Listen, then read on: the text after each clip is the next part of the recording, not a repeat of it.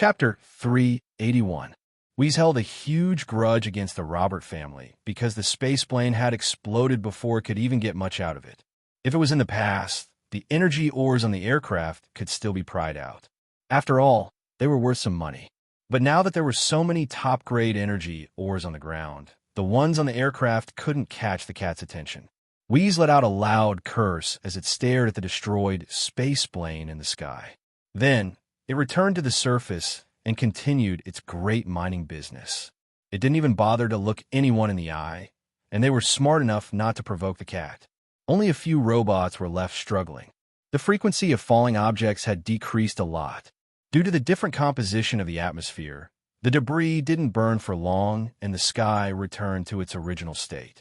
Sillin looked at the debris on the ground and then at the robots that were still struggling. They weren't affected by the destruction of the aircraft. They were relatively independent, but they could always follow their master's orders. Aside from the fact that they didn't have their own thoughts, this kind of mechanical army was pretty good. It was just that they were unlucky to run into the Shi family and the Shi family's army. Shikai was the only one behind the Shi family army, but the genius Shi Mu was also on their side. If the Robert family couldn't win now, then it would only get worse in the future. A used secret would boost the Shi family's morale. Although you didn't say anything, Sillin had the same feeling. Some people from a freedom army had already started cleaning up the battlefield. Others continued mining. Now that the enemies were dealt with, they could go mining without worry. A person from the freedom army was holding a tool and was about to start digging at a relatively large pile of ore. But as soon as he got close, a pair of cat paws appeared on the pile of ore, followed by a seemingly harmless cat head. Hui Mao pressed its paws against the pile of ore and looked at the person carrying the tool. It bared its teeth at the person who was holding the tool. The person was stunned for a moment, then quickly turned around and ran away as if it was the plague. Seeing that the person was so tactful, Hui Mao didn't continue to press and continued to mine. The people from the Freedom Army looked at each other and curled their lips. Forget it, don't provoke that cat. Didn't you see how those metal men were turned into ashes? The Freedom Army attributed Hui Mao's behavior to an animal's sense of territory. In truth, everyone in the 11th Squad knew that territory was bullshit. What awareness! To that bastard, these mines were nothing but piles of fish biscuits. Xianxia discussed with Sillin for a while and divided the area. Sillin occupied the majority of the area. After dividing the area, mining would be faster and there would be no conflicts. The Freedom Army had no complaints right now, and the metal soldiers were still floating in the sky. If a fight broke out, then they would definitely be the ones to suffer. It was better to be obedient, and at least they could reap some benefits. The fact that Alkinthis had brought them here meant that their brains were a bit better than most of the lunatics at Sector V. Not only were they a bit better skilled, they were also smarter than most of the madmen at Sector V. The danger was over, and there were still metal soldiers standing guard in the air.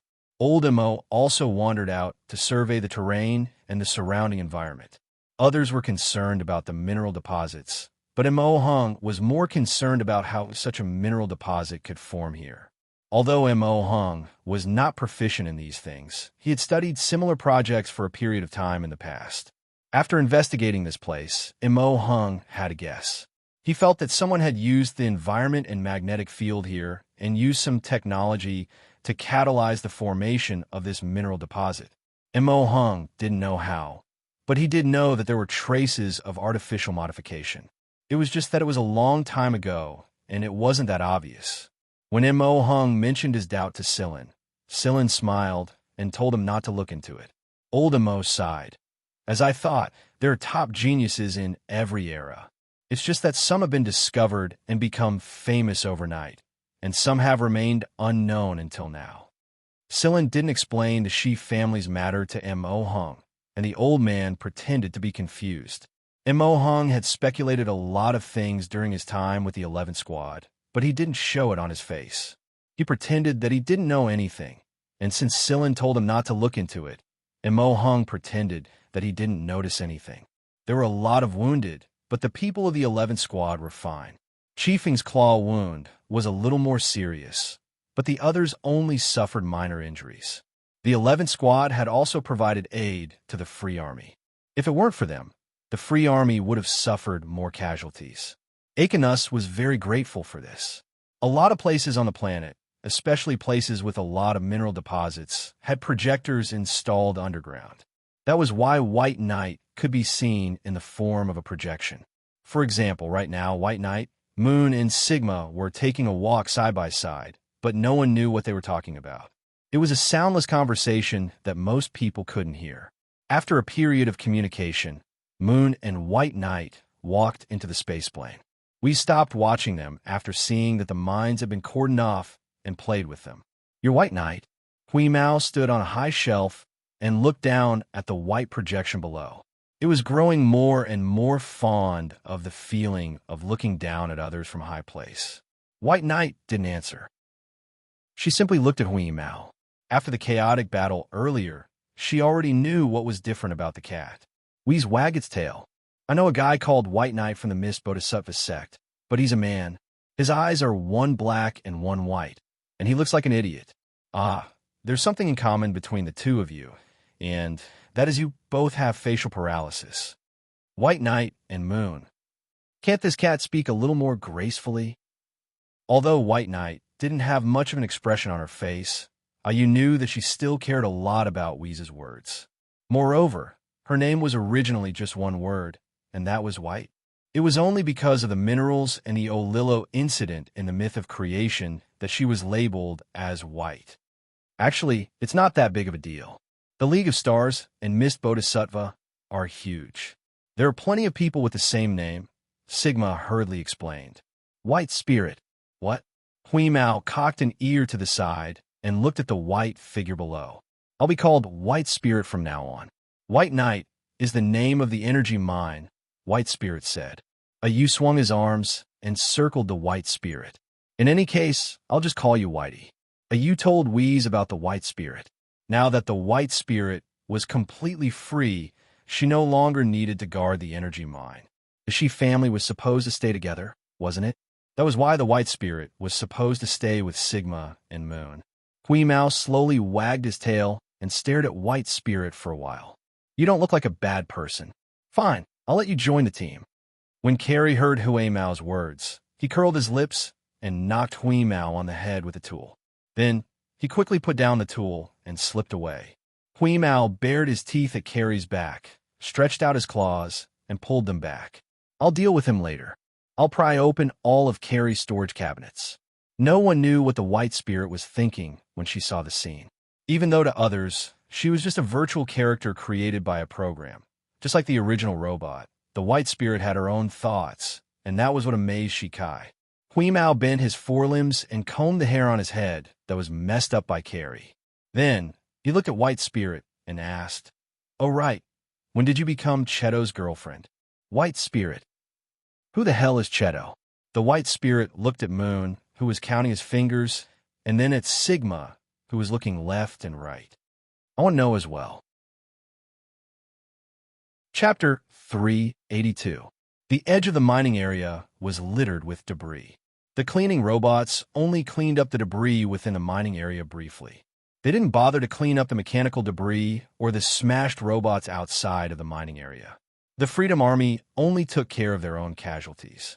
They didn't bother to deal with the metal guys because they were all too busy right now. Right now, Cheto was standing quietly in the middle of the wreckage. He looked very bleak in this dim environment, or at least that was what Carrie thought. Carrie had just knocked Hui Mao with a tool and slipped out of the mining area. When he was circling around the perimeter, he saw Cheto standing among the wreckage. So he turned a corner and walked towards him. In Carrie's opinion, Cheto must have been touched by the scene. After all, Cheto was a robot. How could he not be emotional when he saw the wreckage in front of him? It was no different from a human seeing a field of corpses strewn all over the place. Hey, brother, feeling sad alone? Carrie walked up to Cheto from behind and patted his shoulder. Cheto slowly turned around to look at Carrie. There wasn't any sadness on his face, and it definitely didn't look like he was sad. However, Carrie attributed it to a robot's habitual facial stiffness. Actually, there's no need to think too much about it. Hunters like us face things like this all the time. I was a little uncomfortable when I first saw a field of corpses and a sea of blood, but I'm a human too. Later on, I got used to it. Some bastards deserve to die. Just think about how evil those robots were. While Carrie was talking, he saw Hui Mao and Sigma walking towards him from the corner of his eye. The white spirit's white figure was too eye-catching in this environment, so it was hard not to notice it. Ahem about that. Keep thinking about it. I still need to help out over there. Carrie said goodbye and slipped away.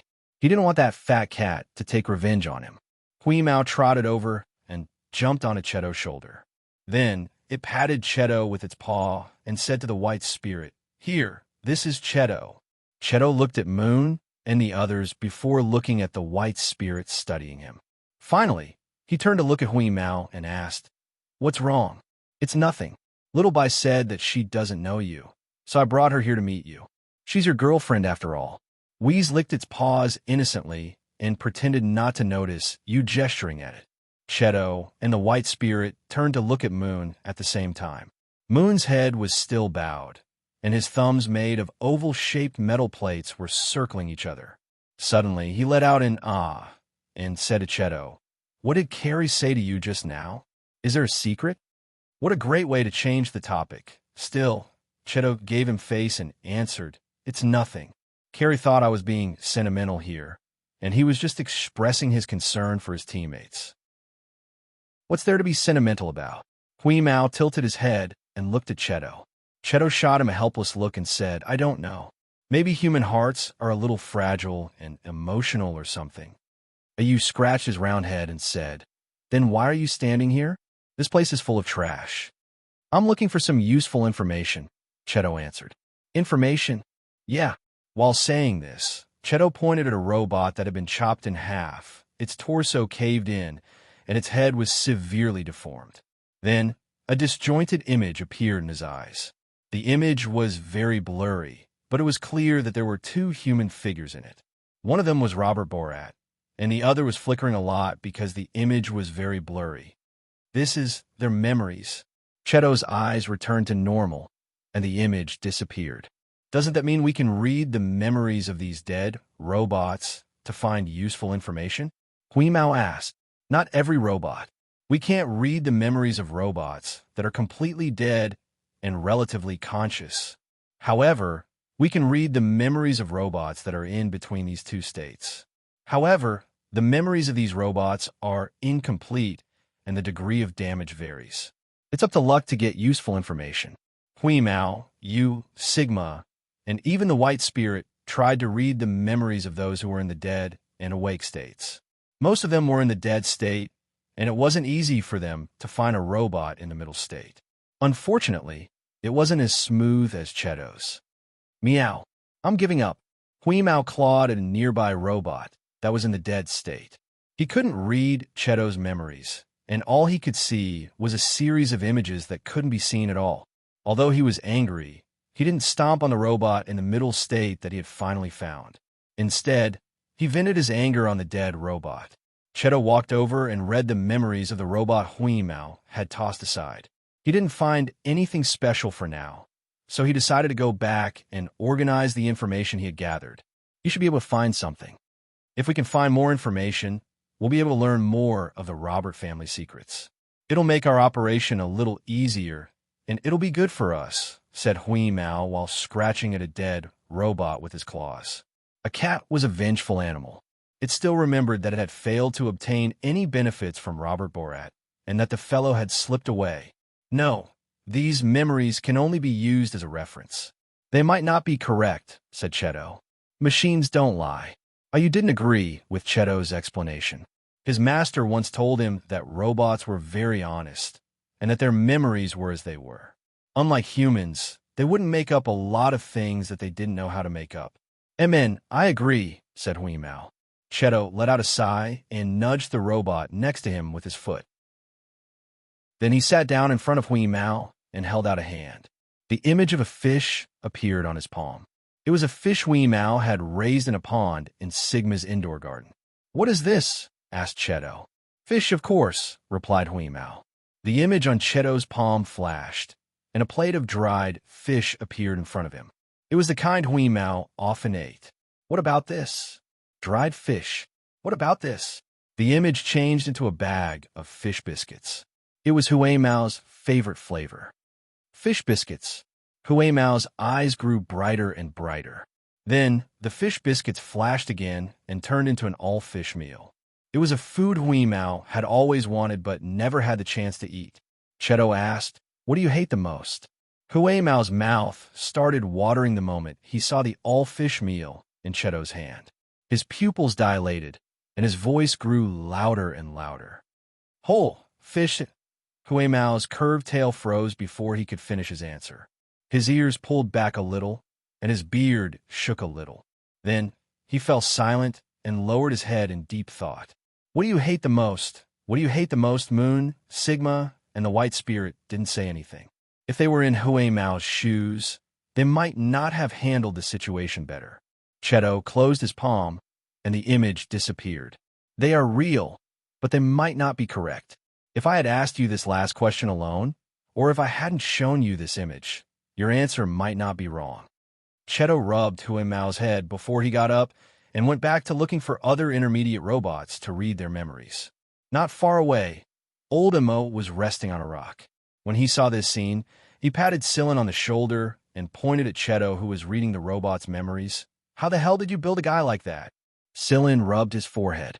"I doubt it even now." Cheto's learning ability was just too amazing. Moreover, he didn't just learn a lot from life and interpersonal relationships. More importantly, he loved to read books, and there was no limit to what kind of books he could read. Back then, he could read an ancient classic literature appreciation book that the affiliated school students couldn't even be bothered to touch, and he could discuss all kinds of entertainment and pastimes with the students for an entire night. In fact, he had even taught Wii psychology before. Actually, Sillin, the question I want to ask you the most is, will your cat grow into something even more troublesome? Cheto was a relatively rational person. This was because of his very nature, but Weeze's nature was different. The so-called rationality of a machine couldn't even compare to a fish biscuit in its eyes. Sillin didn't know that the cat's mind was different from that of a robot or an animal. The reason Cheto was able to read the memories of the Robert family robots was probably because Sillin had used the Robert family's first-generation liquid core brain when he built Cheto. Although the liquid core brain inside Cheto's head was completely different from before, he still knew some of the Robert family's technology better than anyone else. 2 days later, the Freedom Army was more or less done with their business, and the 11th Squad was ready to return home. They had gained a lot from this trip, and it was all thanks to the 11th Squad. Without the 11th Squad, the number of people who would have made it back alive could be counted on one hand. The rest of the wreckage was dealt with by the Freedom Army as well. A lot of precious metals could be recovered from the wreckage, and it was also something the Freedom Army lacked. Of course, Sillin wasn't going to fight them for it. The materials Shikai had brought back from Mist Bodhisattva and Sillin himself were enough for the 11th Squad to use for a very long time. Thank you, everyone. I owe you another favor. I know I was the one who told you about this place, but I would have died without you. Thank you. Alkinthus said, "You're welcome. It's a cooperation, everyone. I'll keep an eye on this planet for you." All right. Although most of the mineral deposits on this planet have been mined, there are still some that could be used as bait. Millions of years later, this kind of energy ores might appear on this planet again. After the Freedom Army left, Sillin told everyone to get ready to depart. Moon and the others had dealt with the traces of the Shi family on the planet a long time ago, so they didn't need anyone else to do it. They also didn't need to worry that someone else might discover something about the Shi family. As for the secrets of the energy ores on this planet, Moon didn't need to tell Sillin. Sillin already knew that the Shi family had more than one planet as an experiment site. The undiscovered energy ores were probably kept for the Shi family's future use. Everyone returned to the starship parked outside the planet. This time, they had an inhuman with them. There were many projectors on the starship, so they could see the White Spirit from many places. The super AI Little 11 on the starship had also gained a new companion to communicate with. Sillin sat in the break room and went through the information he had gathered during this trip. At the same time, he was thinking about the water bomb. How powerful would the water bomb be in an environment where there wasn't enough water? Scylla had tried it on the planet with the energy ores before. The crystallization process was very slow, and the effect wasn't great. He couldn't unleash its full power at all. Moreover, the crystals weren't pure either. Once they were impure, the crystal's hardness would decrease, and they would shatter easily. What if it wasn't a water bomb, but something else? After calculating for a long time, Scylla finally gave up. He couldn't think of a way to succeed just yet. Lying down on the chair, Scylla took a deep breath and relaxed himself. Then he turned around and saw Huimao sleeping so soundly beside the table that his neck was dangling over the edge of the table. He had no idea how he could sleep so soundly in such a position. Huimao had fallen silent for a while after Cheto had said those words to him, but it was only for a very short time. After that, Huimao had reverted to his old self and even pried open Carrie's locker. After stretching his limbs a bit, Scylla walked out of the break room and went to discuss his future plans with Yudi. Scylla immediately saw Cheto sitting there reading a book the moment he walked out of the door and turned a corner. This guy often sat there reading books, and because he wasn't disturbed by Snowball and the others playing around, very few people passed by this place. It was quiet and close to Cheto's own room. Suddenly, Cheto said, "Don't waste your energy. You can't infect me." The white spirit appeared next to him right after Cheto finished speaking. Cheto's gaze moved from the book in his hand to the white figure next to him. "You can't infect me as long as I don't agree to it." The white spirit stared at Cheto for a while before pointing at the book in his hand. "Why do you want to read these things? They can be firmly memorized through data transfer."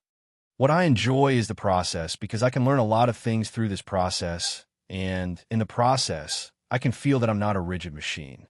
The white spirit didn't quite understand Cheto's words. It was because you had told her that they were advanced robots that were different from normal rigid robots. Therefore, she couldn't understand what Cheto was saying. Noticing the white spirit's confusion, Cheto flipped his palm and revealed a white interface. Let's take drawing as an example. If I want to draw a sea beast, the image of a sinister-looking sea beast appeared on the white interface. Its wide dorsal fin cut through the waves like a giant blade and rose straight into the sky. Is this a drawing? No, it's not. This is a direct reflection of the information in my head. I didn't draw it. While saying this, Cheto took out a pen and a drawing clip from his backpack beside the bench. He put down the book in his hand and placed the drawing clip on his knees. Then, he flipped to a blank page and started drawing with the pen. The charcoal brush carried an ancient charm as it slowly drew a silhouette. Then, the silhouette turned from blurry to exquisite, and the sea beast slowly took shape. The white spirit watched quietly from the side. She seemed to be starting to understand something. However, she was an incorporeal body, and she was used to conveying information through virtual projection. She couldn't walk and move freely like Cheto and Ayu. Her range of activity was always limited to a virtual world, and even her body was incorporeal. It was like a soul without a body. "Do you want to give it a try?" Cheto looked at the white spirit with a smile. "How?" It was still the same cold voice, but this time there was a hint of hope in it. Cheto raised the hand holding the pen. The hand that was originally identical to a human's gradually changed color until it was almost the same silver color as a crude robot's. The white spirit was stunned for a moment before she sat down next to Cheto. She reached out and touched the silver arm. Then the two arms overlapped. Cheto once said that no one could infect him without his permission. No virus or program could infect him. However, he had removed the seal on one of his arms and allowed the white spirit's hand to attach itself to it. It looked like the arms of two people had overlapped. The silver arm slowly turned back to the same color as a human's, and there was a white shadow on the arm. It looked like a pair of hands holding a white palm, and the two hands were holding a pen. Next to the completed sketch of the sea beast, a rather exaggerated but cute little drawing slowly appeared. It was a picture of Blueskin swinging its tail while standing upright. Its mouth was wide open and spraying water. Standing at the corner, Scylla smiled when he saw it. Just as he was about to leave, he felt a weight on his shoulder. Oh, Cheto is hitting on a girl. Cat's eyes widened. They're drawing blue skin? Why not me? Sillin grabbed Fat Cat, who was about to go over and cause trouble, and walked to the other side of the passage. Meow, I'm going to tell Moon and the others. After Sillin dragged him out of the passage, Huimao ran off to gossip with Moon and the others. The Miantuan hurriedly followed him and grabbed Cat's tail. Then, Huimao ran away with him. Oh, Sillin, you came just in time. I was just about to notify you, said Yudi when he came out of the command room.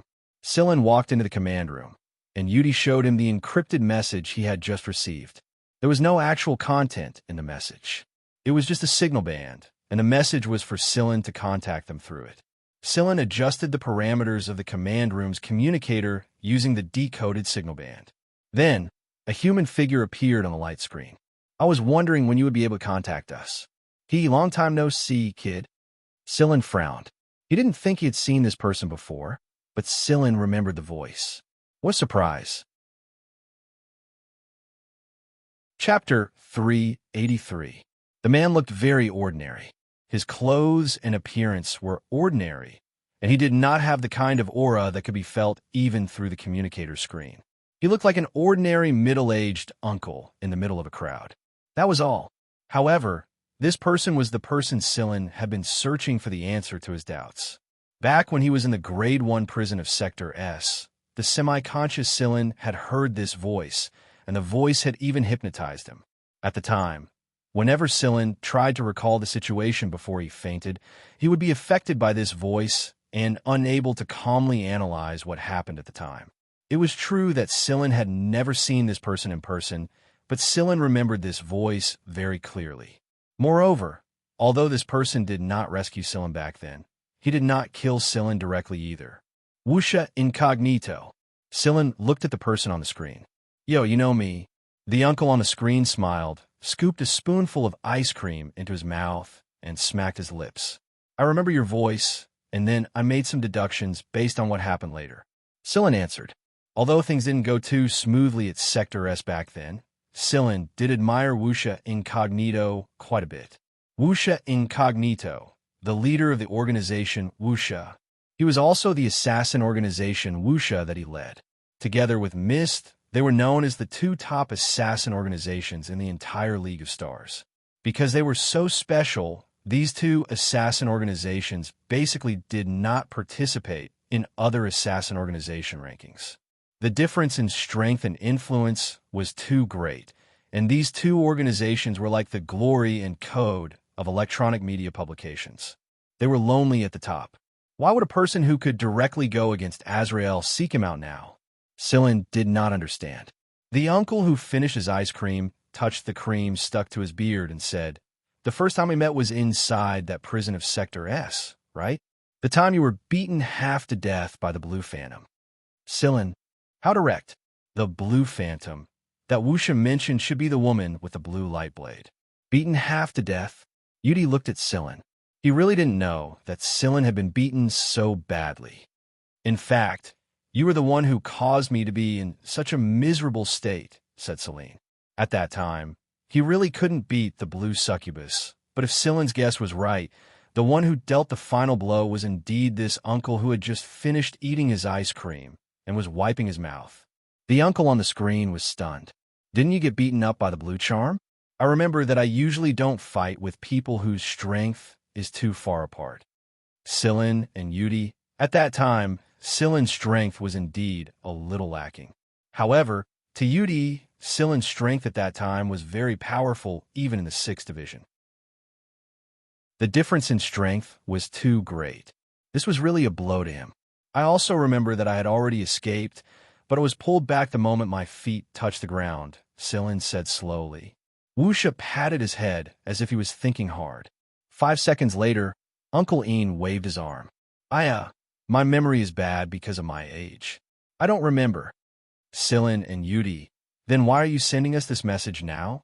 There are many people here who are much weaker than you, Sillin said. That's not it. I just heard that you guys taught that kid from the Robert family lesson. Oh, and I helped you silence him. Shouldn't you thank me? Borat was dead? Sillin and Yudi looked at each other. What they cared about was not whether Borat had been silenced, but how did Wuxia's people find out about what happened here, and how did they coincidentally encounter the escaping Borat? Did Wuxia already have his eyes on Borat and the others, or were they the ones who had their eyes on them? They had their eyes on Borat and used someone else to get rid of the main force, then waited outside to get rid of the fish that escaped the net. But if they had their eyes on the 11th squad from the start, after some thought, Sillin said, "You're really far-sighted." Uncle Ian chuckled and cupped his hands. "You flatter me. You've been watching us, haven't you?" Sillin said. "Yes." Uncle Ian did not hide anything from him. "It's just that I couldn't find you, kid. I only saw your robot substitute a few times." It seemed that Wuxia came prepared and had done a detailed investigation on the 11th squad. "You haven't told me why you're looking for us." The 11th squad is just a small squad in Vanguard, and it's only been established recently. Like you said, the difference in strength between us is too great, so there shouldn't be much interaction. Difference in strength. Uncle Ian rubbed his chin. "If I remember correctly, a couple of my subordinates suffered at your hand before. For example, Rhapsody on a rainy night. During their rescue mission, Sillin and the others had run into members of Wuxia, namely Liquid Silver, Stora, and Judy. The trio had failed to gain any advantage over Cheto and Xianxia, and Judy had suffered a setback as well. Back then, Liquid Silver and the others had gone to Miracle Corporation's base to complete their mission, and when they returned, they looked like a mess. Everyone in Merciless was very surprised because they had never seen them in such a sorry state before. Later on, after Liquid Silver and the other two explained the incident in detail to Uncle Ian, he managed to gather some information and put the blame on Sillin. Although Xianxia had reverted to his original appearance during the investigation, Liquid Silver was still able to recognize him. He didn't look like the man they'd met at the base. The more they investigated the 11th squad, the more puzzled they became. Why did it feel like this squad was full of secrets? Why would the captain use a robot as a substitute? Wuxia hadn't run into Sillin or Cheto at all during their investigation. It was precisely because of this that Ian Wuxia was even more curious. The fact that they were able to beat Wuxia's men proved that they were capable people. He didn't think that a small squad of the Big Four would be able to infiltrate Miracle's base and mess with his subordinates. "Let's meet up. There are some things I need to tell you in person," Uncle Ian said with a sincere expression. "Are you going to jump out of nowhere if I say no?" Before Wuxia could answer, Sillin said, "Level 1 search." Wuxia still didn't understand what Sillin meant. A short while later, Judy walked over and pointed to the side with an embarrassed look on her face. Wuxia turned around and saw a line of words appearing on a screen in the command room. "I found you." After Sillin issued the Level 1 search order, Moon, Sigma, Cheto, and the others would step in and help if the starship couldn't find a target. Sillin didn't believe that anyone could escape from their combined efforts. Sure enough, in less than 10 seconds, the spacecraft hidden in a large gas, star-shaped group of satellites was dug out. This is interesting. Piglet, you've been messed with twice already," Wuxia said to Judy next to him. Judy's face turned from green to red, and then from red to black. "Boss, can you call me something else?" "I can't." After that, Wuxia turned around and continued chatting with Sillin as if nothing had happened. At the same time, he gestured for his subordinates to fly the space plane over. The atmosphere in the 11th squad grew heavy when they learned that the target was Wuxia, one of the two great assassin organizations. Huimao, Xianxia, and the other gluttons were the only exceptions. Carrie's hands were shaking a little. It wasn't from fear, but excitement. "Wuxia, that's Wuxia. I can't believe I've been a hunter for so many years. I can't believe that I'm able to get this close to a Wuxia, and it's the legendary hidden Wuxia assassin." Carrie panted heavily, but he couldn't suppress his excitement. Unlike hunter regiments or assassin organizations, the Mist and Wuxia were too mysterious. Although they were notorious, Carrie was more interested in the Mist and Wuxia than Azrael. Xiaoxiang was still a little worried. After all, he had heard of the name Wuxia a long time ago. When he first became a hunter, These two assassin organizations were nothing more than legends to new hunters like him. Even after these two organizations became more high-profile, he still didn't think about getting close to them. After all, these two assassin organizations had always set their sights high. They were people who could even assassinate politicians from the League of Stars and military bigwigs. Xianxia could only admire them. Aren't you guys worried? Ba Dao glanced at his companions and asked. Mogaz was just as excited as Carrie. In fact, he didn't look worried at all. Although some of the others were worried, they were all looking forward to it. What's there to be afraid of? How about I protect you guys? But I'll charge you a protection fee. Hui Mao spread his wings and flew around in a circle. Forget it. I haven't even settled the score with you for breaking into my locker yet, Carrie said while tidying up his equipment. All right, Shusag. Did you say that you ran into Wuxia's men head-on before? Carrie asked. Yeah, Cheto fought them too. What happened? I'm standing right here, aren't I? Shusag flicked the corner of his shirt. They're pretty strong, but there's no need to be afraid. I might not be able to defeat them, but Cheto can. If it weren't for Silen's communication, he probably would have taken out one of them already. Shusag's words caused the mouths of the players who were sorting out their equipment to fall into an O shape. So the real badass had always been around them, and he was keeping a low profile. Everyone was ready to fight, but Wuxia's space plane didn't get too close to Silen's group. Maybe it was out of habit or something else, but Wuxia's space plane stopped a certain distance away from them. Silen continued chatting with Wuxia through the screen. Let's have a match. If you win, I'll tell you something, Wuxia said. What kind of news? Silen asked. Vanguard, of course. Why would I waste my breath? Wuxia answered. Not far behind Wuxia, Liquid Silver and the others curled their lips at the same time. You're always full of nonsense, aren't you? How do you want to compete? Silen asked again. Wuxia looked outside the space plane and said, 2 people from each side.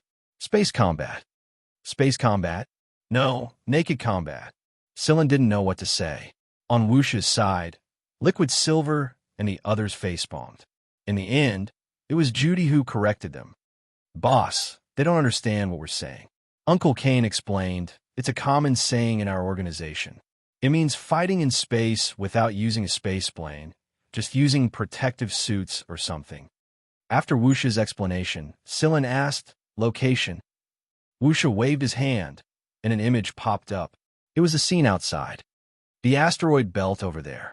It's close, and the venue is good. There's no electromagnetic storm. What a great opportunity. What if we lose? Yudi asked worriedly. He knew a lot about Wuxia, and it was precisely because he knew more than Carrie and the others that Yudi was more worried. Win or lose, there was one thing that couldn't be denied. They were relying on them. Lose? If you lose, then pay us some money. Give us some of the energy ores you just obtained. Not much. Just 20% of what you have will be enough, Wuxia said. Yudi looked at Silen. What do you think? We accept, but I still want to ask, is there only one match? Silen asked Wuxia. Just one match. More than that is a waste of time. Are you going to fight? Of course not. Why would I get involved in child's game? A child's game? Yudi was helpless at this description, but the other party was Wuxia. As long as Wuxia didn't show up, it should be fine, right? Wuxia gave Silen and the others 10 minutes to prepare and decide who to send. Who's going? Imo Hung asked. Old Imo was worried.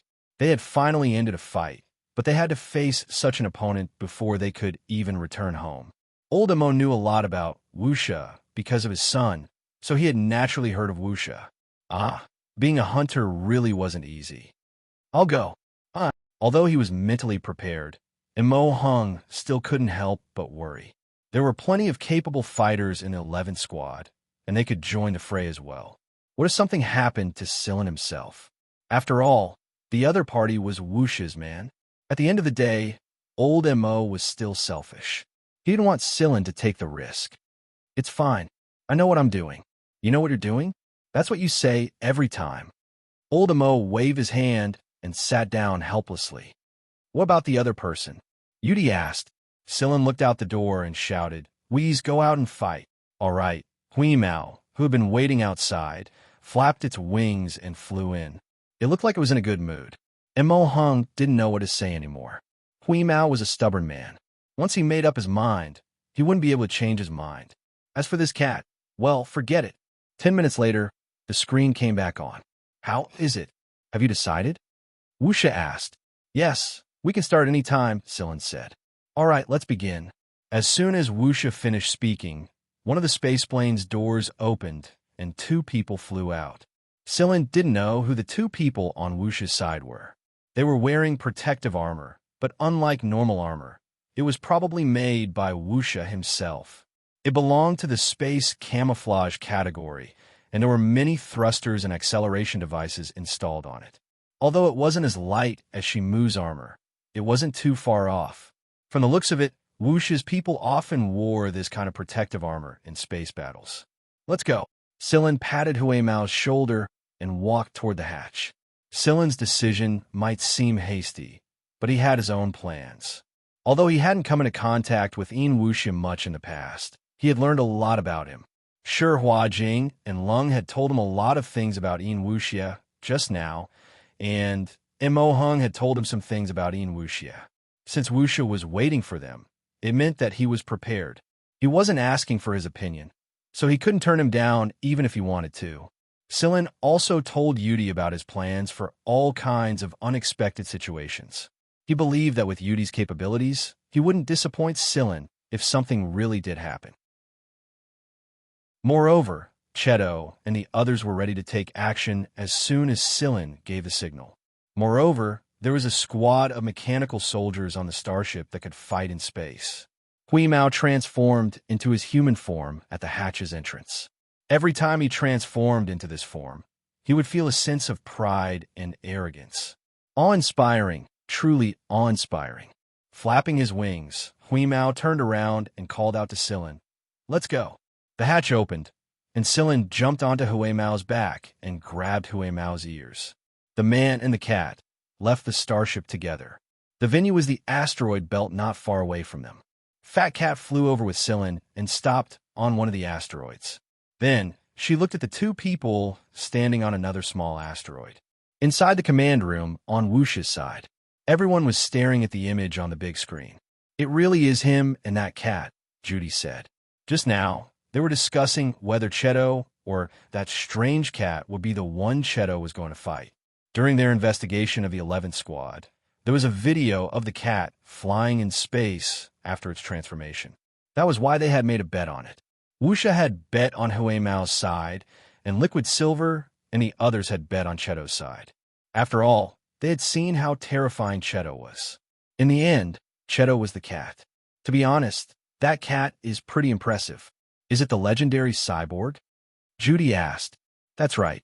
Moreover, it's different from the failed products of those researchers. This cyborg life form is very stable. As Wuxia spoke, he glanced at the little fellow who was standing next to a small cup of ice cream and chewing on it. What do you think? The little fellow looked like a mouse, but it had a long, furry tail and a pair of big, bright eyes. Right now, it was scooping ice cream from the cup with a small spoon. Hearing Wuxia's words, the little fellow wiped away the cream stuck to its whiskers and said, "I see." Then it buried its head back into its food. Cheto's gaze moved away from the little fellow. Although they had seen the cat before, it had never shown itself in this form before. If it had shown itself at that time, it would have attracted a lot of attention. Silin sure hid that cat well. Over at the asteroid belt, Silin made a pause gesture just when the enemy was about to make their move. Then he asked, "Are there any weapons restrictions?" The duo paused for a moment and didn't say anything. A while later, Wuxia replied, "Don't bring out that arrogant lightning shooting cannon of yours. We don't have anything like that anyway." In other words, anything except that weapon was fine. Silin jumped down from Hui Mao's back, and his armor automatically attached to the asteroid. The 2 opponents flew over from the opposite planet the moment Silin made his move. Because of the acceleration of the protective armor, it only took a blink of an eye for them to land a few meters away from Silin. "Is it okay this time?" the other party asked. It was hard to tell whether it was a man or a woman, nor could it tell their age. It was neither fast nor slow, and there were no loopholes. Do you assassins know how to wait for the start before killing? As soon as Silen's words fell, the other party made their move. Being able to wait for the other party to be ready in this space station was also giving Silen face. Just like Wuxia said, this was just a competition, not an assassination. Silen moved his hand, and the slender long knife appeared. Silen didn't intend to hide this. He believed that with Wuxia's ability, he should know something. Even if he wasn't sure, he would still suspect Silen. The other party's figure disappeared in a flash. When the two knives collided, only a brief flash of light could be seen. The next moment, a similar flash appeared in another place. When the other party lashed out with the spiked whip, Huimao transformed back in his fat kitten form under everyone's dumbfounded gazes. Huimao's behavior surprised the members of the 11th Squad. Huimao had always thought that the ferocious form was the most suitable for Lord Cat. Before the battle, Lord Cat would show off his ferocious form, and most of the time, Huimao would appear in that form, just like when he was fighting the robots. But why would he transform back in front of everyone? Inside the aircraft, Wuxia, who was holding a cup of ice cream, paused for a moment before he smiled. Piglet, that kid is so cunning. How can he hide so well? Everyone wanted to see how Huimao would fight in that form, but Silen had already told Huimao to transform back as soon as the battle started. With Huimao's speed, there was no way he would be injured. Even if he ran a lap around the asteroid belt, he wouldn't be caught. Silen was confident in this. What puzzled Silen was why Wuxia wanted to force Huimao out. Wuxia didn't arrange this so-called sky battle to see the combat power of the other members of the 11th Squad. If he really wanted to see it, why didn't he choose a planet to fight on land? Why did he choose to fight in space? Silen thinks that something suddenly occurred to him when he saw Wuxia pick up another cup of ice cream. Sure, Hua Jing had told Silen that there was someone in Wuxia who was very interested in cyborgs. Chapter 384. Over at the asteroids, Silen was blocking one attack after another. His opponent's movements were quick, but he didn't feel the slightest bit of discomfort or awkwardness in this kind of environment. It was almost as if his movements had become one with the armor he was wearing. Every time his armor accelerated, it was just right, not too early, not too late, and not in the slightest. His opponent was already fast to begin with, and with this acceleration, his attacks became even more powerful. Moreover, if he were to use an assassination technique, his chances of success wouldn't be any lower than if he were in a normal environment. This was Wuxia's killer move. No matter what the environment was like, he would always be able to maintain his peak performance and not be limited by the environment. Silen's armor didn't have this acceleration function, but it did allow Silen to remain unaffected by the environment. Every step he took, every jump he made, every step he took, he would move as if he were in a place with normal gravity. Blade light flashed, and the dagger-like knife that was blocked by Silen's long sword curved strangely in the next moment. Then, it bypassed the long sword like a venomous snake and shot straight between Silen's brows. Celine leaned to the side and lowered her body.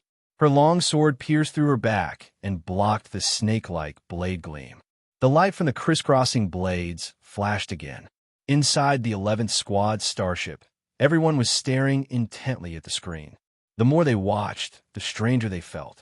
After looking at the screen for a while, Yudi breathed a sigh of relief. Silen shouldn't be in any danger anymore. While Silen was worried, the gray cat wasn't making any progress on its side either. Its running skills were too good, and the whip-wielding man was starting to feel a little helpless as he chased after it. The cat was fast, and it would run for a while before turning around to see if the man had caught up to it. If they hadn't, it would scratch them once before continuing to run again. I think that guy must be feeling pretty depressed right now, Carrie commented as he watched the whip-wielding man chase after Huimao. Xiaoxiang and Mogaz nodded in agreement. The tension in the air had lessened significantly. It's too rare. It's really too rare. Phoebe exclaimed excitedly. What's too rare? Carrie and the others looked at Phoebe in confusion. It's the one with the whip. My idol. In fact, my use of the whip was also influenced by Taipana. I was fortunate enough to see it once when I was with the main team. Phoebe explained. You've seen that guy?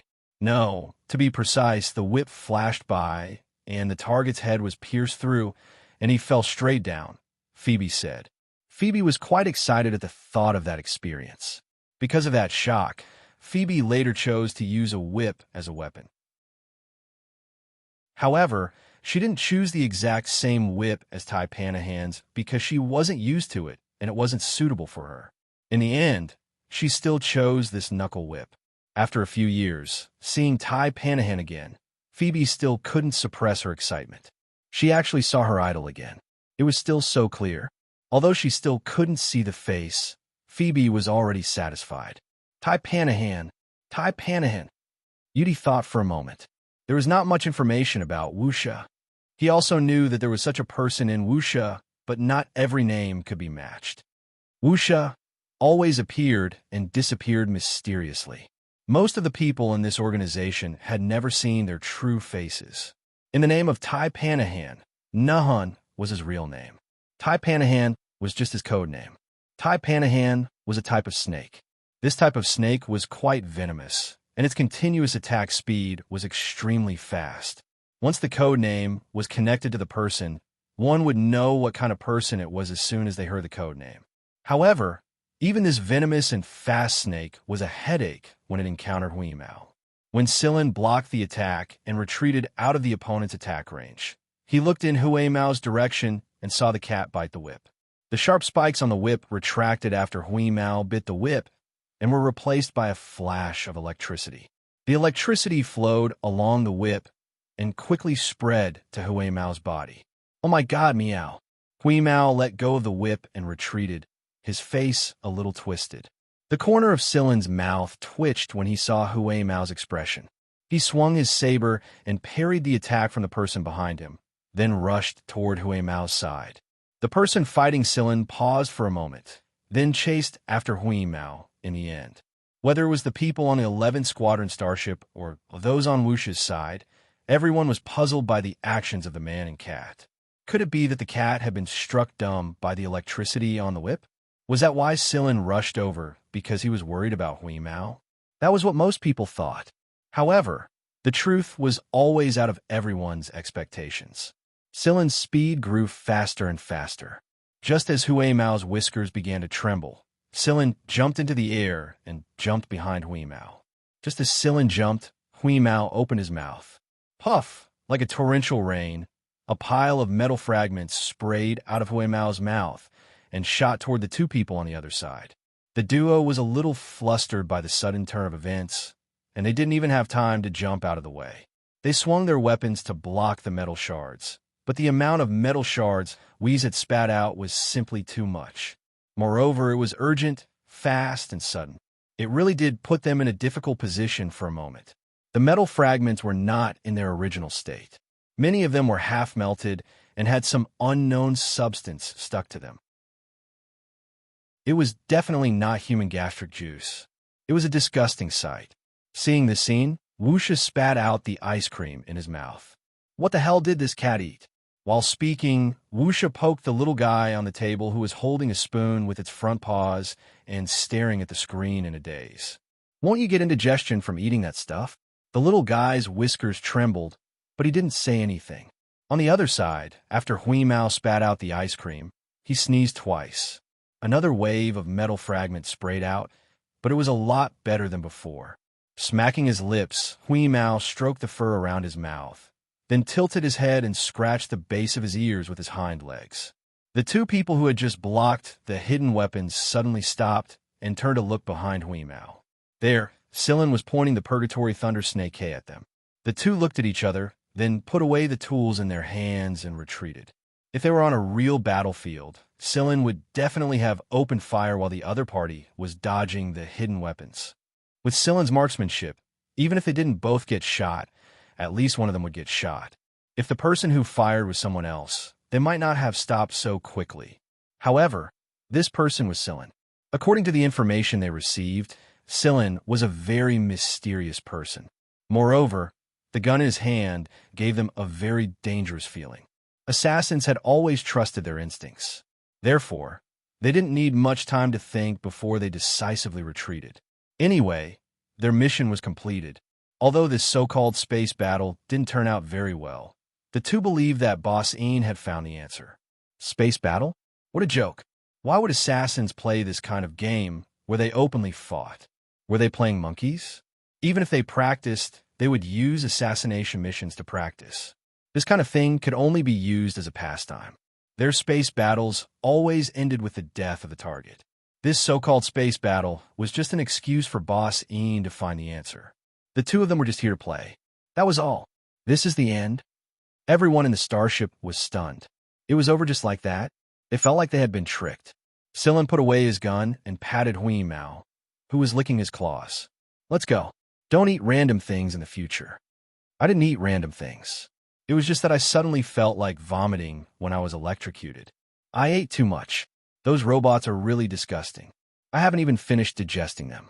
Hui Mao transformed into his powerful mode and carried Sillin back to the starship. Sillin, did you guess from the beginning that the other party wasn't going to be serious? Hui Mao asked. I had that feeling. Also, if my opponent was in the middle of an assassination, his telescopic knife should be black and not reflect light. It's just that because of the nature of this space station, the other party didn't use that kind of assassination tool. Think about it. As the boss of an assassin organization, Wuxia, why would he suggest such a childish method of competition? Then what does that old man want? It's probably because of you. Me? What does he want with me? Hui Mao exploded. It hated being someone else's research subject. It might not necessarily be you. I heard that there's a person in Wuxia who likes to eat ice cream. He's very interested in cyborgs, and Wuxia also likes to eat ice cream. He was eating it during our previous conversations. So it should be him. Hui Mao was silent for a moment, then said, Sillin, why don't we eliminate that old man first? Sillin pulled on Hui Mao's ear. Don't even think about it. That old man is very cunning. After returning to the 11th Squad starship, Hui Mao Wuxia was waiting in front of the holographic screen. All right, you win this time. Wuxia's tone was very casual.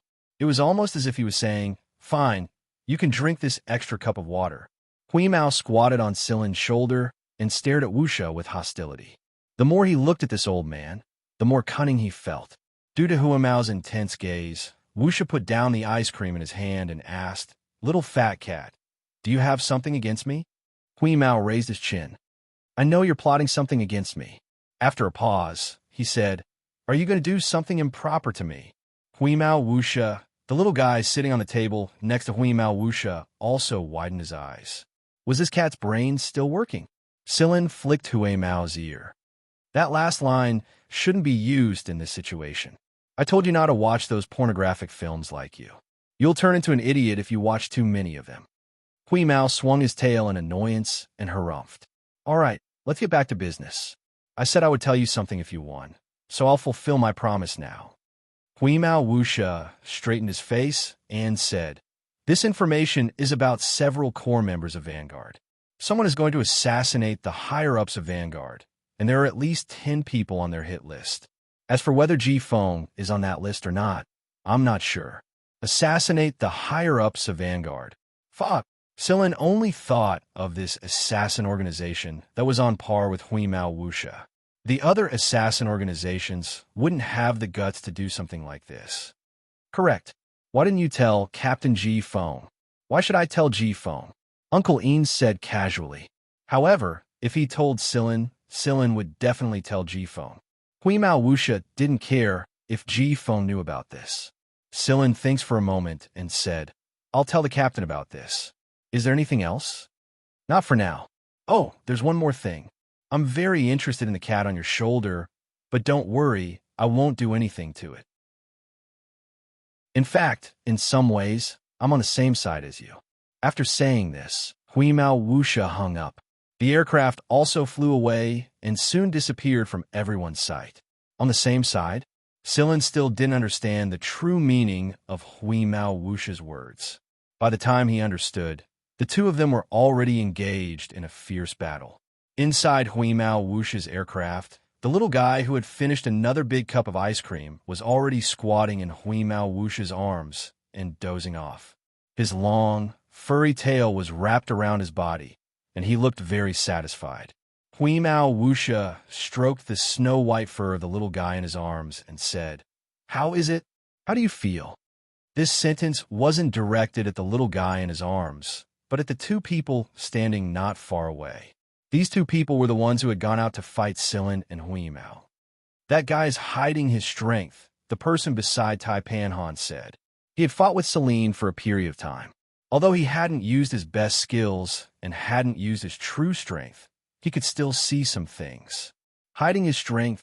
Yes, I think there were 3 times when he could have killed me in one hit, but I don't know if it's because it was just a sparring match or something else. But he didn't use his full strength, the person said confidently. "That's true," Huimao Wuxia said slowly. "Even now, no one knows how strong Sillin really is. Also, didn't you notice that he doesn't need to use force when he can? For example, the virus that caused the miracle, or the reason why the Skeleton King and his subordinates died a few years ago according to the information you've gathered. He didn't use force at all. He relied on other methods. He wasn't able to kill Osculo because of his combat prowess. There could be other factors as well. Actually, we all know that a person's combat prowess isn't that scary. What's scary is the ability to kill a large group of people without using any sort of combat prowess. Out of all the people we've come into contact with, people like that are the most dangerous because their destructive power is impossible to estimate. Not to mention, that kid has both. Also, I don't know what deal that kid made with Gaydar, but I know that Gaydar is the kind of person who won't care if the difference in strength is too big. Being able to talk to him and build a relationship means that Gaydar values Sillin a lot. Someone wanted to make a deal with Azrael for Sillin's life, but Azrael refused. Others thought it was because of Gaydar, but I think it was Si Huang who made the decision. Huimao Wuxia said this for his subordinates. He rarely spoke so much at once, but this time, the people on the space plane would take it seriously. Sillin didn't know what Huimao Wuxia's people thought of him. After he contacted Ji Feng, he told them about his conversation with Wuxia. However, Ji Feng seemed to be prepared for this. It's time for them to make a move. The them he was referring to was the fog and some related people. There were many things that Sillin didn't know about in Vanguard, and the huge movement in Vanguard last time wasn't just about Somba Leruo being ambushed. Maybe Ji Feng had already noticed something. Ji Feng told Sillin to be careful, and he would contact Wuxia. At the same time, he also told Sillin to be prepared. Since Wuxia came looking for him, it wouldn't be a simple test. He believed that they would meet again soon. Sillin agreed with Ji Feng's speculation. Ji Feng definitely knew more about Wuxia than Sillin. On the other hand, Sillin had a vague feeling that Ji Feng still had some thoughts that he hadn't told him, and those thoughts were related to him and Huimao. "What do we do next, Sillin?" Yudi asked. Other than the news brought by Wuxia, Ji Feng had also sent over some internal information regarding the other hunter regiments. Recently, the other 3 hunter regiments had been acting strangely. Something was brewing. Just like Ji Feng said, the hunter world of the League of Stars was probably going to undergo a great change. Now that they knew that the A Squadron of Vanguard would be in trouble, the entire hunter world would be making a big move soon. No one would be able to avoid it once the war began, and a small team like theirs wouldn't have much of an advantage. Of course, the best thing for them to do was to meet up with the other B squadrons and deal with the coming change together. "Let's return to the base at Sector Z and make preparations," Sillin said. "All right, got it." Never fight a battle unprepared. Since they knew that a great change was coming, they had to arm themselves first. It was a good opportunity to get their hands on so many top-grade energy ores, and they could strengthen their weapons quite a bit. Moreover, they had to hurry. No one knew when the great change would erupt in the hunter world. While Sillin was pondering the information he just received, Ayu was poking his head around outside the command room. It was only after Sillin and Yudi were done discussing matters that Ayu flew in. "What is it?" Sillin asked. "Sillin, have you been busy lately?" Ayu looked a little nervous as he twirled his fingers. "I won't be idle for the time being. Is there any trouble?" Sillin said, "Well, if you're busy, we can help you with it. However, we hope that you can spare some time to help us." Ayu continued to twirl his fingers. "What kind of help? If it's urgent, I can help you first." "That's great." After Sillin agreed, Ayu pulled Sillin and rushed toward the other end of the passage. "What's the rush?" Sillin ran after him. Hurry up and save me. Chapter 385. Sillin knew that Moon and Shimu were busy working on the box that Sigma was holding like a treasure. He thought that they would wait until they returned to the base before carrying out the awakening plan Moon mentioned. However, Sillin couldn't help but wonder why Moon was in such a hurry. Did something happen? No, that can't be right. Judging from Moon's reaction, it should be something good. Sillin followed Moon to Shimu's workshop on the starship.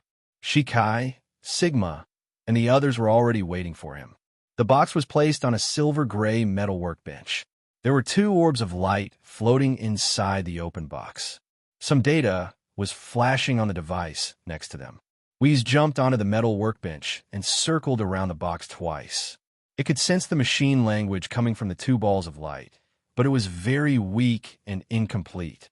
That was why there were only some messy data characters flashing on the instrument next to it, and they couldn't be connected into a string. What's going on? Sillin asked. They're awake. Sigma looked very excited. But we can't get in touch with them.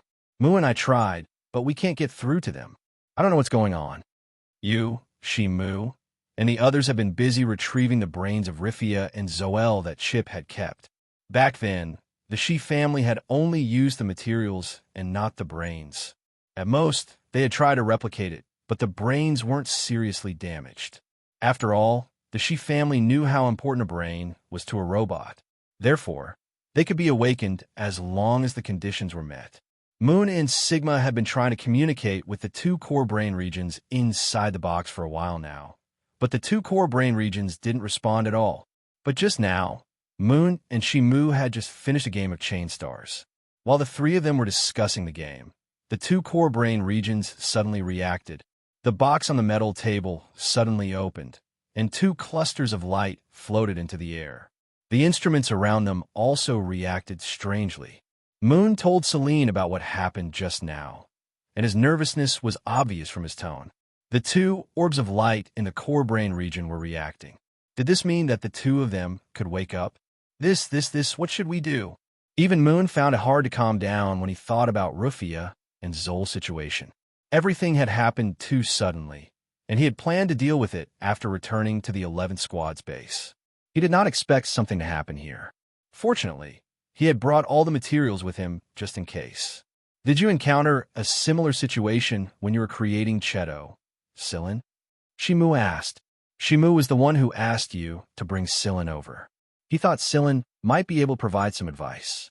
Back in the day, Sillin had done many calculations based on the advantages of the first-generation liquid core brain. It wasn't until Sillin was satisfied with the final results that Sillin was satisfied with. Adding that to the fact that he had discovered that miraculous crystal at the time, he had turned some of his theoretical designs into reality. That was how Cheto came to be after all sorts of coincidences.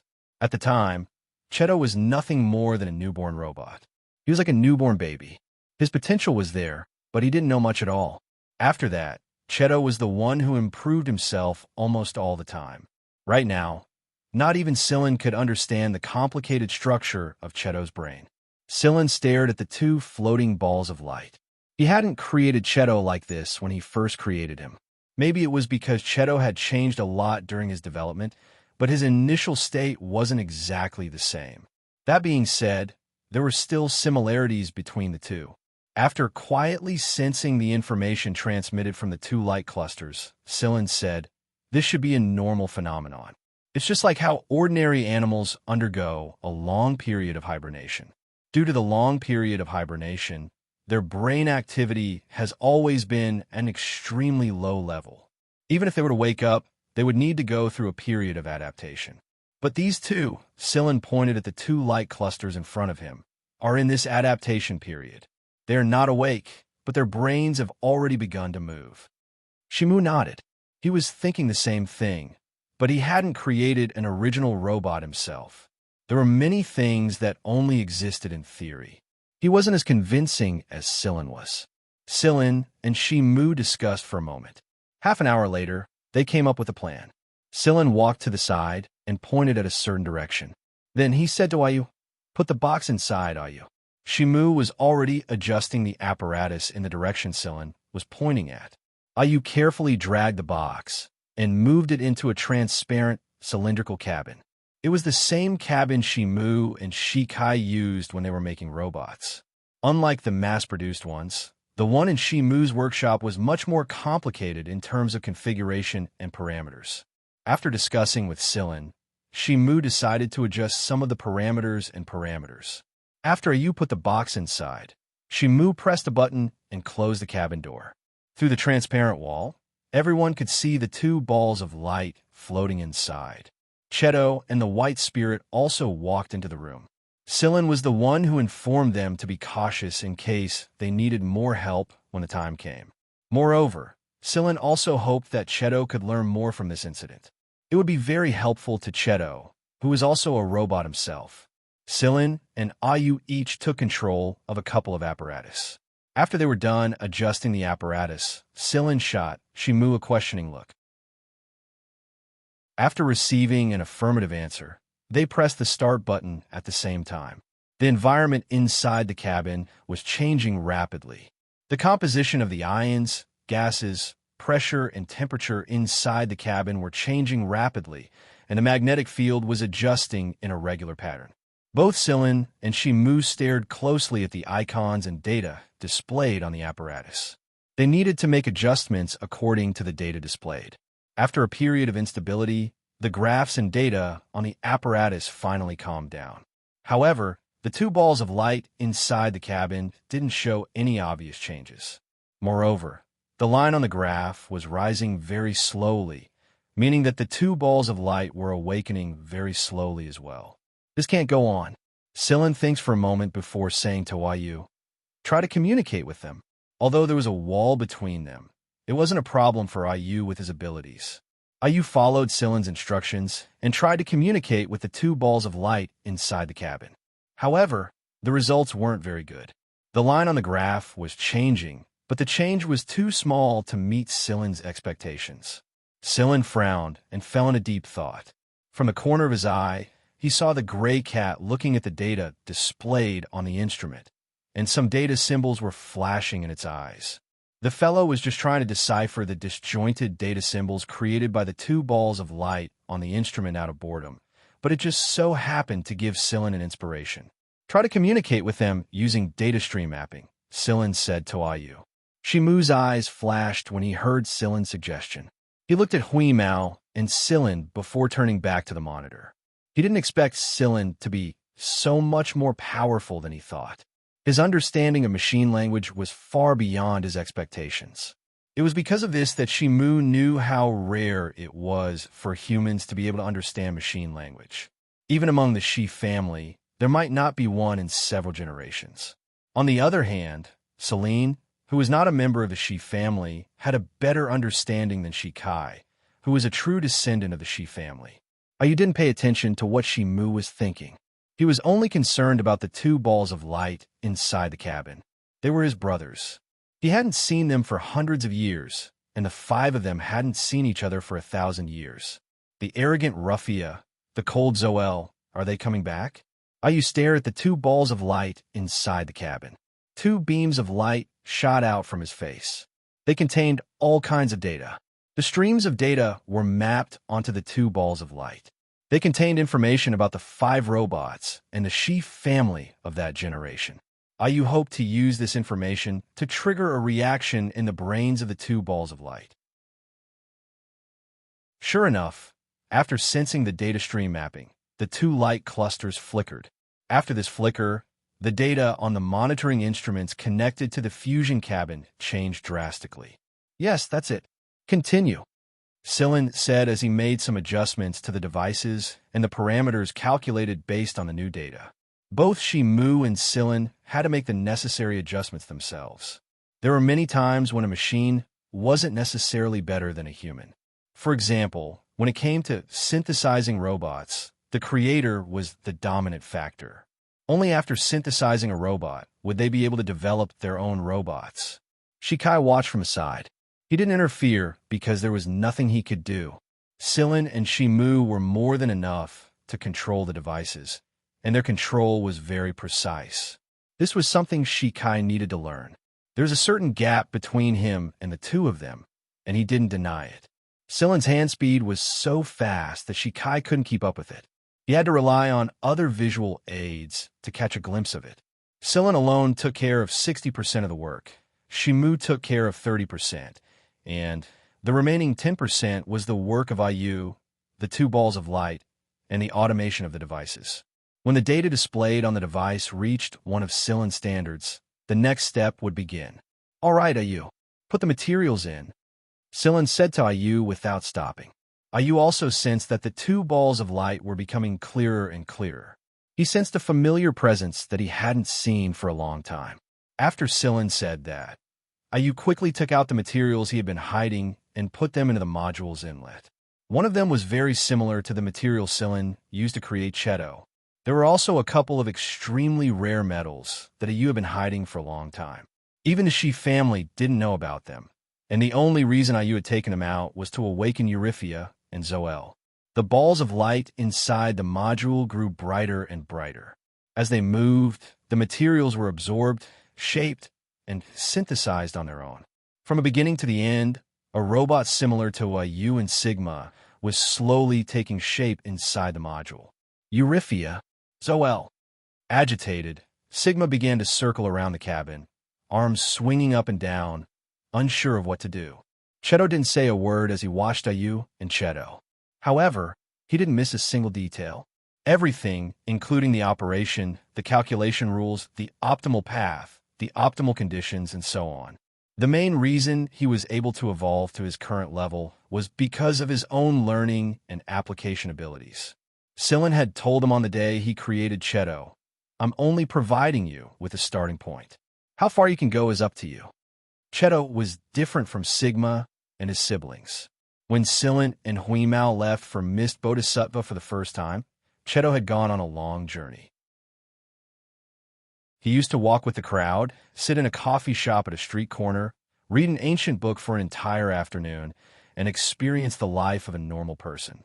He used to do hard labor with the lowest rung of society. He used to live in a shipping container ghetto. He used to work with elites who were dressed up in a hurry. He used to work with the hunters who were considered unimportant by the four great powers. He used to travel through dangerous jungles and experience the urgency of a normal person facing a crisis.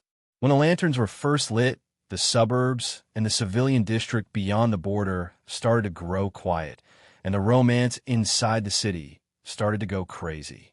Cheto had experienced two completely different nights before.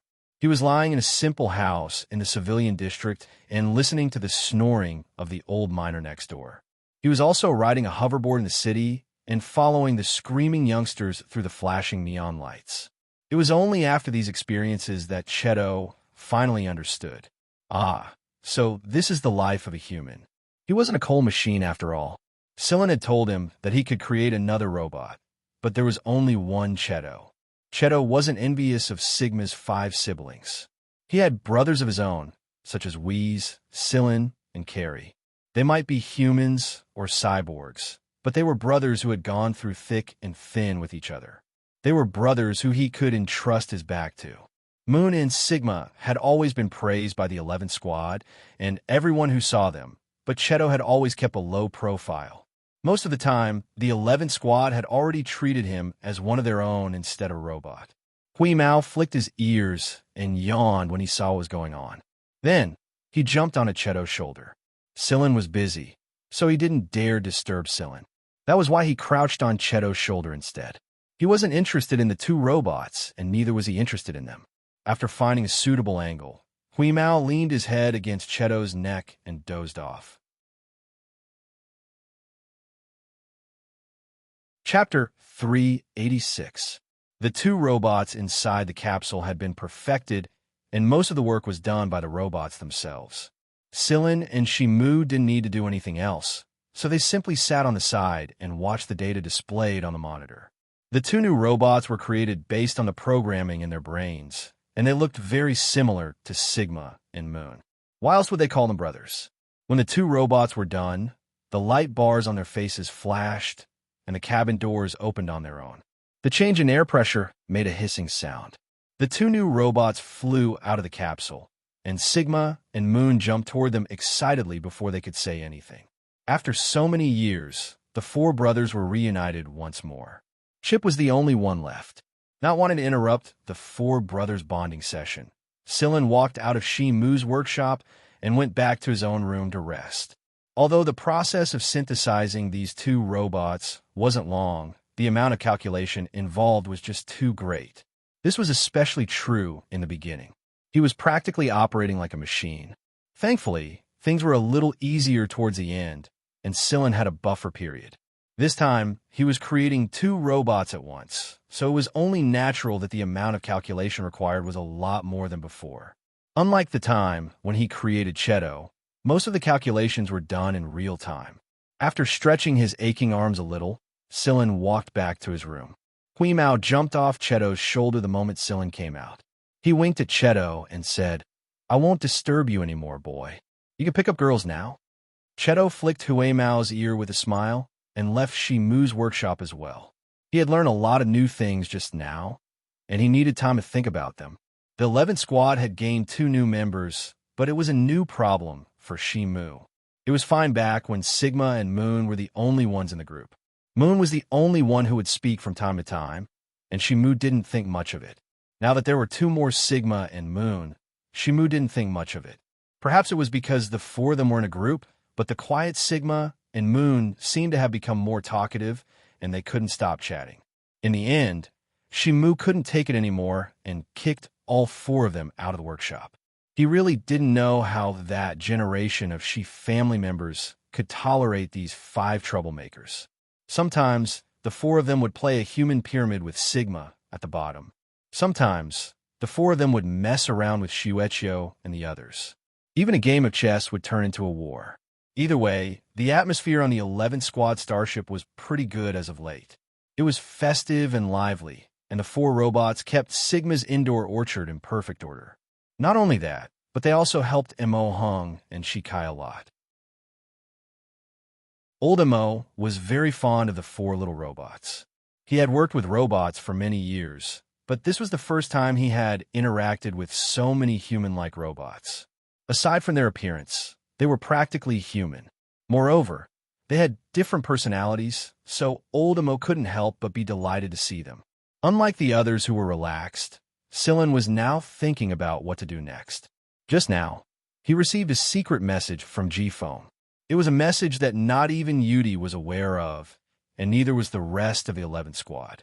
It was about Vanguard as a whole, and it wasn't long before a group of executives from the 11th Squad would arrive at a branch base at Sector Z. There, they would meet with the executives of the Navigators and come to a decision regarding the ownership of a planet. The Vanguard and Navigator squadrons had discovered this planet almost at the same time.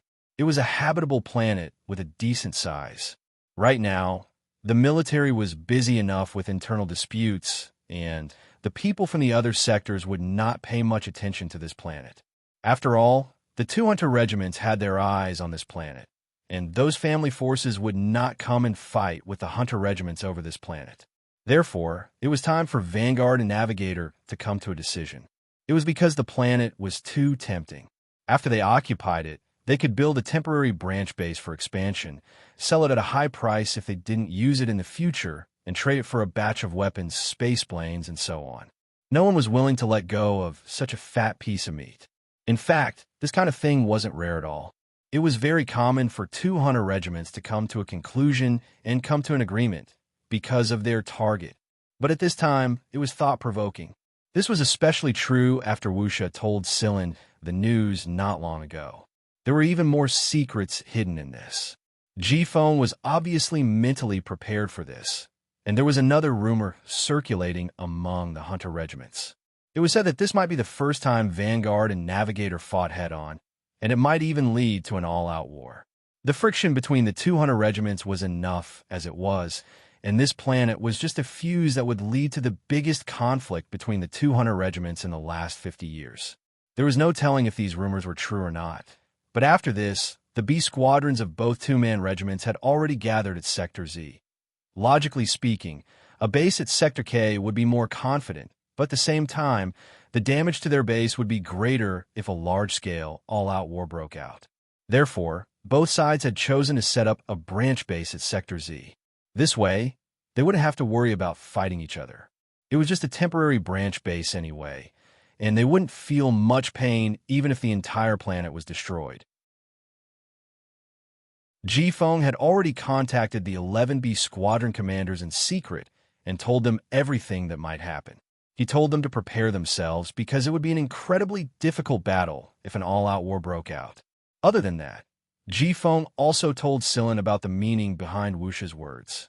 It was very likely that the fog would take advantage of this meeting to kill them, and this was the best opportunity for them. Therefore, Vanguard had more things to pay attention to. Ji Feng's biggest worry wasn't the navigator.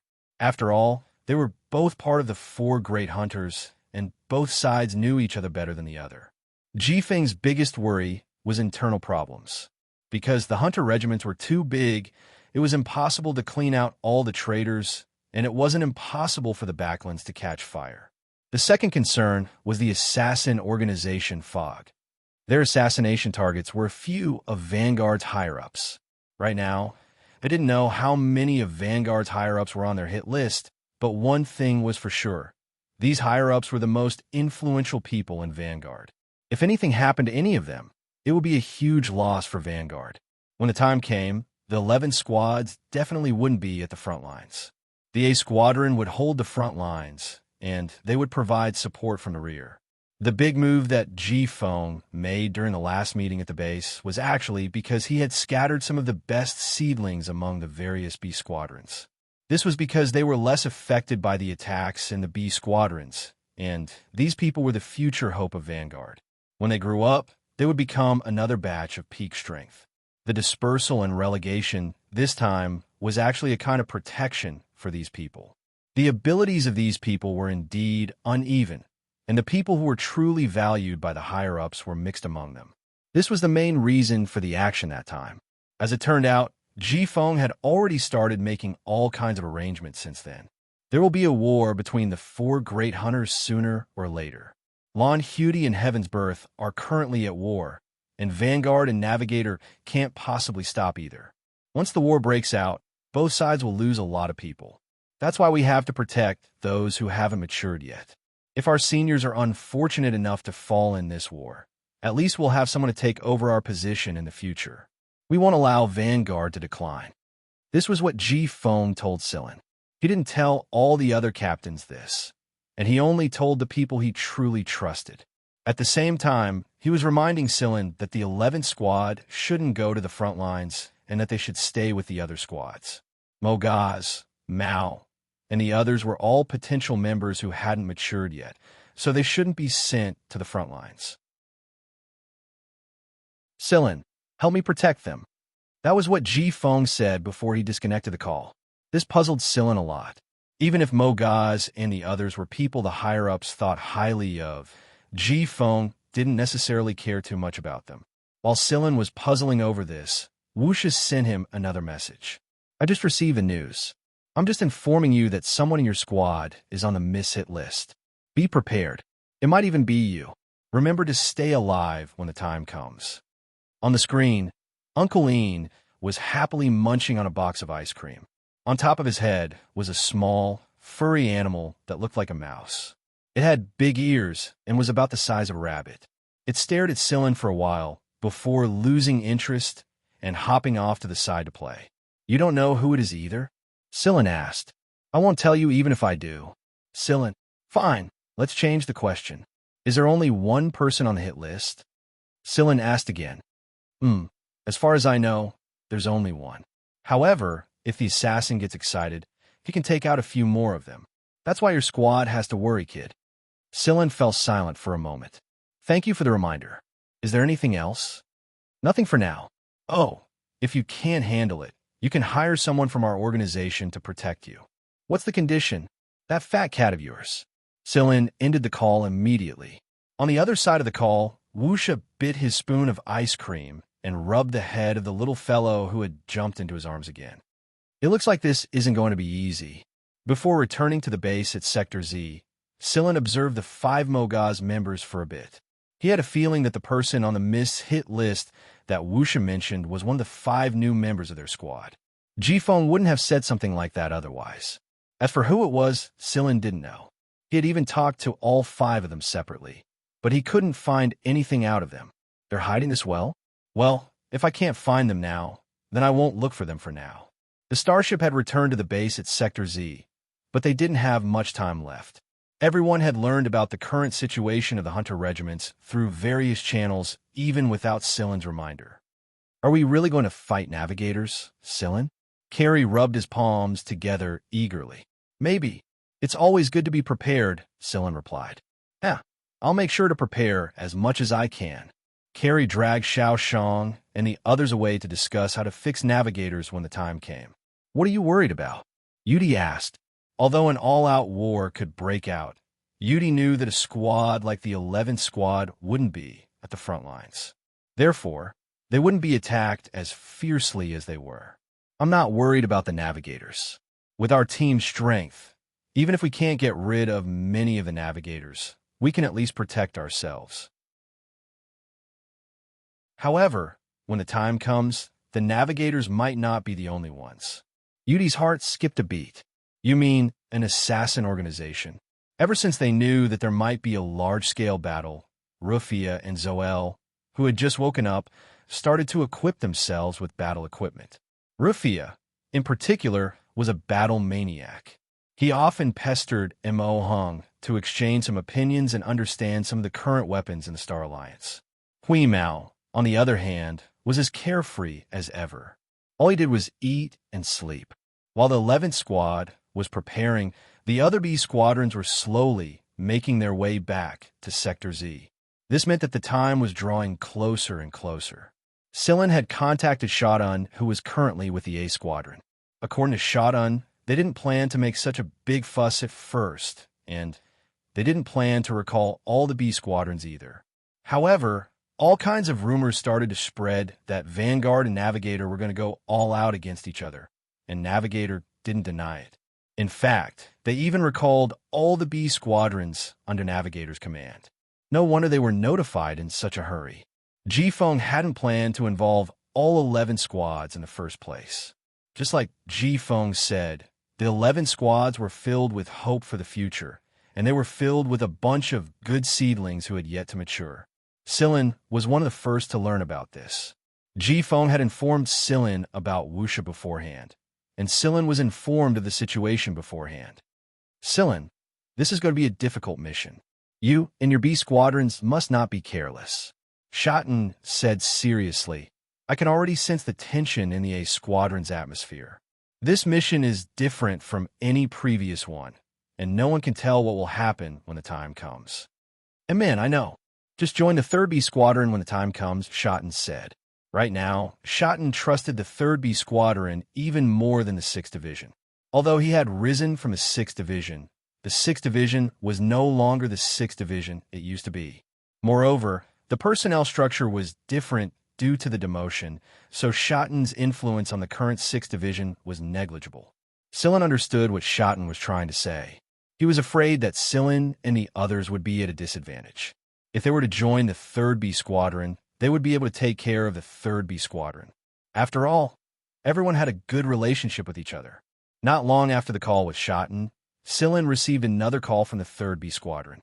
They were probably aware of the 11th Squad situation, so they asked the 11th Squad to join them and take care of each other. Silin didn't refuse the 3rd B squadron's good intentions. The 11th Squad was simply too small, and even if they were to face an accident, the 3rd B squadron could still lend them a hand. Out of the entire Vanguard, only the 3rd B squadron had the best relationship with the 11th Squad. 3 days later, Silin received a summon from Jifeng. It was a summon for the entire Vanguard, and all 11 squads were to depart immediately after receiving this order. The well-prepared group didn't panic. In fact, Carrie and the others were looking forward to it very much. Before they left, Silin tried to persuade Mo Hung to stay behind again. The old man was old, and he might not be able to take care of everything when the time came. However, Mo Hung was very persistent about this. Look, even Dias's little boy is coming with us. What's there for an old man like me to be afraid of? Plus, I've already written my last will, so I won't blame you even if something happens. My son knows me very well. He knows me very well. Like hell he knows. Sillin wanted nothing more than to knock Mo Hung out and toss him into the base. Sir Mo couldn't even come up with an excuse that involved the last will. This made Sillin feel very helpless. In the end, Mo Hung was surrounded by 4 robots and boarded the starship. Rufia promised Sillin that it would protect Sir Mo, but Sillin didn't have much faith in its promise. In fact, he didn't even know Rufia as well as Moon. Before they left for the A Squadron, Sillin called you over and told him to keep an eye on their surroundings while they were protecting Mo Hung. There was a chance that someone might sneak into their base.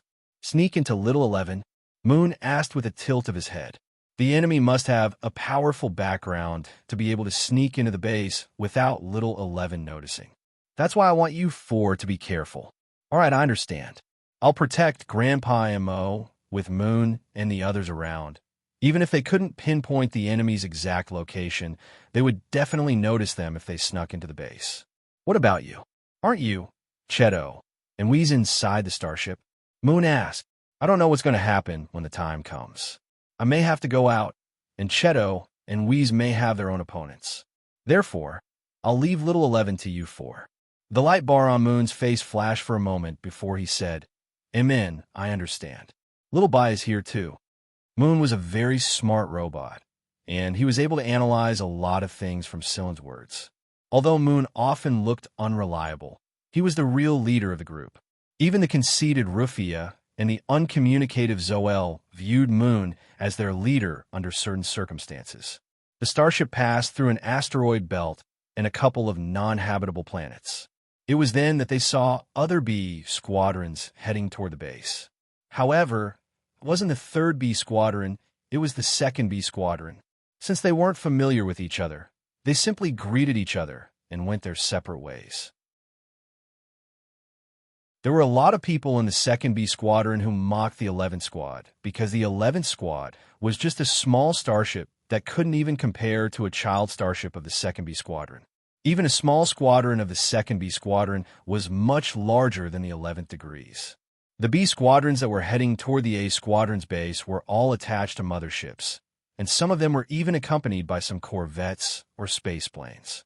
It was a grand sight to behold. Therefore, the 11th Squad looked incredibly weak at first glance. The 11th Squads didn't enter the A Squadron's base directly. In fact, they didn't even approach it. Instead, they stayed close to the planet and the smaller planets around it. The 3rd B Squadron went straight to the 11th Squad's base after they arrived. In the eyes of the other B Squadrons, the 3rd B Squadron was playing the role of babysitter. By the time all 11 B Squadrons had arrived, the A Squadron's fleet was ready to depart. There were 3 A Squadron starships, and all of them were large composite starships.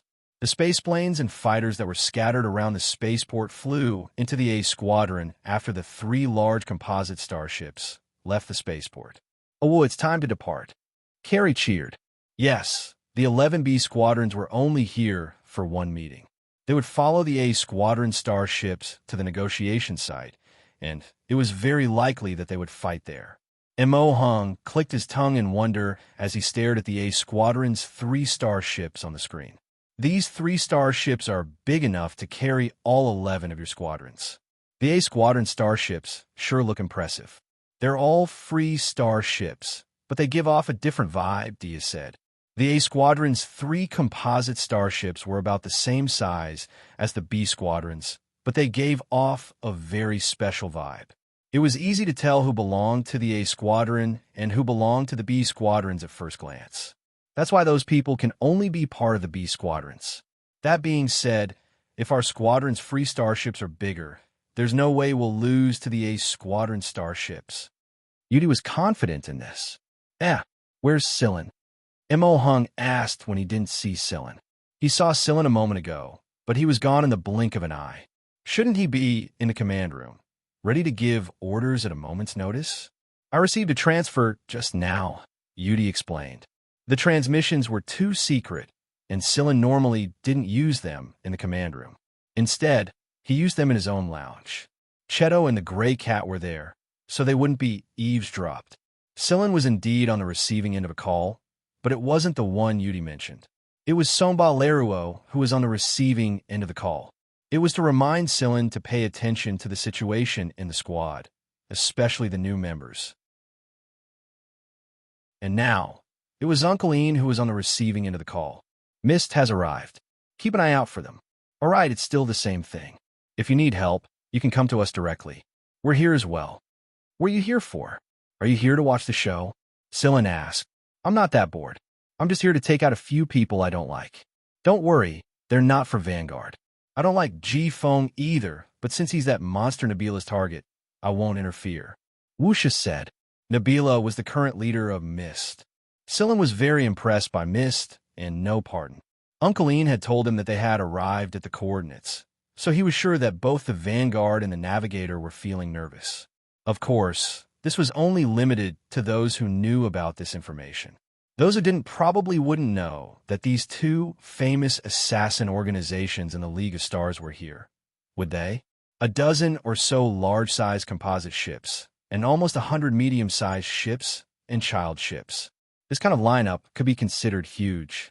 Although it wasn't all of Vanguard strength, it was still shocking enough. Other than the B squadrons who were carrying out missions and those who were stationed at the base, the rest of the B squadrons were gathered here. A portion of the A squadron was stationed at the main camp at Sector K, and the rest were stationed at the sub-base at Sector Z. However, half of the higher-ups were here, including Somba Leruo and Bart. The people on Mist's assassination list were among them. The target of the negotiation was an area outside of Vanguard and Navigator's territory. It was a free zone, and there was a rank B habitable planet here. It used to belong to the military, but after the League of Stars' military split up, there was no one to manage it. This time, the planet was forcefully requisitioned because of the incident involving the 200 regiments. The military didn't say anything when they learned about it. It was just a normal rank B habitable planet anyway, so they could do whatever they wanted. Look, it's Navigator's men, Carrie said excitedly as he looked at the scene on the screen. On the screen, on the other side of the planet, a fleet about the same size as Vanguard's was parked in a formation. They had just arrived not too long ago. After all the motherships had come to a stop, the composite mothership began to split apart. The child ships and accompanying starships, space planes, and fighters separated from the mothership. In an instant, the fleet's range expanded several times, and it was now densely packed with starships, space planes, and fighters. If one were to look at it from a further angle, they would see the following image. Two fleets were spread out on both sides of a not-so-big planet. They looked like a pair of half-spread wings that sandwiched the planet in the middle. The 11 squad starships were not eye-catching at the periphery of Vanguard's wing. They were surrounded by the 3rd B Squadron child ships and some large space planes, warships, and space fighters. The 11th squad starships did not stand out at all. Don't we need to go out? Carrie adjusted his equipment and asked Sillin. Xianxia and the others were also looking at Sillin expectantly, but Sillin didn't agree. Now it wasn't the time yet. The 11th Squadron starships weren't all that eye-catching, but the 11th Squadron's fighter jets were. It wasn't that the fighter jets were flashy, but rather that they were custom-made fighter jets with extremely high performance. Coupled with the fact that Xianxia and the others couldn't hold themselves back, the 11th Squadron's fighter jets would be exposed before the battle even began. It was the time to gauge each other's strength before the battle began, so Sillin wasn't going to let Carrie and the others go out just yet. After Ji-Feng left an order for the squadron leaders, one of the A Squadron starships flew toward the planet. The first batch of Vanguard troops were already waiting for them there, and Navigator's situation was the same. The B Squadron, on the other hand, stayed at the periphery of the planet and spread out in a certain formation. This way, they wouldn't be able to hurt their own people easily even if a fight broke out. Chapter 387. The negotiations on the planet had already begun, and the people on the B squadrons could only see the general situation outside the planet through the transmissions. They couldn't know the specifics of the negotiations, and they would choose their next course of action based on the signal sent by the A Squadron. Although they couldn't see the negotiations happening on the planet, the tension radiating from the planet had infected everyone around it. The large images on both sides of the planet showed the factions of both sides, but there wasn't even a band music playing right now. The starships were all quiet, and the only thing that added a hint of liveliness to the solemn atmosphere was the fighter jets flying around outside. According to Silen's knowledge, there were 3 vice commanders in the entire Vanguard's upper echelon. Vice Commander Solo stayed at Sector K's headquarters. Vice Commander Kong Ling stayed at Sector Z's branch base, and Stanley was the only one who came with G-Phone. This meant that as the only vice commander who came with G-Phone, there was a high chance that Stanley was on the Fogg's assassination list. Silin stared at the name list in his hand and pondered. He felt that there were a lot of things that G-Phone didn't explain to him clearly, and these secrets would probably be exposed after this war. Just as Silin was thinking about some of the things he didn't understand, the communicator in his hand suddenly flashed. It didn't have a fixed frequency, and it was like a secret signal that told Silin who the caller was. Silin raised his hand and motioned for the others to continue paying attention to the A Squadron's movements. Then, he returned to his own lounge. "What's wrong this time?" Silin looked at Wuxia on the hologram and asked. "I'm just checking to see how your preparations are going." Uncle Ian was still holding a box of ice cream and eating leisurely. He picked a mouthful for himself and another mouthful for the little animal nestled in his arms. "If there's nothing important, I'm going to disconnect. Don't be hasty. You youngsters just can't keep your cool."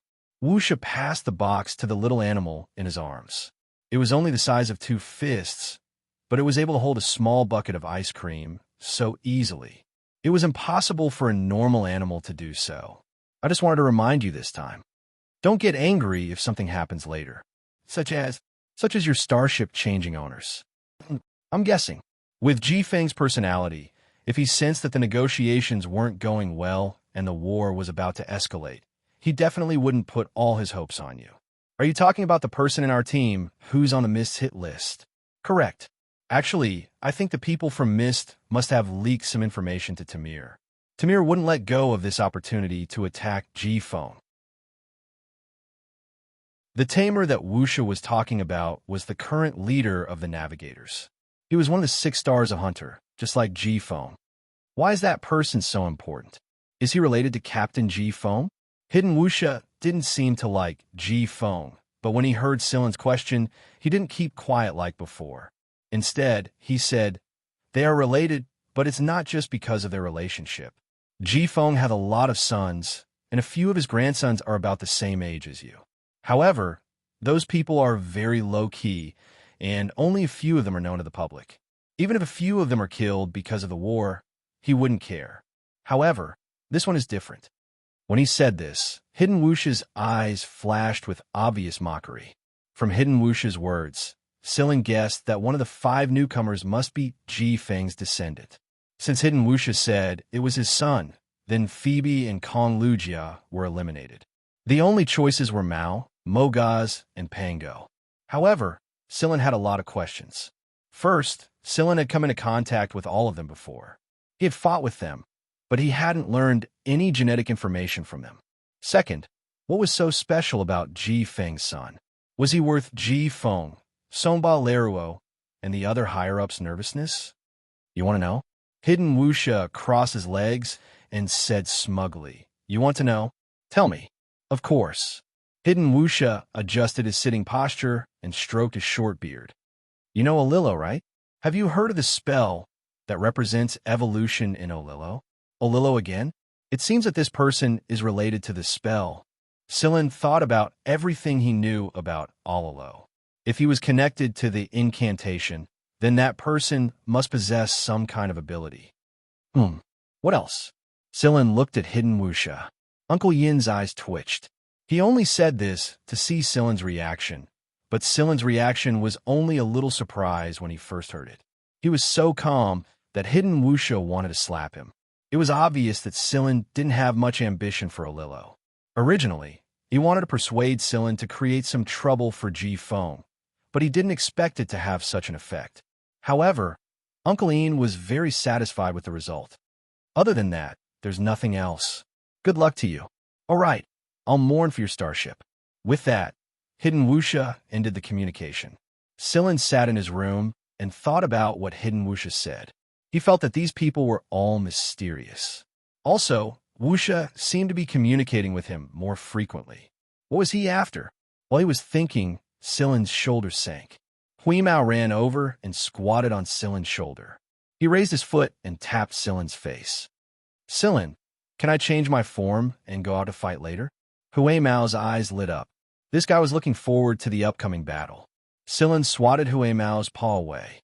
You didn't even clean up the fish biscuits after scooping them up.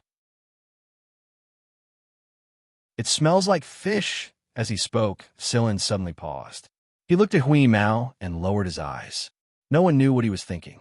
Wheeze, do you think you're the only cyborg in the entire League of Stars? Sillin asked. Huh. Hui Mao, who was licking his paw, was puzzled. Didn't you guys say that the stable state of cyborgs basically doesn't exist? If I hadn't eaten that unknown thing, I wouldn't have been able to transform so smoothly. What if there's another cyborg that's as stable as you and can transform smoothly? Hui Mao narrowed his eyes and said with a deep look, if it's not a friend, then it's an enemy. If it's an enemy, I'll kill it. Sillin, is there really such a thing?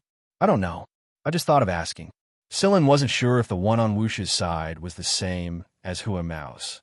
Although the probability was very small in Sillin's eyes, the remaining probability couldn't be ignored. However, if it really was that small probability, Sillin couldn't imagine how Hui Mao would react when faced with a fellow that looked like a mouse. He would probably choose to eat it? What a headache. Sillin rubbed his forehead. What's wrong? Hui Mao asked. Nothing, I'm just thinking too much. Oh, don't think too much. You'll turn into an idiot, Hui Mao said in a serious tone. Sillin, when Sillin returned to the command room, the A-team had already sent out a warning signal. It seemed that the negotiations weren't going well. They had only talked for a short while, and they were already starting to get restless. Should we get ready? Carrie shook his arms. There was a thruster at the joints of his arms and legs. There was also a retractable device on his back. Shimu had decided to add a few pieces of equipment to Merciless' suit of armor. This way, they wouldn't have to rely on any other tools to fly in space. Moreover, the suit of armor was very sensitive. The faster a member's reflexes were, the better they would be able to utilize the suit of armor. Let's get ready. Before Sillin could finish his sentence, he received a call from the A-team starship. After accepting the call, an image appeared on the screen. To everyone's surprise, it was one of the 3 vice commanders, and the only vice commander who had come to this meeting, Stanley. Stanley looked very serious. After the communication was connected, he went straight to the point. I need the leadership of your starship. I'll take over later.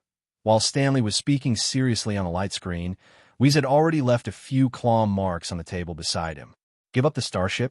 Why the hell? Are they trying to steal my territory? Do these people have a death wish or something? Cheto poked Hui Mao, who was gradually losing control of his emotions. He shook his head and motioned for him to calm down. At first, Stanley thought he'd have to waste a lot of time trying to convince him, but he didn't think that Sillin would agree right after he was done talking. However, he also made some demands. Stanley looked a little impatient, but he didn't care about Sillin's demands at all. Right now, his main goal was to take over Sillin's starship and protect the person on it.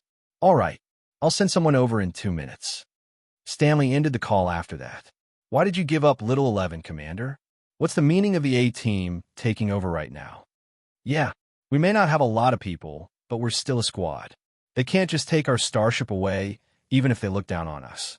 We built our own starship. Why should we give it to them? It's not like the A-team lacks it. Fuck, isn't he just a vice commander? Why should he take our starship? Carrie and the others were very dissatisfied with Stanley's decision. The B squadrons of Vanguard had always been independent and never interfered with each other's business. Although the A-team had the right to assist in the management of the B squadrons, that was all they were allowed to do. The reason why a Freedom Starship was called a Freedom Starship was because of its freedom. It wasn't like the military, where the orders of the higher-ups were strictly enforced. Not even the commander of A-B squadrons could say no to their commander's request.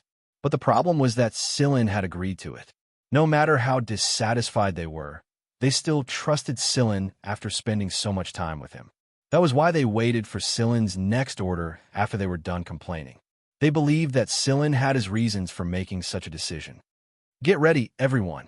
Carrie and the rest of you will fly the fighter jets out of here. Mogaz and the rest of you will stay behind. Of course, we won't give them our fighter jets. Damn it. This is blatant exploitation. Carrie grumbled as he left with Xianxia and the others.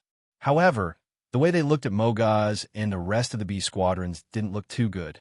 Stanley had said on the hologram that the 5 new members would stay behind and the others would be free to do as they pleased. In other words, the others could either leave or stay behind and be at Stanley's mercy. What the hell? The conflict between the A team and the B squadrons had always existed. Many A team members looked down on the B squadrons unless they were particularly capable, like Somba Leruo and the others. However, people like Shotten didn't fare as well in the A team as the B squadrons imagined. He thought that the situation would improve after the A team was demoted, but Carrie couldn't help but feel extremely displeased when he recalled Stanley's tone just now. That was why Carrie vented his displeasure on Mogaz and the rest of the B squadrons. Mogaz looked aggrieved, but the 5 of them didn't say anything. Sillin had a feeling that they knew something. Sillin took out another space plane. This was the one Shikai and the others had built through practice. Sillin had Dias's youngest son, and Mo Hung, Shikai, and Shimu board it. Part of Shikai's mech army was also inside. Once the battle began and the space plane was safely away, Sillin wouldn't have to worry about their safety. Sillin had a private conversation with Shikai and Shimu, but no one knew what it was about. After the space plane left, Sillin arranged for the rest of the B squadrons to return to the space plane. There was another modified space plane on the starship, so Sillin had the rest of the B squadrons board it and the rest of the fighters move inside as well. 11th, keep an eye on this place. Don't let anyone go to the places I told you about, Sillin said. All right. 11th sounded a little sad. Don't worry, we'll be back soon. We haven't abandoned you. Sillin turned around and saw Hui Mao dragging his locker into the space plane. Behind him, Cheto was even helping him carry a few things like his furry cat nest. We're just leaving for a while. We're not moving. No, I don't trust them. Hui Mao dragged his precious locker into the space plane without looking back. Seeing Hui Mao's reaction, Xianxia and the others also started moving their stuff. They were afraid that their treasures would be taken away. Stanley was the one who was going to take over the starship when he said he was going to send someone to take over. He didn't think that the vice commander would come to take over the starship himself instead of helping G-Phone. Stanley didn't pay attention to the others' movements. He only looked at the 5 Mogaz's group of 5 when he arrived. After giving Sillin a nod, he walked toward the command center with his men. After that, Sillin made a gesture in the air and said, "We're leaving now. Keep an eye on this place, 11th." After Sillin boarded the space plane took off and left the starship. For the first time in their lives, the 11th squad members felt bitter inside. It was as if someone had taken over their own home. Carrie didn't know why the A squad was doing this, but he knew a thing or two about a hunter's habits. For example, they wouldn't treat things that didn't belong to them as precious. Back when they were on the 11th squad starship, they made sure not to damage the walls around them, even when they were fighting against each other. But would these people do the same? Would they take care not to shoot at the wall, kick the chair, or kick the table?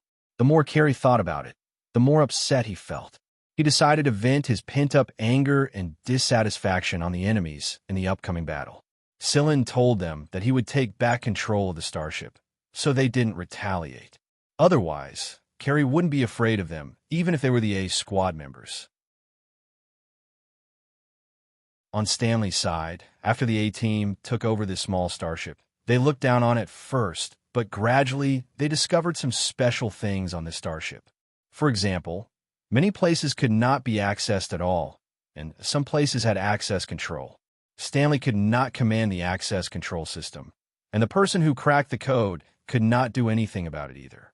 When someone threatened to shoot down the door, Phoebe sent him flying with a whip. The 5 of them wouldn't allow that to happen. Isn't it just a stupid starship? Do you really need to protect it so well? The person who was sent flying waddled over to them. Phoebe and the others didn't say anything. Stanley also told his men to be more careful. He was clearly going to accommodate the 5 of them.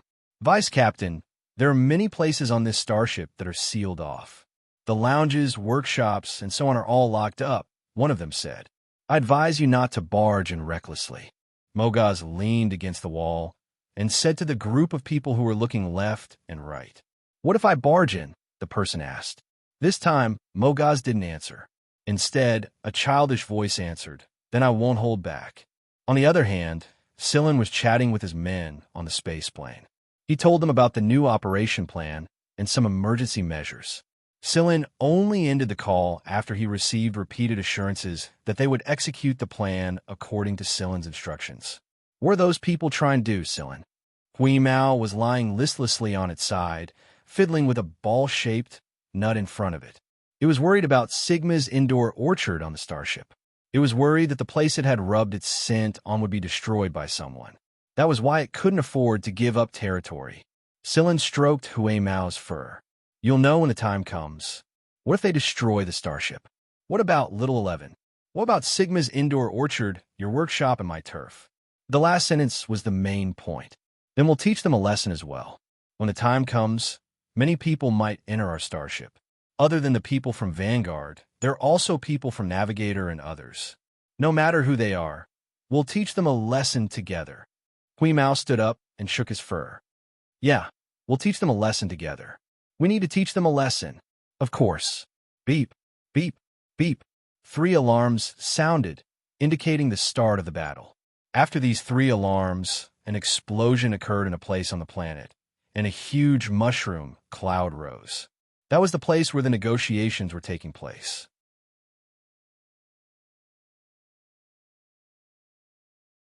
Chapter 388. The explosion on the planet signified the official start of this inevitable battle. The A Squadron had their own arrangements, and the squads had their own responsibilities. The A Squadron's formation had changed, and the B Squadron was not allowed to go to that area as they pleased. If they did, they might ruin the A Squadron's formation and plan, and they might even be mistaken for an enemy and be killed. If that happened, they could only blame it on their own luck if they were accidentally killed. Every B Squadron had their own squad leaders. Although the 3rd B Squadron wanted to protect the 11th Squad, it was incredibly difficult to locate Sillin's spaceship in a battlefield full of small space planes and all kinds of space fighters. Moreover, the 3rd B Squadron had just received an order to protect the 11th Squad starship. Other than the squad leader and a few people, no one in the 3rd B Squadron knew that the 11th Squad starship had been replaced. They naturally carried out the order without any questions. What they didn't know, however, was that the person they wanted to help had been forced out of that small starship. Sillin had spoken to the 3rd B Squadron's squad leader and told him to ignore them and protect the 11th Squad starship. Since Sillin had said so, the 3rd B Squadron squad leader no longer insisted. The 3rd B Squadron had to pay attention to their own squad's movements, the enemy's movements, and the A Squadron's new orders so that they could respond at the first sign of trouble. They couldn't even take care of themselves right now. The large starships and spacecraft had already raised their energy shields the moment the alarm went off. The dark red energy shields told the people piloting the spacecrafts that the energy shields were currently activated. Don't collide with them, or you'll be digging your own grave. Ah, isn't that energy shield made from the energy or we discovered before? Hui Mao patted Sillin excitedly after he saw the image on the screen. Yes, that's the one. The dark red energy shields on Vanguard starships and space planes were made from the energy or Sillin discovered back when he was still in the 6th Division. After that, the mining of the energy or on that planet was directly handed over to the A Squadron and the 6th Squadron's ranking in the Vanguard Fleet Sword. However, that was all in the past. The credit belonged to the 6th Division, not the 11th Squad. How infuriating! Hui Mao was now full of resentment. When it thought about how the fruits of its hard work had all gone to others and how little it had gained, it was very angry, very, very angry. The result of Hui Mao's anger was that he had scratched a couple of holes in the metal table beside him, and that was after Cheto had comforted him.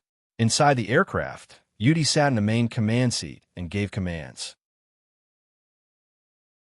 A team of robots stayed on the aircraft to assist in piloting, so the others could free up their hands to do other things. Xiaoro and Tico, Yudos and Tang Xiaoqiu, Dias and his wife, Shusag and Tesoro, Carrie and Chifeng, and Xiaoshang and Badao were all flying out to meet the navigators.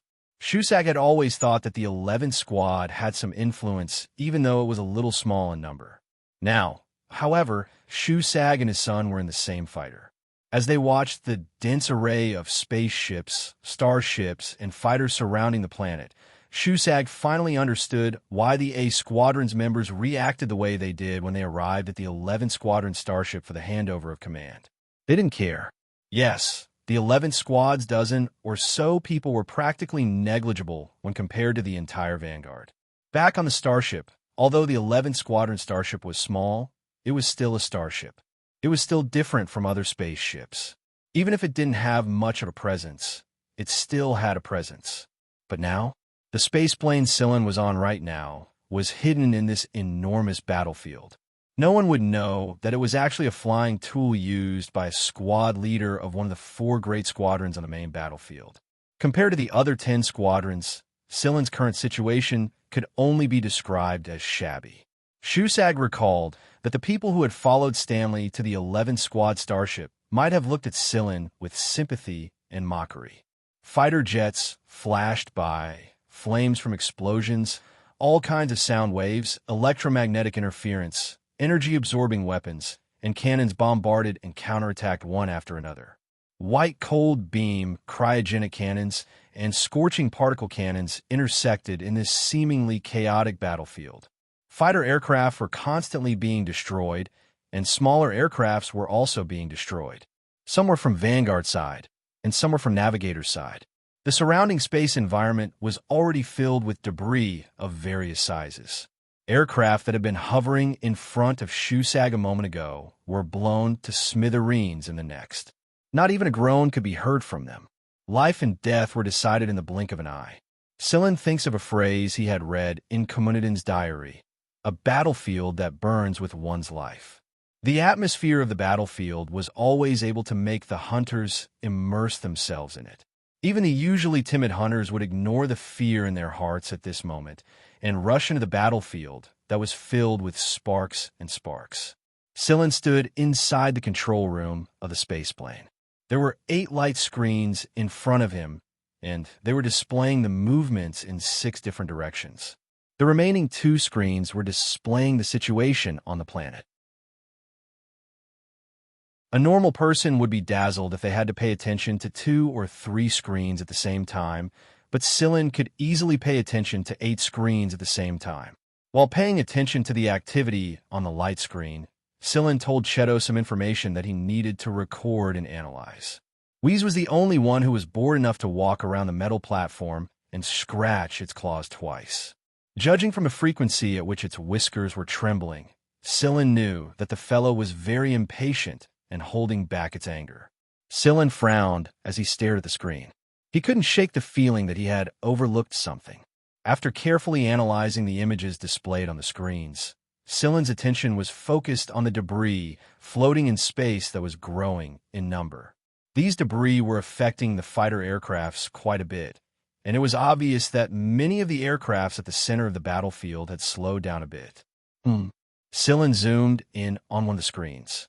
There were some things that looked like floating rocks among the debris of various sizes. What on earth are they? Cylon zoomed in on the details on the other 7 screens. Can you analyze these further? Cylon asked Cheto. Cheto stared at the floating pebbles Cylon was pointing at and tried to analyze them. Unfortunately, he couldn't come into direct contact with them, and there were all kinds of disturbances in the battlefield, so his ability to analyze them was limited. I can't. I'm not sure what they are, but they're different from the debris. I sense some special signals, Cheto replied. The communicator in Cylon's hand flashed a few times while he was thinking. Is it invisible Wuxia? It wasn't a video this time. It was a message. Beware of bugs. Bugs? Bugs. Cylon immediately connected the communicators on the 6 fighter aircrafts and communicated with them. Be careful not to touch those floating debris. Avoid them as much as you can and don't come into contact with them. Since the outer material of the aircrafts was a little tough, it wasn't a big deal to bump into small debris from time to time. Although they were a little puzzled by Silen's words, they did as they were told. At worst, they would just slow down a bit. Everyone's speed had decreased quite a bit anyway, so they could take care of themselves as long as they were careful. After all, this wasn't the A Squadron's central battlefield, and the fighter aircrafts at the center of the battlefield were moving around in a hurry. Even if they slowed down, they would still be much faster than the fighter aircrafts at the periphery. This was the difference in technology. Yudos didn't think that he was any weaker than the A Squadron. In fact, he was confident that he could charge into the central battlefield at his original speed, take out a couple of navigators, and return safely after that. Originally, Yudos wanted to give it a try, but Silen had warned them before the battle began, so Yudos gave up on the idea. At worst, he would just try somewhere close to the central battlefield. Silen's words reached his ears before he could act. What's there to avoid debris? Some of the wreckage was classified as wreckage within the safety line, which was the wreckage and other obstacles that the warship could withstand according to the warship's functional coefficients and defensive capabilities, etc. Sometimes, avoiding debris on purpose would actually make everyone's hands and feet tied. It didn't take long for everyone to understand why Silen gave such an order. Carrie accidentally ran into an obstacle while making a sharp turn after avoiding a shot from a navigator. "You've hit a debris," Chiefing said. It hadn't even been 2 minutes since Silen said that, and Carrie had already run into one. So Chiefing reminded him. "Got it, little friend." Carrie looked at the display on the fighter's instrument. It was just an obstacle within the safety line, and it didn't seem to affect the fighter's functions. Just as he finished thinking this, he realized that the debris was stuck to the fighter. After trying to shake it off a few times, Carrie decided to ignore it. However, very quickly, the fighter's safety system sounded a warning. "What's going on?" Carrie was puzzled. Chiefing followed the system's warning and pulled up the image taken by the external camera. "What's this?" Chiefing was shocked. After Carrie fired and blasted away the enemy fighter, he turned his head to look. Fuck! On the tail of Carrie's fighter, there was something about a meter long stuck there. It looked like the stone debris floating in space, but the problem was that this thing was alive. The originally somewhat bumpy, oval thing gradually stretched out, revealing a head and sickle-like claws. The other abdomens were like suction cups sucking tightly on the fuselage, and the liquid that sprayed out of this thing's mouth began to corrode the fuselage. Fortunately, this fighter was made of some special materials, so its resistance was a little stronger. After a long time, only a shallow mark was left on it. At the same time, Carrie discovered that one of the navigator's battleships also had the same thing. The guys over there were not as lucky as Carrie. Their battleship was quickly corroded, and in the space environment, any small hole on a flying tool could be fatal. Although he didn't know what exactly happened on the other side, Carrie only knew that the warship was destroyed by another Vanguard warship not long after it brushed past them unhurriedly. There was no telling if the things stuck to the fighter plane had been destroyed along with it or not. Carrie quickly contacted Silen and reported the situation to him. Meanwhile, Silen was already analyzing the thing. He ordered all 6 fighters to fly to where the space plane was. Fortunately, the material used to make the aircrafts were pretty resistant to corrosion, so there was no danger for now. After Silen had sorted out the information he had on the thing and sent it to the B Squadron commanders, he summoned Cheto and Huimao. "Get ready to leave." Huimao's spirits lifted. "We can finally leave this place." Silen brought up the star map of this war zone and drew a circle on it. Then, he said to Yudi, "Circle around this area. Don't stray too far away." "All right, don't worry." Yudi looked at the area Silen circled. It was where their starship was located, and the 11 squad starships were flying around this area all this time. More and more fighter aircrafts were gathering in this area. Some were navigators, and some were vanguards. Fuck, electrocution is useless against them. Carrie cursed while staring at the image captured by the external camera on the system screen. Right now, 2 of those strange things were stuck to their spaceplane. He hadn't noticed it at first, but now he realized that there were more and more of them around them. When did these things appear? I'll go take care of them, Xianxia said. Don't. We're almost at the place, Sillin said. You should take care of the 3 enemy fighters first. There were 2 weapon systems on a fighter. One was for the pilot, and the other could be used by the co-pilot. Right now, Xianxia was sitting in the co-pilot seat. Although he didn't really pilot a fighter, he was helping Carrie deal with the enemy fighters. Compared to shooting, Xianxia preferred the most primitive way of combat, hand-to-hand combat, no claw combat. Carrie was worried about leaving Xianxia alone. The little guy wasn't good at space, and it would be terrible if he lost control of his armor and got flung out of the space plane. When the fighter finally arrived at the range, Sillin said, Sillin's voice entered Carrie's communicator. Adjust the pilot speed to medium 3rd gear, and don't attack for half a minute. Cheto, and I will help you take care of the things on the space plane.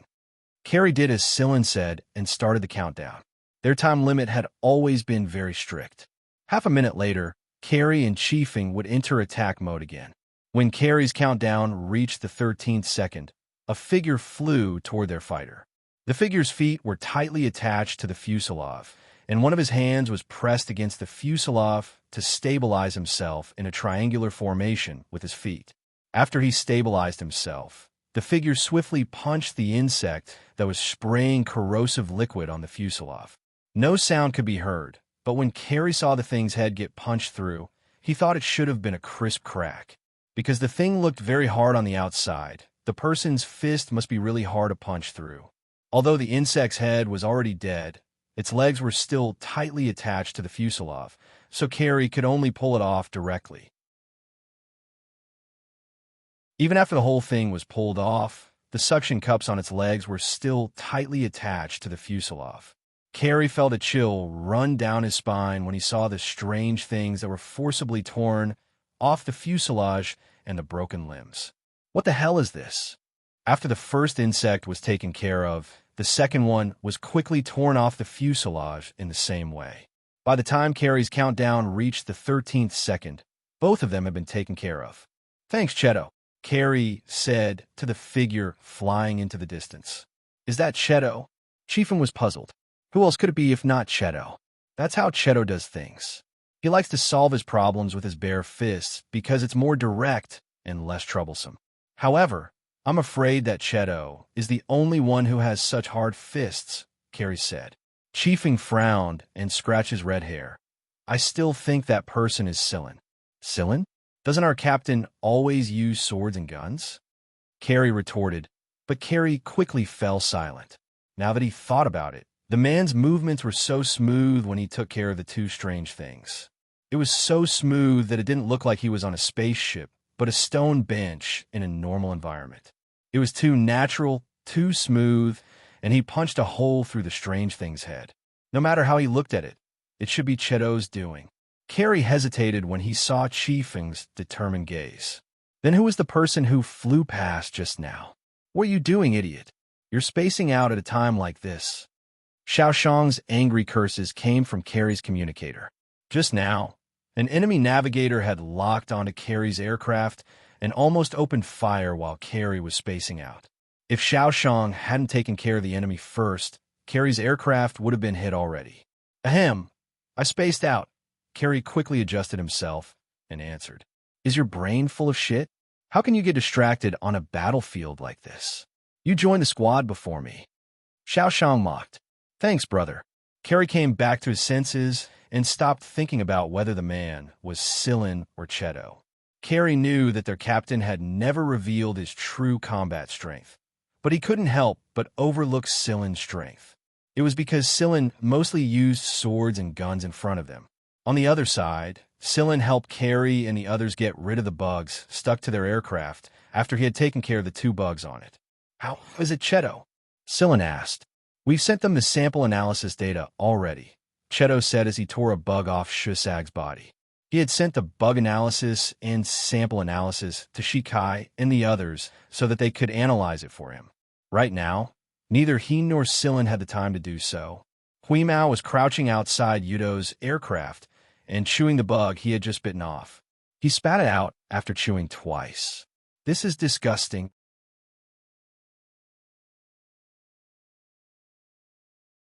Chapter 389. Although Sillin didn't know what kind of insects they were, he knew that the person who created them must have put a lot of effort into it. After all, there were very few species that could synthesize a corrosive liquid that could melt away the outer materials of a space fighter and survive on their own. This time, it was obvious that someone had done it on purpose. Not only that, they had disguised the insects so that they looked like floating rocks and made it difficult for others to detect them. It could be said that they had put a lot of thought into this. Was it Wuxia's doing? Or was it the Mist's people who had been quiet all this time? It couldn't be the Navigator's people, because a lot of Navigator's people had fallen victim to the same thing. The Mist people were more likely to be the culprit. There wasn't any big news from the A Squad. Even if the higher-ups of the A Squad had been assassinated, it probably wouldn't reach the A Squad's ears yet. Right now, Sillin didn't want to care about that. Right now, his attention was on the 11th Squad starship.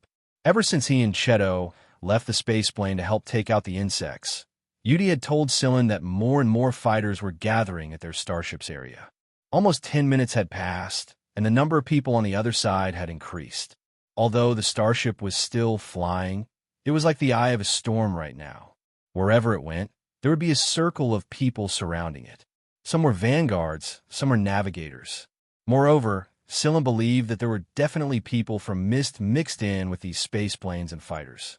Both sides were in chaos because of the insects, but they quickly came up with a countermeasure to deal with the situation. One of them was the pilot, and the other was the machine gunner to shoot the insects that had latched onto other space planes or space planes. Everyone was helping each other out.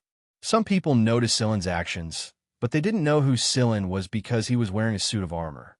All they needed to know was that he was a member of the Vanguard. Moreover, a lot of people who saw Sillin thought that he was sent by the A Squad to help them. This was a kind of habitual thinking, because when it appeared at this time, coupled with Sillin's mobility, it gave people the feeling that he was one of the specially trained elites in the A Squadron. Sillin dealt with the bugs on Carrie's spaceship and watched them adapt quickly. Then, he returned to the spaceship that Yudi was piloting. However, he did not enter the spaceship. Instead, he stood in a depression on the side of the spaceship and watched the battlefield. In addition to causing trouble for both sides, the insects were mainly used to attract attention. Perhaps when everyone was paying attention to the insects, some people had already begun their secret operations. Sillin knew that Vanguard's A Squadron had sent out several special operations teams to attack the main starships of navigators, and navigators were clearly prepared. Both sides were in a stalemate. Every second, there was a pincer attack. Every second, there were new warships or spaceships appearing from hyperspace. Both sides wanted to catch each other off guard, but it was obvious that both sides had a deep understanding of each other, so there was not much effect. These are only superficial. In this space battlefield that cannot be seen, who knows how many secret battles are taking place? For example, the high-level officials on the planet who went to negotiate, and the things that were going on inside the 11th Squadron starship. Yudos piloted the spaceship and quickly took out an enemy that was chasing after the spaceship. He did not need Tang Xiaoqiu's help to complete a lot of shooting missions. Of course, with Tang Xiaoqiu's help, the number of enemy spaceships they took out doubled. Unlike Yudos and Tang Xiaoqiu, Xiaoqiu was so bored that it almost dozed off. It was very envious of Hui Mao, who was squatting outside and picking up Bug from time to time to play with him. Many people who flew past Yudo's spaceship and saw the fat cat calmly squatting on the fuselage of the spaceship could not help but curse. It was not their fault. This was really too unbelievable. Who would have thought that a cat would not have any protection in space and would be playing with bugs on a fighter jet in this battlefield? In fact, Hui Mao's color was not very eye-catching, but that was based on the premise that the cat was squatting there quietly. The current situation was that the cat was playing with a bug with its claws. The bug that was many times larger than itself was easily played with by the cat. Before the scythe-like claws could cut Hui Mao had already bitten off. Hui Mao was not worried about being hit by stray bullets. First, as long as it was not a heavy weapon, it would not be able to injure it. Second, with Yudo's piloting skills, he could nimbly avoid the enemy's attacks. As long as Huimao stayed close to the fuselage, there was no need to worry about being hit. Xianxia curled up inside the spaceship and bit its palms. It also wanted to play with it. Whis was playing carelessly when Silen's message suddenly came through. He told Huimao to return to the spaceship. There was a mission. When it heard Silen said there was a mission, Huimao immediately shook off the big bug on its claws. It scratched its ears and prepared to leave, but Xianxia stopped it. Half a minute later, Huimao contacted Silen. Silen, Xianxia says it's bored and wants to follow us. Do you agree? Huimao asked. Silen thinks for a moment and said, bring it along. Xianxia was very excited after getting permission. It put on the armor that Shimu had modified for it and was ejected from the spaceship. Snowball would be fine if it didn't wear any armor. It could jump for a long time without breathing, and it wasn't afraid of the space environment. However, its white fur was too eye-catching, so it could only put on the armor for now. Although there were some propulsion devices on the armor that allowed it to fly in space, Snowball was not familiar with this. It flew crookedly and directly crashed into a navigator fighter, leaving a dent in it. Xianxia grabbed onto Huimao's tail to stabilize itself. Even if it couldn't fly, it could still be carried by Huimao and avoid crashing into spaceships or spaceships. Meow, you fatso! Cursed the gray cat whose tail was grabbed by Whis.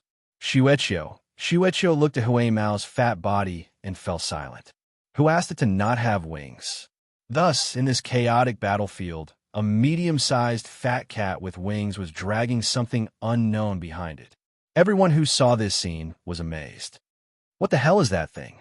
Some navigators tried to capture the unusual duo, but before they could even get close to Whis, they were blasted away by 3 light bullets fired from its mouth. I didn't know you had this trick up your sleeve, Xianxia said to Huimao through the communicator. Of course I did, Huimao said smugly. I've never seen you use it before, because I like to keep a low profile. Xianxia. Fine, I'll keep quiet. The spaceship's hatch had already opened for them. After Huimao charged inside, he turned around and left Xianxia behind. Before Xianxia could regain his footing, he rolled out of the hatch and into the passage. Both Silen and Cheto had returned, and there was a spaceship parked next to them. It belonged to Shusag and Cheto. Huimao shook his fur and smoothed out the mess Xianxia had made on his tail. Then, he jumped on his Silen's shoulder and asked, when are we moving out? What are we going to do? We're going back to Little 11, Silen said. Just now, Yudi had lost contact with Little 11, and Cheto couldn't contact him either. The entire starship had been cut off from the outside world. What happened to Little 11? Huimao asked. It's not necessarily because of Little 11. Maybe someone entered the starship and cut off its communication with the outside world somehow. We can't contact the people on the starship, and the people on the starship can't send a message to the outside world, Cheto explained. We should be able to contact Little 11 after we get to the starship. Right now, our mission is to return to the starship, Silen explained to Huimao and Shusag. What about Carrie and the others? Shusag asked. They'll fly their spaceships to the starship and provide cover for us. Yudi ordered the spaceship to approach the starship. There were a lot of navigators around the area. Not even the 3rd B Squadron could spare much energy to help the 11th Squad starship. Moreover, the starship's energy shield had been deactivated for a while now. Many of the corvettes that were protecting the starship had been left behind. AA Squadron Special Ops Squad was operating at the Central Battle Zone, and an elite squad was protecting the starship from the navigators' spaceships and spaceships.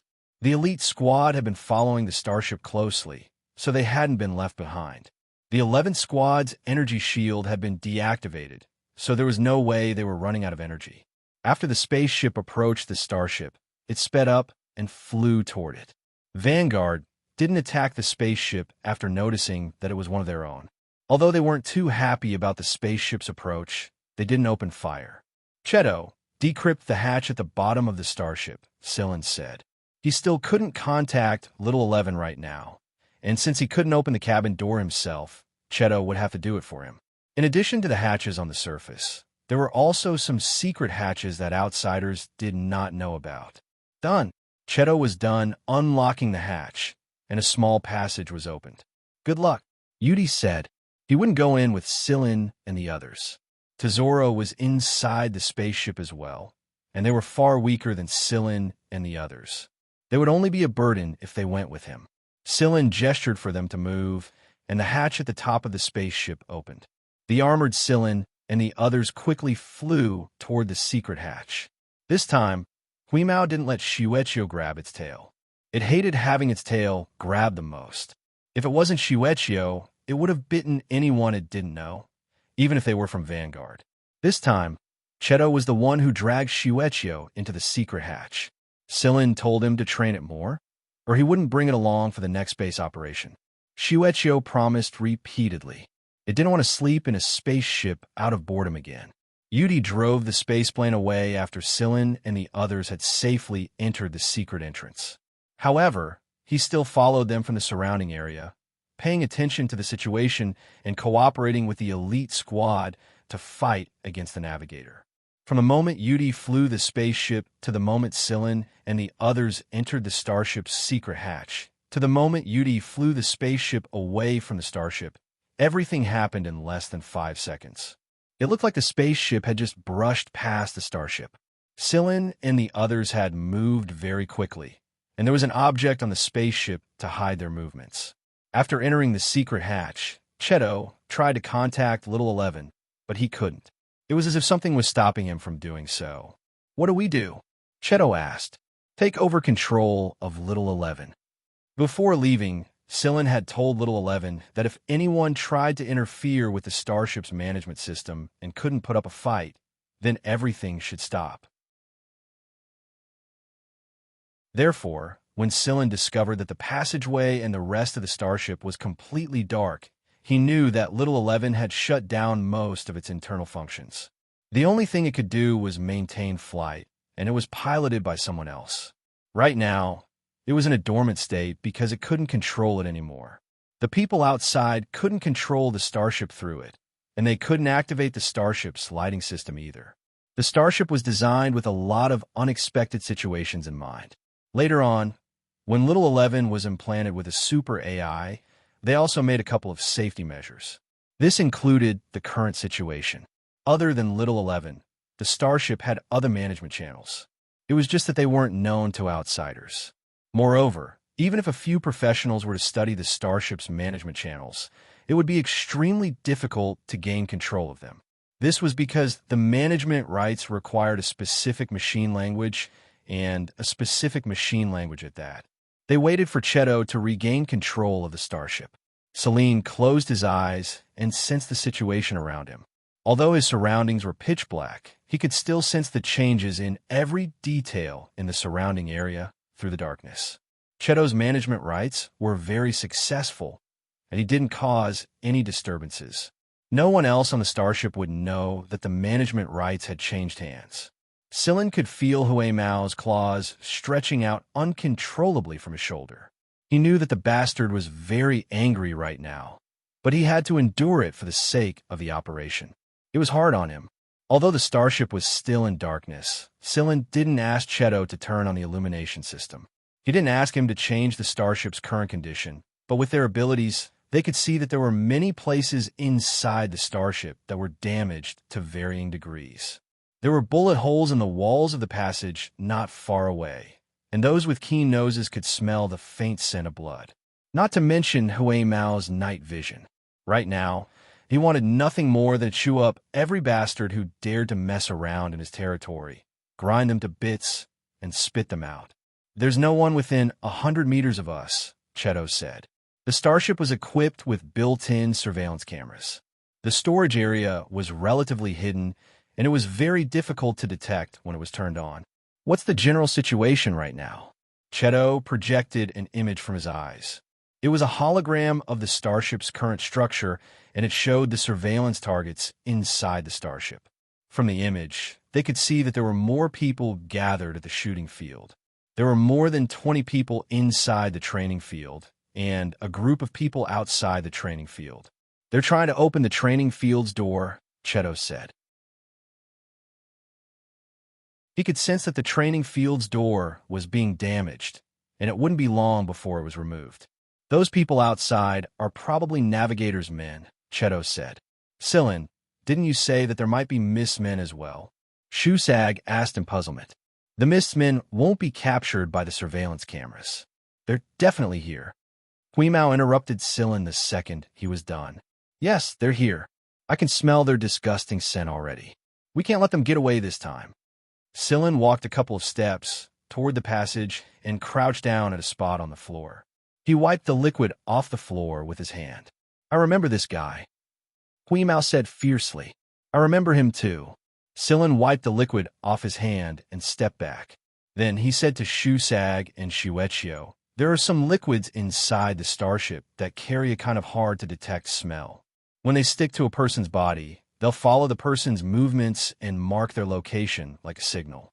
Then shouldn't we be careful later? Shusag frowned. The darkness here was already a hindrance to begin with.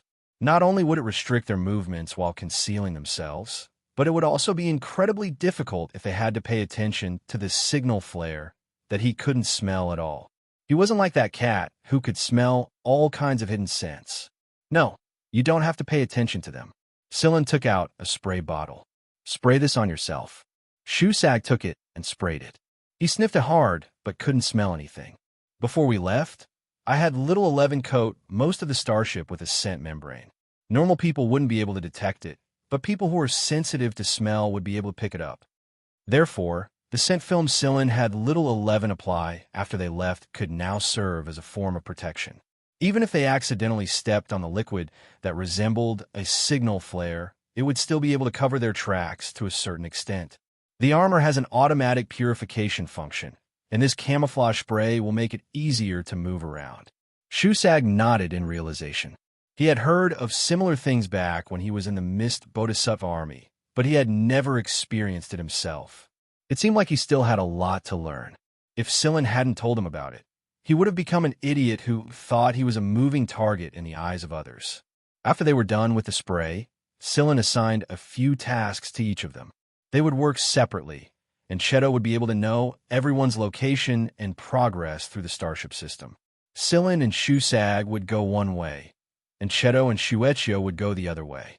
Cheto would be able to guide Xianxia. While Sillin and Shusag were approaching the training field, a couple of injured people were tending to their wounds while the others were spread out to protect Mogaz and the others.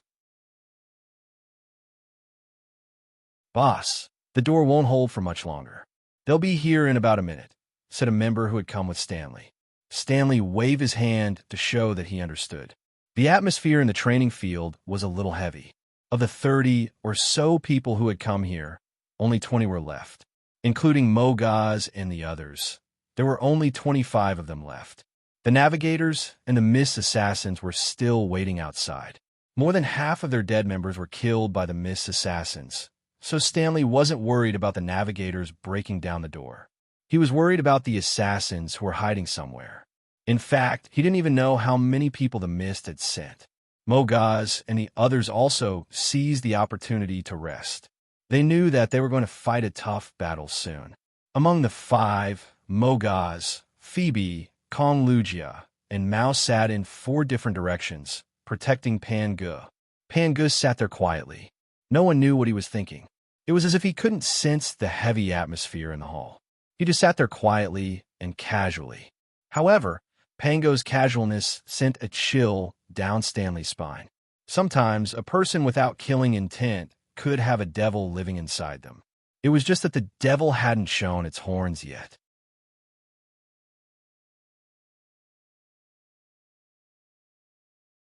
Chapter 390.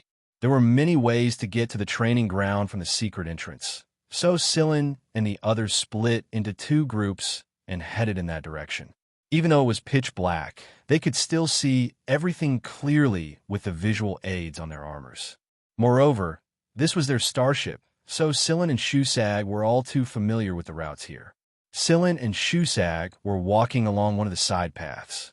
Normally, no one would pass through this path, and, judging from the scent and the traces they left behind, none of the navigators or the squadron who had taken over this place had passed through this path. The Eighth Fleet and the navigators didn't pass through here, but that didn't mean the others didn't. Perched on Silen's shoulder, Huimao sniffed and sneezed in disgust. That smells so bad. Shusag didn't say anything. Fine, he still didn't smell anything. As they continued forward, Huimao began to move his claws. Silen knew that something was getting closer and closer. Whoosh! Wheeze jumped out from Silen's shoulder and pressed down on an object that was slithering past the passageway with its paw. Then it stomped down hard, and the object turned into a sticky puddle of water with a pop. Before Huimao could do anything, Shusag had already seen what it was. It looked like a rat, but it didn't have the fur of a rat. Instead, it was covered in a layer of metal-like armor. It didn't reflect any light in the dark, but it was obvious that the armor was tough. Its limbs were thick and strong, and they were far from the thin claws of a normal rat. Its claws were sharp enough to leave a mark on the metal walls of the tunnel, and when Wheeze pinned it to the ground, it opened its mouth to reveal its fangs. But before it could make a sound, Huimao stomped it to death. The thing that died under Wheeze's claws gradually turned into a puddle of watery stains. However, it was a little sticky, and its sturdy outer armor and sharp claws had melted with its death. It looked a little sticky. Shusag didn't know what it was, but it was the liquid that Silen had told them about. What a strange creature. As soon as Shusag was done sighing, he noticed that there were other similar creatures heading their way. He was about to make a move, but Silen stopped him. Let Wheeze take care of this first. Pay attention to your surroundings.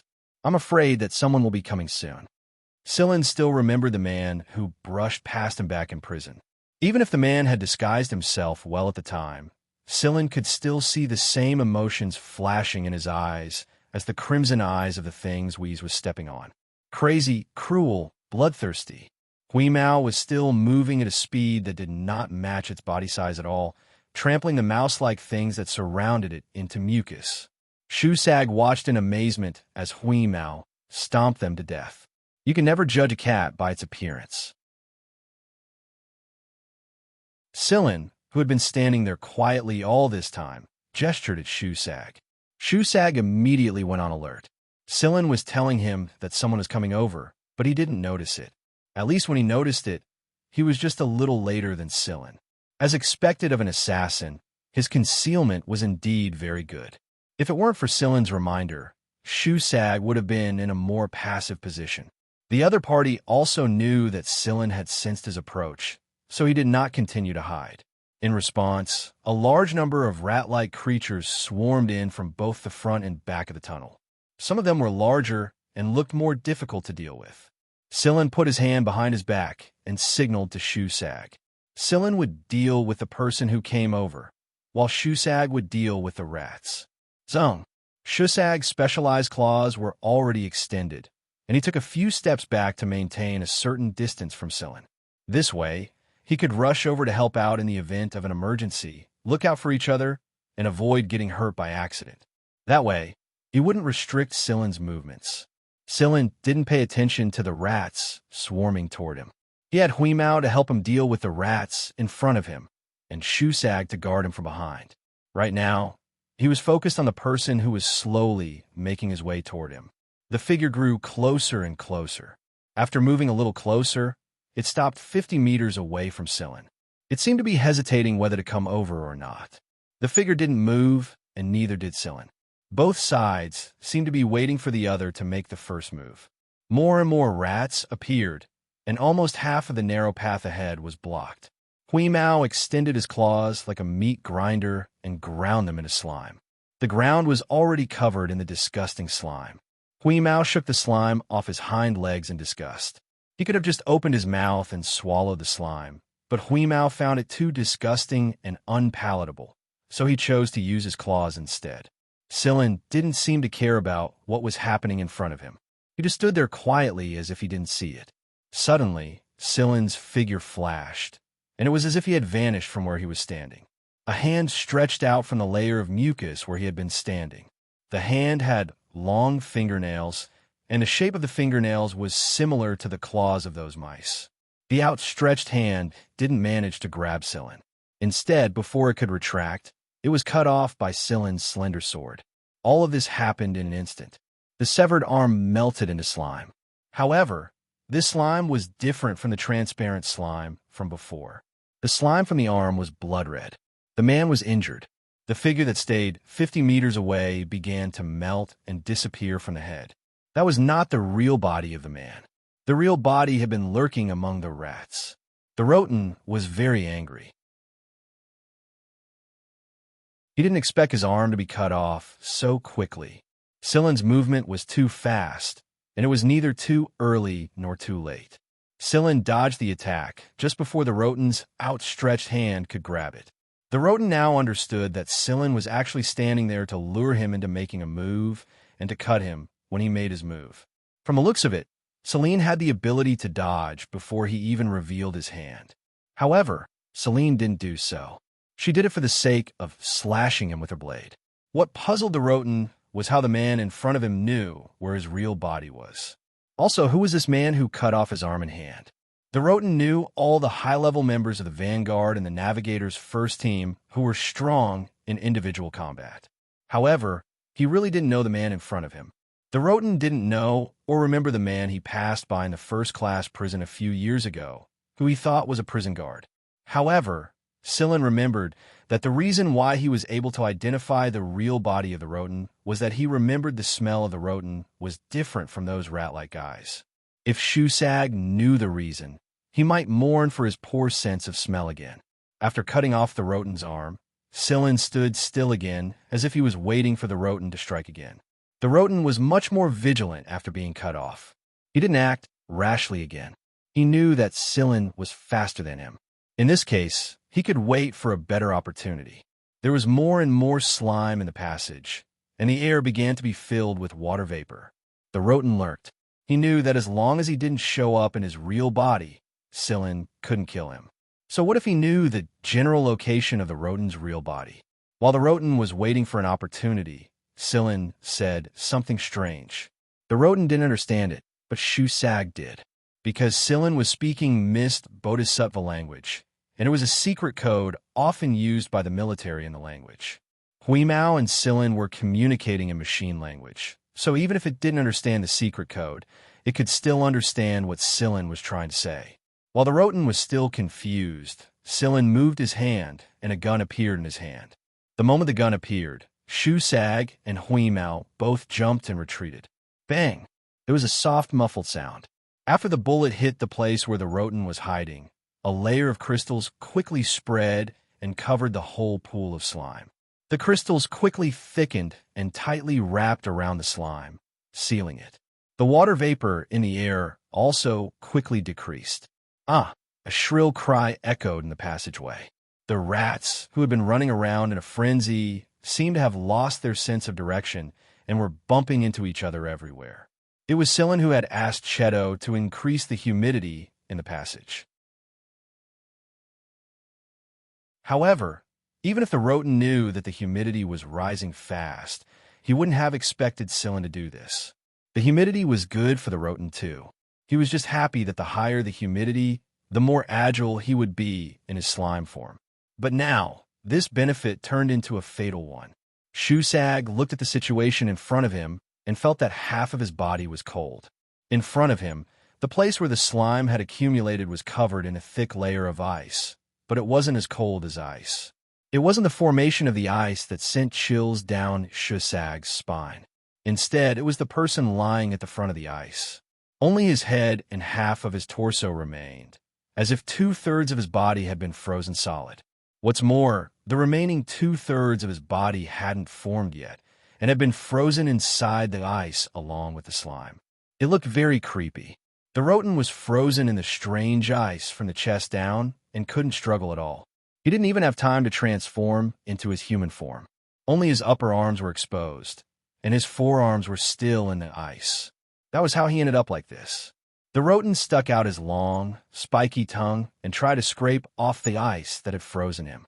But before he could do anything, a gun was pressed against his forehead. Bang! The shrill scream was still echoing in the passage, but the rats, who were bumping into each other, had turned into puddles of water. The only things left in the passage were the water stains that were gradually being cleaned up by the starship's cleaning system. After a while, The place would be cleaned up as if nothing had happened. A shrill scream rang out from the training ground. That was the shrill and horrifying cry that the Latin let out when it was frozen. It was Scyllin who had asked Cheto to play it here. Whether it was the Navigator's men who were trying to break down the door outside, or the Vanguards, a squad members who were tensed up inside the training ground, everyone stopped what they were doing at the same time when they heard the voice. Phoebe felt all the hair on her body standing on end when she heard the voice. Who? Whose voice is that? A man next to Stanley swallowed and asked in a trembling voice. A person's voice contained a lot of things. It could reflect the emotions of the person when he was screaming, and it could also reflect part of the person's ability. When the voice wasn't disguised, the unique vibration in the sound waves was like a mark that reflected the person. Stanley's forehead was covered in cold sweat. Maybe the other members didn't know who the voice belonged to, but as the deputy commander of Vanguard, he clearly knew. Stanley just couldn't believe that the Roten would make such a hysterical scream. It sounded like the last cry before death. As a killer, the Roten even hid his traces, let alone deliberately making a sound. Moreover, the voice didn't sound fake. The emotions contained in it were too strong, so strong that those who heard it could empathize with it. This was also the reason why even Stanley couldn't help but have goosebumps. Who forced the Roten to make such a sound? Who had the ability to force the Roten into such a state?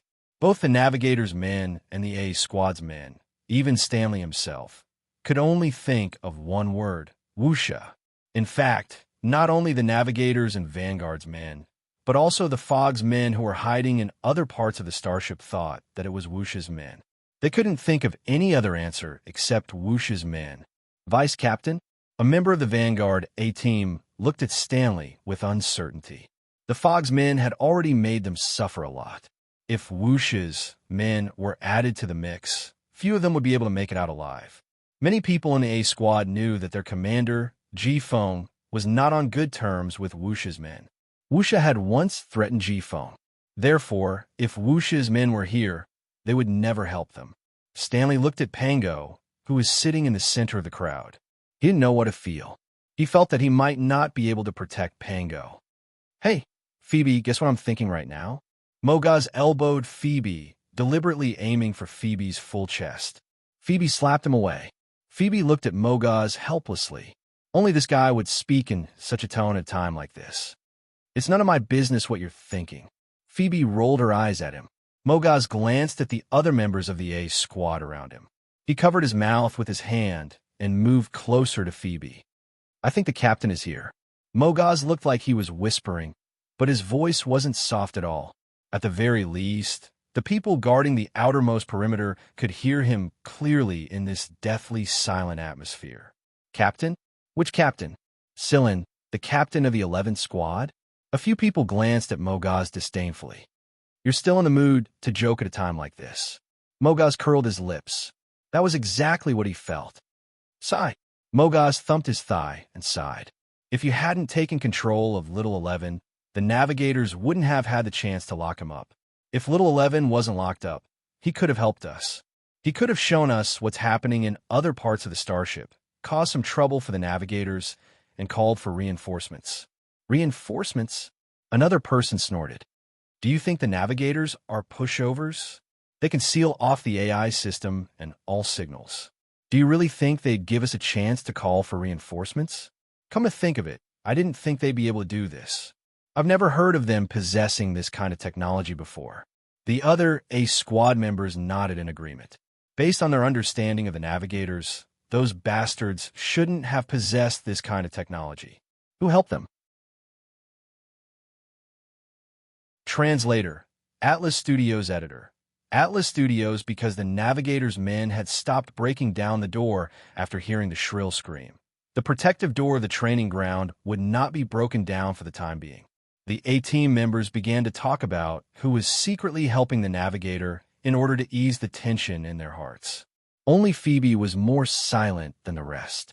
They knew that the reinforcements Mogaz was referring to weren't just the people outside the starship. He was referring to the robots lying in a secret place inside the starship. Without Little 11, Shikai, and Sillin, these robots wouldn't have made a move. Mogaz and the others didn't have the authority to order them around. They brought this upon themselves. After a brief pause, the breaking down of the door resumed. "Attention, everyone! Prepare for battle," Stanley said. The red-hot metal was particularly eye-catching in the darkness. It was also a signal that the door was about to be broken. The high-energy cutter cut through the training ground's reinforced walls one layer at a time. It was now the last layer. When a big mouth was gradually formed, everyone in the training ground raised their vigilance to the highest level and prepared themselves according to the formation arranged by Stanley. Clang! The door was kicked open, and 3 grenades were hurled inside. "Block them!" A large protective shield was activated, and several protective shields were connected to block the shockwave when the 3 grenades exploded. These 3 grenades would not be too powerful. If they blew up the entire training ground, it would give the Vanguard members a chance to escape. Therefore, the Navigator's choice of grenades was well thought out. After the grenades exploded, the protective barriers were almost completely destroyed. Kill them. Maintain formation. Laser weapons would only expose themselves in an environment like this. That was why everyone chose to use metal bullets. However, there shouldn't be any light, but after the 2 sides fired, they found that the bullets created spots of light in the middle of the 2 sides. It was as if there was a transparent energy barrier in the middle. Click, click, click. The lights in the training ground came on. Gurgle. Something rolled out of nowhere to the middle of the 2 sides and stopped near the protective barrier. Under the sudden light, the rolling thing attracted the attention of both sides. It looked like an ice cube. In this ice cube, there was the bloodthirsty and violent eyes of the rodent, and his facial expression was distorted by the pain of being frozen in half. A voice rang out in the training ground. "What should I do to you guys for messing up my starship like this?"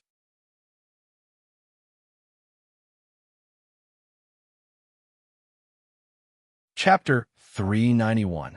The voice came from speakers in all directions of the training ground. From the moment the protective shield appeared, everyone knew that something had gone beyond their expectations. The training ground must have been equipped with a protective shield, but after the Navigator's people shut down the Starship system control, the Vanguard people trapped inside could not open the shield, and the distress signal could not be sent out. The people outside had no idea what was going on here. As long as the starship did not stop, the people outside could not easily enter the training ground.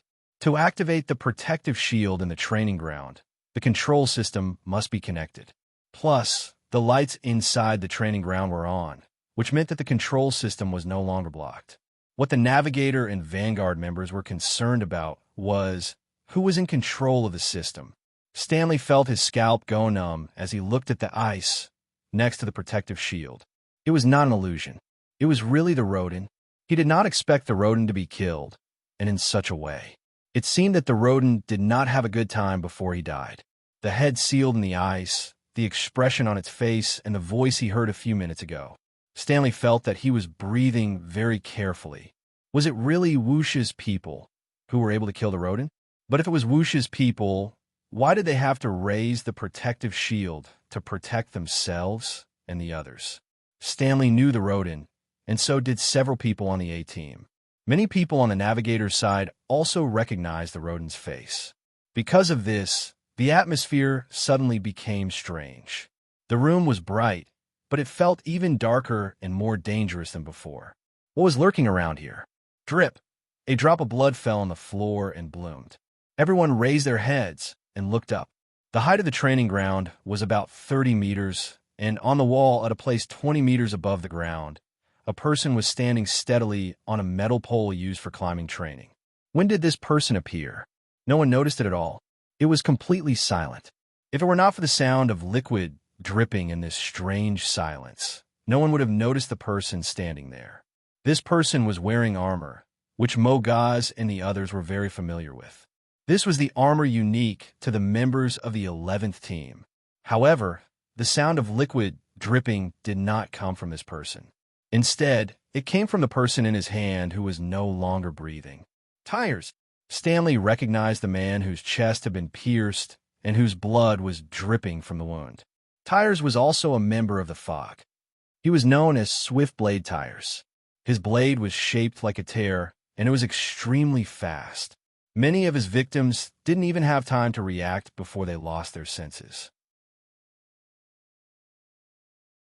Like the Rodin, Tires had caused a lot of trouble for the A-Team not long ago and caused them heavy losses.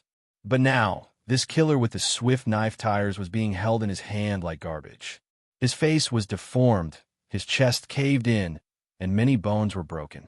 First, it was Rodden's head, then Swift Blade Tires. The two Fog killers were slaughtered one after another. Even the navigators, who thought they were well prepared, felt that things had gone beyond their expectations. In contrast to Stanley and Navigator's worry and anxiety, Mogaz and the others were much more relaxed. At the very least, the people who came were on his side, and not Wuxia or other enemies. "Captain," Mogaz jumped for joy. "It really is you guys." Phoebe and the others were also overjoyed, but they didn't jump to their feet like Mogaz. Mogaz was so excited that he felt like he was the one who had killed 2 Mist members in a row. He was so happy that he couldn't care less about Stanley's glare and giggled to himself. Stanley's eyebrows twitched. He ignored Mogaz and turned his attention to the man perched on the metal pole. "Sillin," Stanley asked. The voice that came from a speaker just now belonged to Sillin. However, Stanley's mood was completely different now. Why did Sillin appear at this time? How did he get in? The man perched on the metal pole didn't say anything. He loosened his grip and tossed Tires to the ground. Tires, who was in free fall, smashed into the hard floor of the training ground with a bang. Everyone in the training ground tensed up with this sound, and their hearts trembled. Someone on Navigator's side quickly pulled out a gun and fired at them the moment he let go of Tires. Over there was no protective barrier. The barrier only surrounded the center of the training ground in a cylindrical shape. The man perched on a metal pole was outside the barrier. The shooting was almost silent. In addition, the person who fired the shot was a veteran. He grasped the timing and had sufficient accuracy. However, when the bullet hit the person on the metal pole, it made a clanging sound, and then the bullet bounced off. The man on the metal pole was completely unharmed. Bulletproof armor. That was what everyone thought. As soon as they realized the bulletproof armor's function, the leader of Navigator's team felt a chill run down his spine.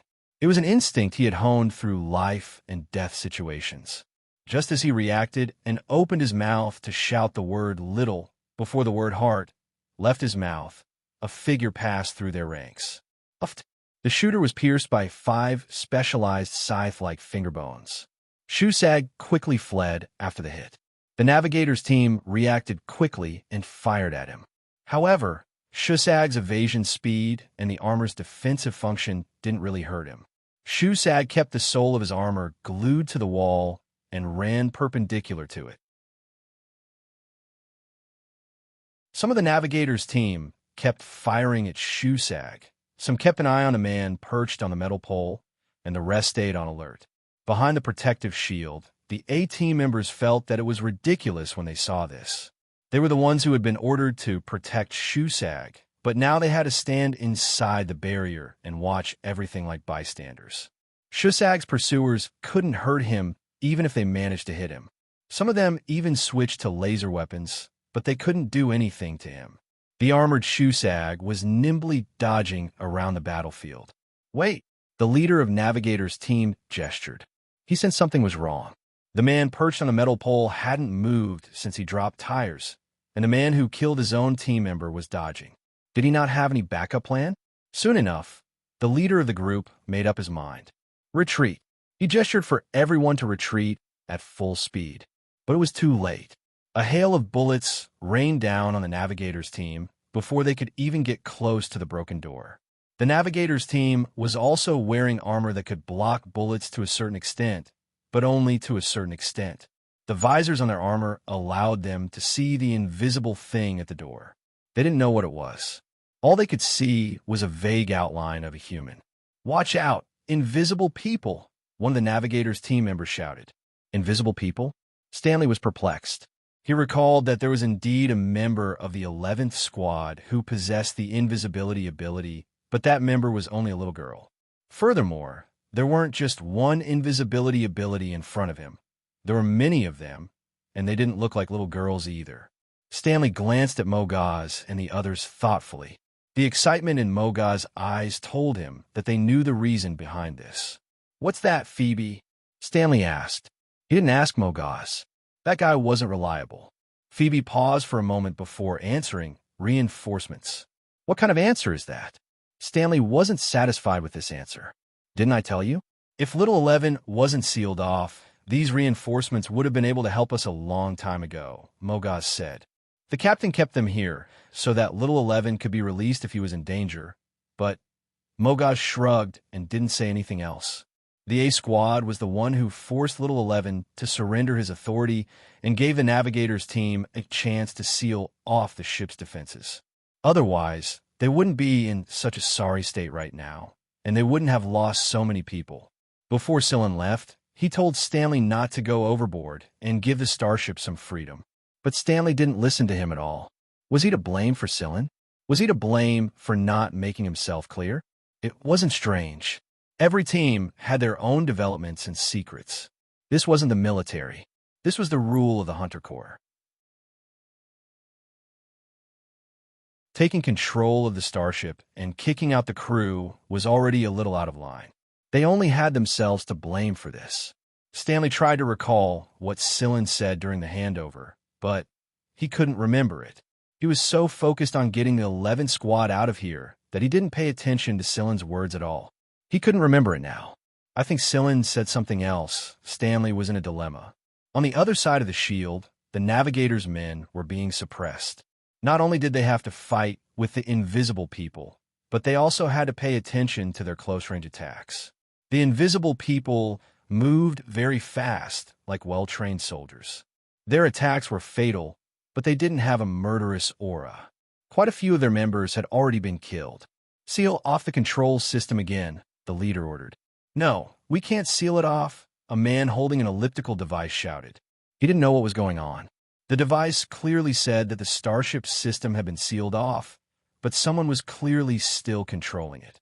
Screech, the leader of the Navigators, slashed an invisible man in half. As soon as they clashed, they realized that these invisible men were not afraid of bullets. The threat of bullets to these invisible men was limited. Therefore, when it came to close combat, they would just use lightsabers or other cold weapons. The invisible man that was split in half revealed his physical body, but what shocked everyone was that what was revealed from the cross-section of the severed body was not the flesh of a human, but machinery. They're robots. Fuck, why are there robots here? Why were there so many robots here? Also, why were their movements and combat techniques so similar to humans? Were they from the Robert family? Everyone thought of the Robert family immediately. Mogaz grew even more smug when he saw everyone's reaction. Phoebe curled her lips in annoyance. But to be honest, this did give her a sense of pride. The Robert family wasn't the only ones with robots like this. Wuxia wasn't the only ones who could fight against the mist, and the A Squad wasn't the only ones who could do great things. The 11th Squad can do it all the same. The robots were enough of a headache for the Navigators, but what happened next was even more frustrating. The gravitational field was suddenly deactivated. Without the sudden loss of gravity, the Navigators didn't even have time to react before 7 of them were killed by the flying robots. It looked like a one-sided massacre. The Navigators tried to break out of the encirclement, but when they finally did, they were smashed into the wall and flattened to a pulp. A giant door god stood guard at the entrance. Xianxia's body swelled several times in size after his transformation. His fleshy hands were as hard as steel, and his reflexes were quick and agile. He killed a person with a single slap.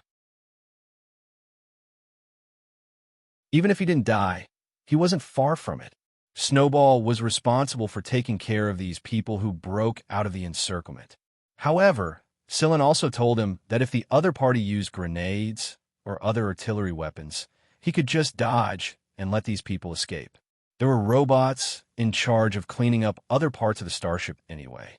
Xianxia was responsible for taking care of the escapees while Mogaz was yelling at the other side of the barrier.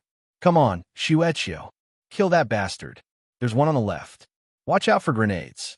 Behind, two of them have escaped. Veins popped out on Stanley's forehead. He wanted nothing more than to tape Mogaz's mouth shut. Just as Stanley was about to lose his temper, Mogaz suddenly stopped and muttered, "That's weird. Why isn't Mr. Cat here?" Phoebe and the others were curious as well. Given the cat's personality, it wouldn't miss out on a chance to vent its anger and show off. If Scylla was here, then Mr. Cat must be here as well. But what was the cat doing? Who's Mr. Cat? A member of the A squad couldn't hold it in any longer. Every single person in the 11th squad, or even Inhuman, was shocking to them.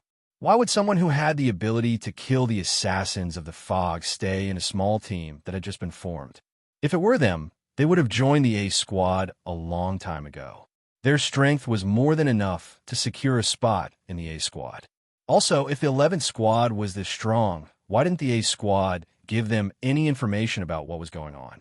Mr. Cat is Mr. Cat, our captain's pet, Mogaz answered.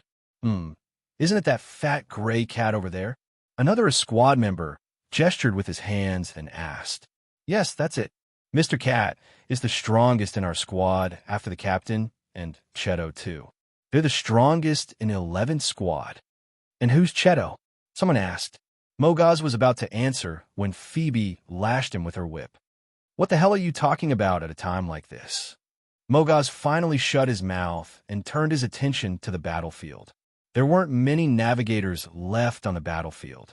7 or 8 of them had broken out of the encirclement, and the rest had either been killed by the robots or killed by Xianxia. The leader of the navigators team was still here. He and a few other team members held back the androids and killed a few androids. It had to be said that the strength of this leader was really good. It was at this moment Stanley noticed that the man standing on the metal pole had finally moved. Since there was no gravity, he used the thrusters on his armor to fly toward the leader. In the blink of an eye, he appeared in front of the leader. Bang! The leader only had enough time to block the punch with his sword, but he was knocked back by the force of the blow. He might have been sent flying if his armor wasn't holding him in place. A fist-shaped dent had appeared on the sword that blocked the punch. It couldn't withstand a second attack. The remaining 3 navigators wanted to help, but before they could turn around, one of them felt a chill in his chest. He had been pierced. Shusag flung the dead navigator aside and went on to finish off the remaining 2. Crack! Crack! Bang! The leader of the navigators was pinned against the wall by Cheto's neck. Both of his arms were broken, and several of his ribs were broken. Crack! The sound of bones breaking entered the battlefield again. The leader's neck had been broken. The moment the leader breathed his last, the person who was strangling him quickly retreated. Boom! The place had exploded. In fact, the leader wanted to detonate another bomb, which was placed near the energy cabin. As long as the leader gave the order or his own heartbeat stopped, the bomb would be detonated and the entire starship would be blown up. However, when he was grabbed by the neck and knew that he would not be able to live for long, he gave the order to detonate the bomb, but he did not find any movement. He didn't have time to react. The hands around his neck were already pressing down on him. A heartbeat stop was the only way to detonate the small bomb. Even so, the explosion shook the entire training ground like crazy. If it weren't for the protective barrier around the training ground, Mogaz and the others would have been caught in it already. Shusag and Xianxia had flown away and found cover before the explosion happened, so they weren't hurt at all. Hey, Captain, are you all right? Mogaz shouted at the messy training ground. Everyone turned to look at him as well. Not even armor could protect them from a bomb of this magnitude at such a close distance. The gravity system had been reactivated, and the smoke and dust from the explosion was slowly dissipating. A man walked out of the smoke and dust and grew clearer and clearer as Mogaz shouted. As the figure walked out, everyone saw the electric light flashing on the figure's body. Mogaz's mouth fell open. Cheto, where was Scylla? If this man was Cheto, then where was Scylla?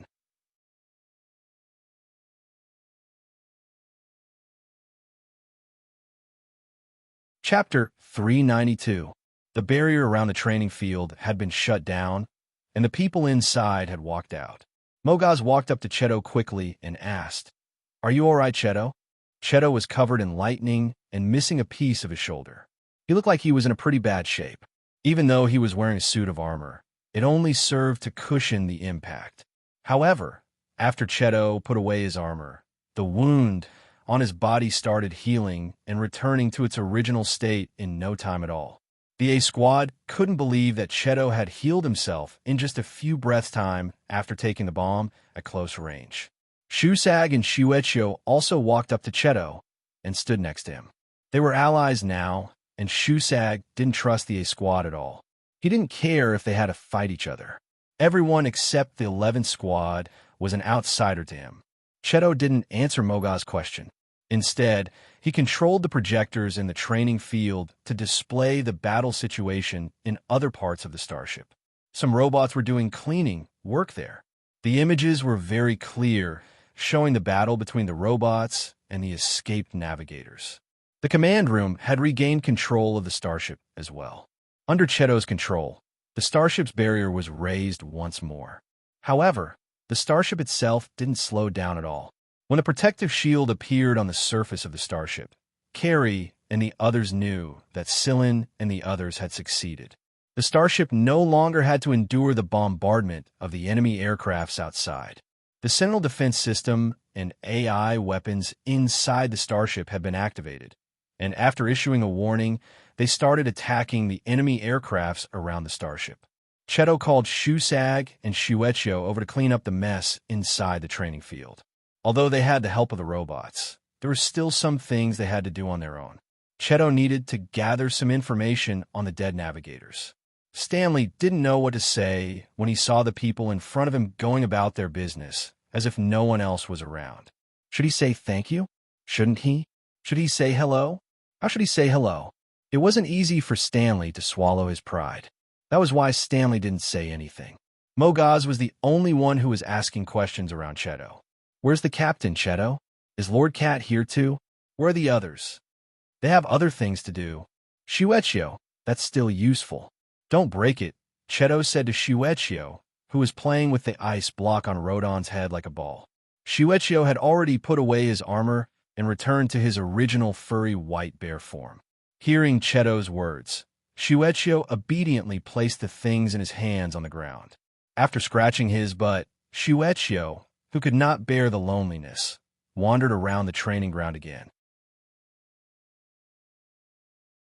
He confiscated the firearms, lightsaber, and other tools left behind by Navigator to fill up his toy library.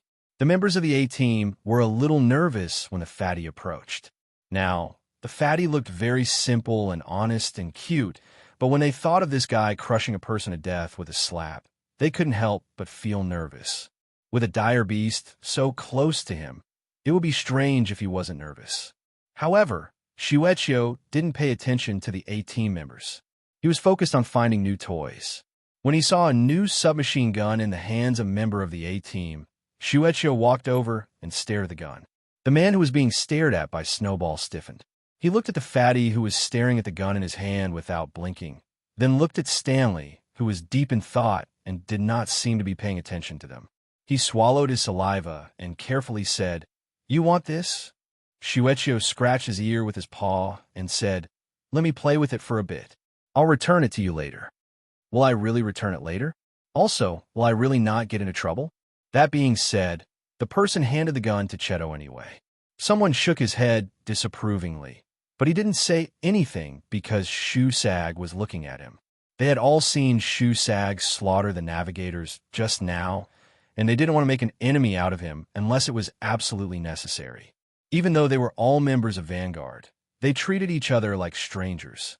In fact, everyone in the A-Team was confused by the fact that the strongest members of the 11th Squad were Sillin, Cheto, and Lord Cat. Shusag wasn't mentioned. They had seen Cheto's strength for themselves, and they had a better understanding of Shusag's. If everyone in the 11th Squad was as strong as Shusag, then they would have to reevaluate their opinion of the 11th Squad. But was Sillin really that strong? He wasn't that old, was he? Some people were wondering about the reason behind this when they were suddenly pulled back to reality by a series of gunshots. On the other side, Snowball was holding the submachine gun and shooting at the severely deformed door that was cut by the navigator. It was about 70 meters away from the door. After a series of shots, it left a circle of bullet marks on the door. It was a simple task for most people, but the white fatty in front of them wasn't a human. He was a special kind of animal, and this was just the beginning. Xianxia scratched his ears after firing the submachine gun. No one knew what he was thinking. Then, he moved his fat palms and disassembled the submachine gun just when everyone thought he was going to break in half. It was hard to imagine how Xianxia had disassembled the submachine gun with his fat and clumsy palms, but it was an undeniable fact. After disassembling the submachine gun, Xianxia studied the parts for a moment. Then, as if he had lost interest, he reassembled the parts and handed them back to the person. Compared to Tang Xiaoqiu's gun, Xianxia didn't find this one attractive at all. The person who received the submachine gun was still a little dazed. He only came back to his senses after his comrade patted him on the back. The first thing that came to his mind was, "Fuck, why did that white fatty look at me with disdain when he returned the submachine gun?" Mogaz asked about the starship again, but Cheto didn't say anything. Cheto didn't tell him where Sillin was. He could sense Sillin's current location. The reason he didn't kill the leader of the navigators right away was because he wanted to confirm that the detonation signal of the bomb in the energy cabin was successfully disrupted. It was only after the navigator gave the order to detonate the bomb and nothing happened that Cheto finally felt reassured enough to kill him. On the other side of the starship, inside a side passage leading to the energy cabin, the lights inside the starship had been turned on, so the passage was brightly lit. At this moment, a person was slowly walking toward them from the corner of the passage. Although the passage was brightly lit, it was impossible to see the person's face clearly. The person was wearing a cloak and a hat, and the light shone through the brim of the hat and cast a shadow. The person was fiddling with a device on his wrist in an attempt to contact someone, but he discovered that he couldn't send a message. The device had been disrupted. Suddenly, the device on his wrist vibrated and displayed a notification.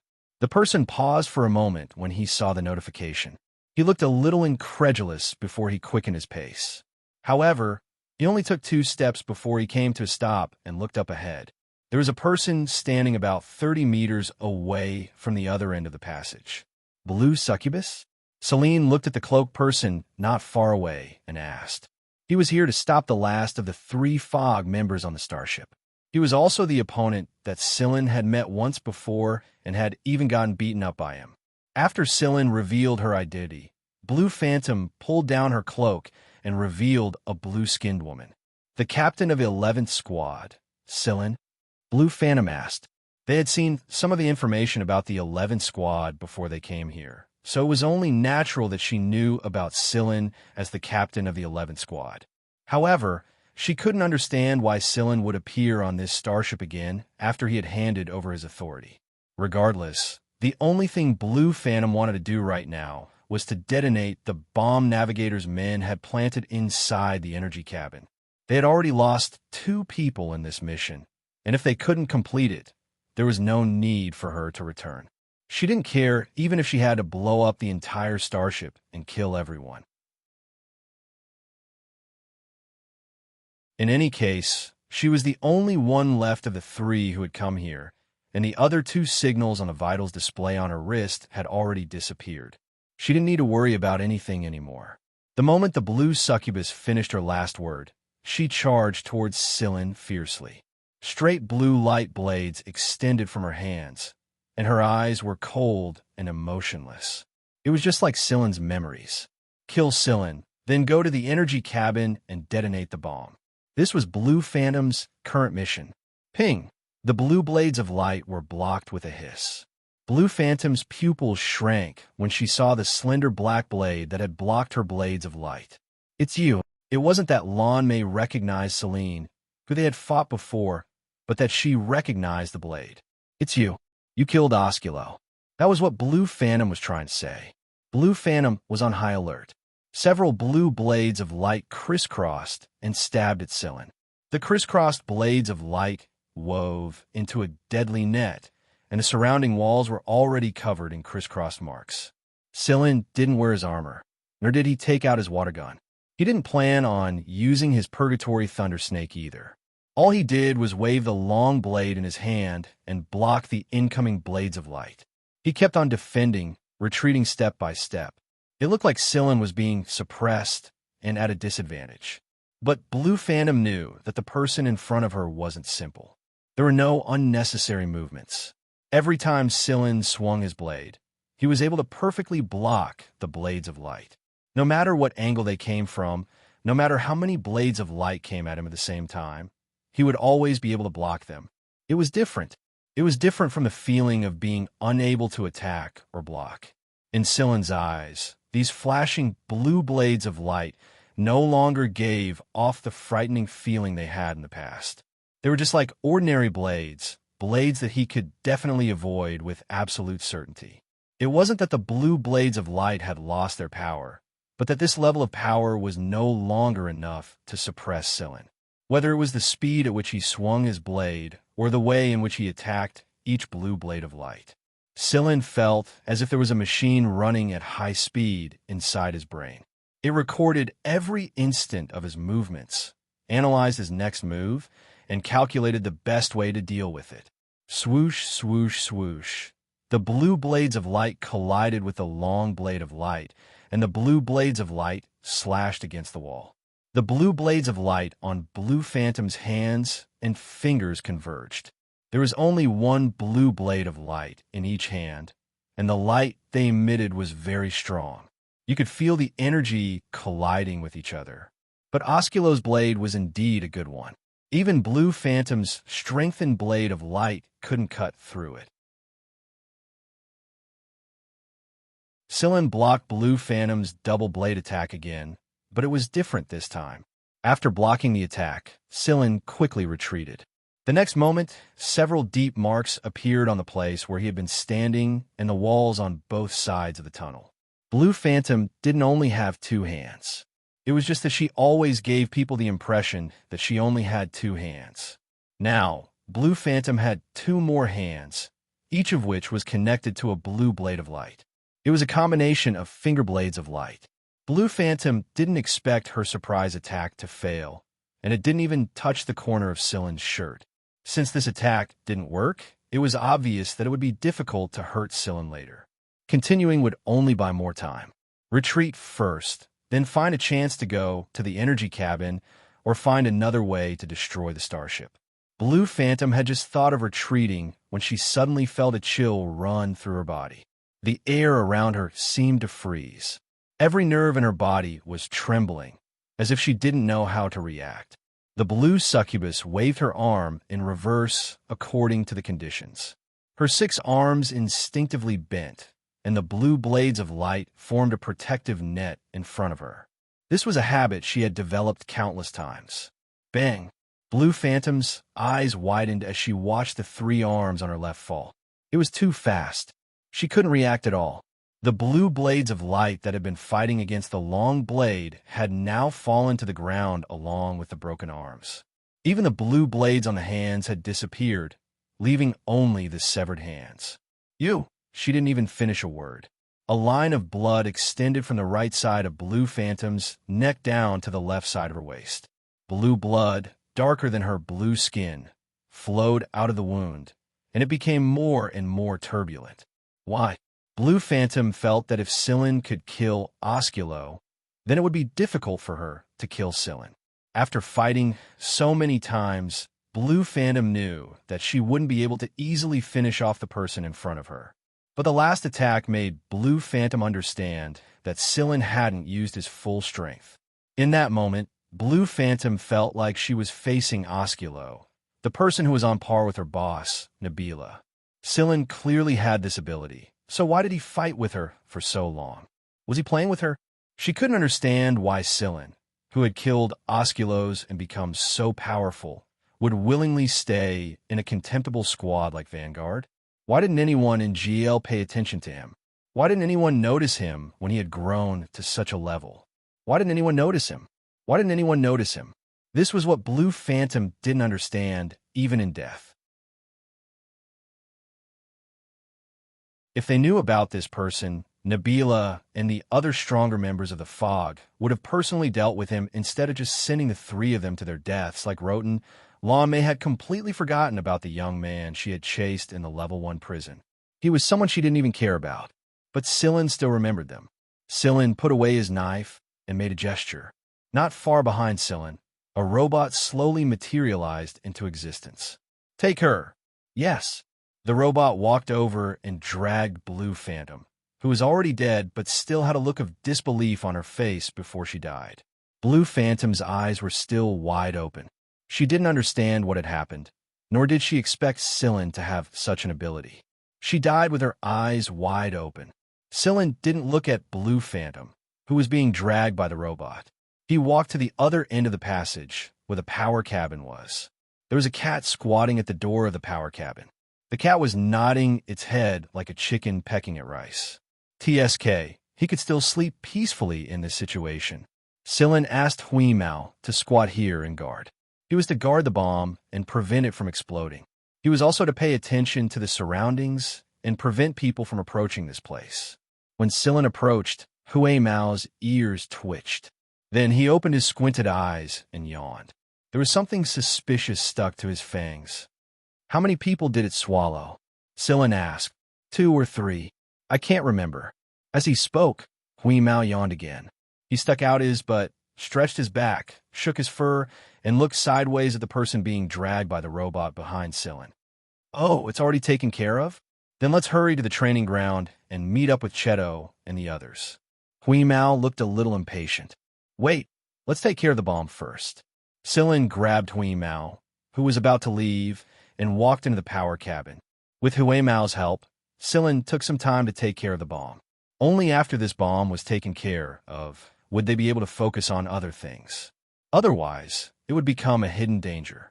Half an hour later, Sillin passed the processed bomb to another robot. The robot hugged the bomb and threw it out of the starship. After the bomb was thrown out, Sillin finally turned around and tidied up the somewhat messy power cabin. Then he grabbed Hui Mao and left. "Sillin, shouldn't we ask for compensation this time?" Hui Mao asked while waving his paws. "Yes, that's for sure." At the training ground, the Ace squad members were huddled together and discussing something. Cheto and Shusag were busy with their own things, and Shuecho was having fun on his own. Suddenly, Cheto looked at the door. Sillin is back. Everyone in the training ground followed Cheto's gaze and looked toward the door. Footsteps and the familiar voice of Fat Cat entered the room. Finally, Sillin appeared. Shusag relaxed when he saw that Sillin was safe and sound. "Hey, Captain, where are you guys going?" Mogaz was about to say something, but he choked when he saw the person being dragged by the robot behind Sillin. The other Ace squad members choked as well. That was the third one.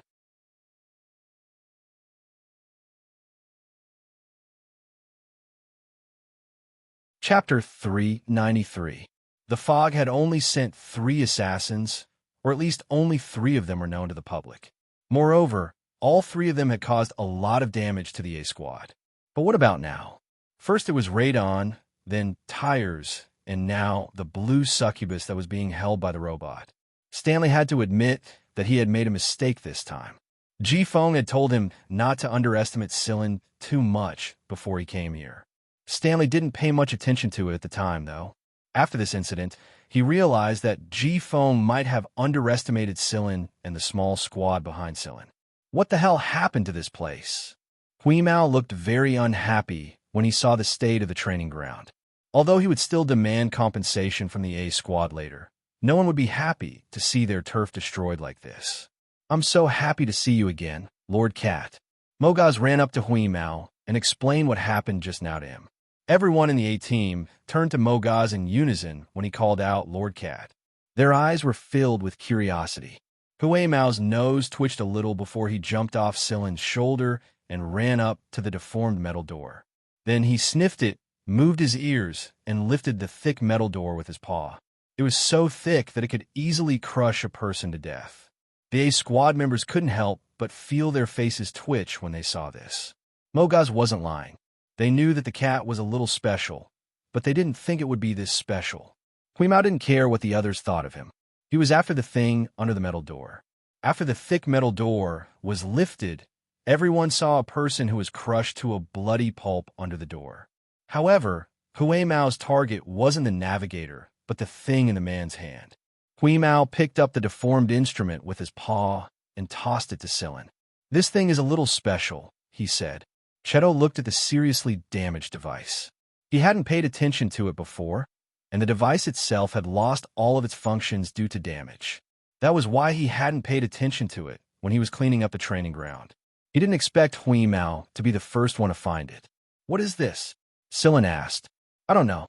Hui Mao shook its paws to get rid of the blood and debris on its paws. "It feels a little special.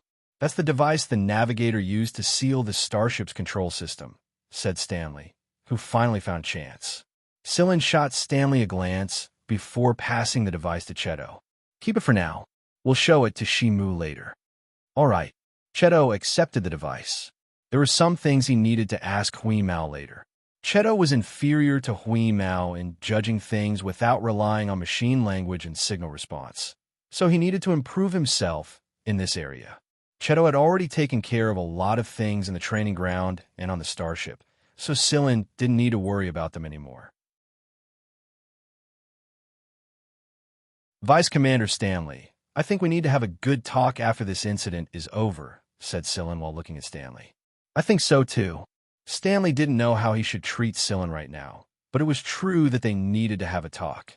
There were too many things he didn't understand about the 11th Squad, and how Vanguard should treat the 11th Squad from now on was a headache. Of course, now wasn't the time for a talk. The war between the 200 regiments wasn't over just yet. Stanley needed to ask about the Ace Squad's current situation, but he didn't know how the other higher-ups were doing right now. While Stanley was contacting the front line, Sillin went to talk to the Mogaz Quintet, especially Pango. Pango was on the missed assassination list. While Sillin was talking to Pango, Pango told Sillin about his background. It was true that Pango was Ji Feng's son, but his mother wasn't a member of Vanguard. She was a member of Wuxia. Back then, Wuxia obtained 2-star map fragments of spell. Ji Feng had one, and the other was hidden somewhere else. Pango's mother betrayed Wuxia after she found the last star map fragment and found spell with Ji Feng's help. Spell, like Tear of God, was a kind of potion. However, spell contained a whole set of genes, and this set of genes would give a person a special ability. After Pango's mother drank the gene medicine, her strength skyrocketed. Later on, during a mission, they encountered an accident. The spaceship entered a star area with an abnormal magnetic field. Coupled with the sudden outburst of stellar activity in that area, the ion storm and all sorts of other unexpected events gathered together. In order to save Ji Feng and a few of Vanguard's higher-ups, Pango's mother did her best to protect them. However, she was already 7 months pregnant at that time, and her body was greatly affected. After that crisis, Pango arrived early, but his mother couldn't open her eyes again. Saving Pango had exhausted the last of her strength. At the time, many people thought that a premature baby who cried out under such circumstances wouldn't survive even in the best nursery. However, the baby's vitality was so strong that the entire nursery exploded when he cried. Later, Ji Feng and the others discovered that the spell gene originally found in Pango's mother was successfully duplicated in Pango's body. Not only did Pango inherit his mother's and father's high-level genes, but he also had the spell gene. Pango had 2 sets of genes at the same time, and as he grew up, he also slowly fused the 2 sets of genes in his body. Unlike his mother, Pango was born with 2 sets of genes. Compared to his mother, he had a bigger advantage. The 2 sets of genes in his body were much more compatible. His mother didn't fuse the 2 sets of genes before she died. She only fused 1/3 of the genes, but Pango managed to fuse 1/3 of the genes when he was 10. Ji Feng valued this child very much, so he didn't expose him. Just like Wuxia said, Ji Feng had many children in the open, so he didn't pay too much attention to them. However, he couldn't afford to lose Pango. The higher-ups who were saved by Pango's mother also helped to keep this secret. If nothing went wrong, this child would replace Ji Feng as the next leader of Vanguard, and he would be even stronger than Ji Feng. Pango was the one who made most of his decisions. Even though he appeared to be a very easygoing person, Jifeng had never been able to persuade Pango to change his mind even once after Pango had grown up.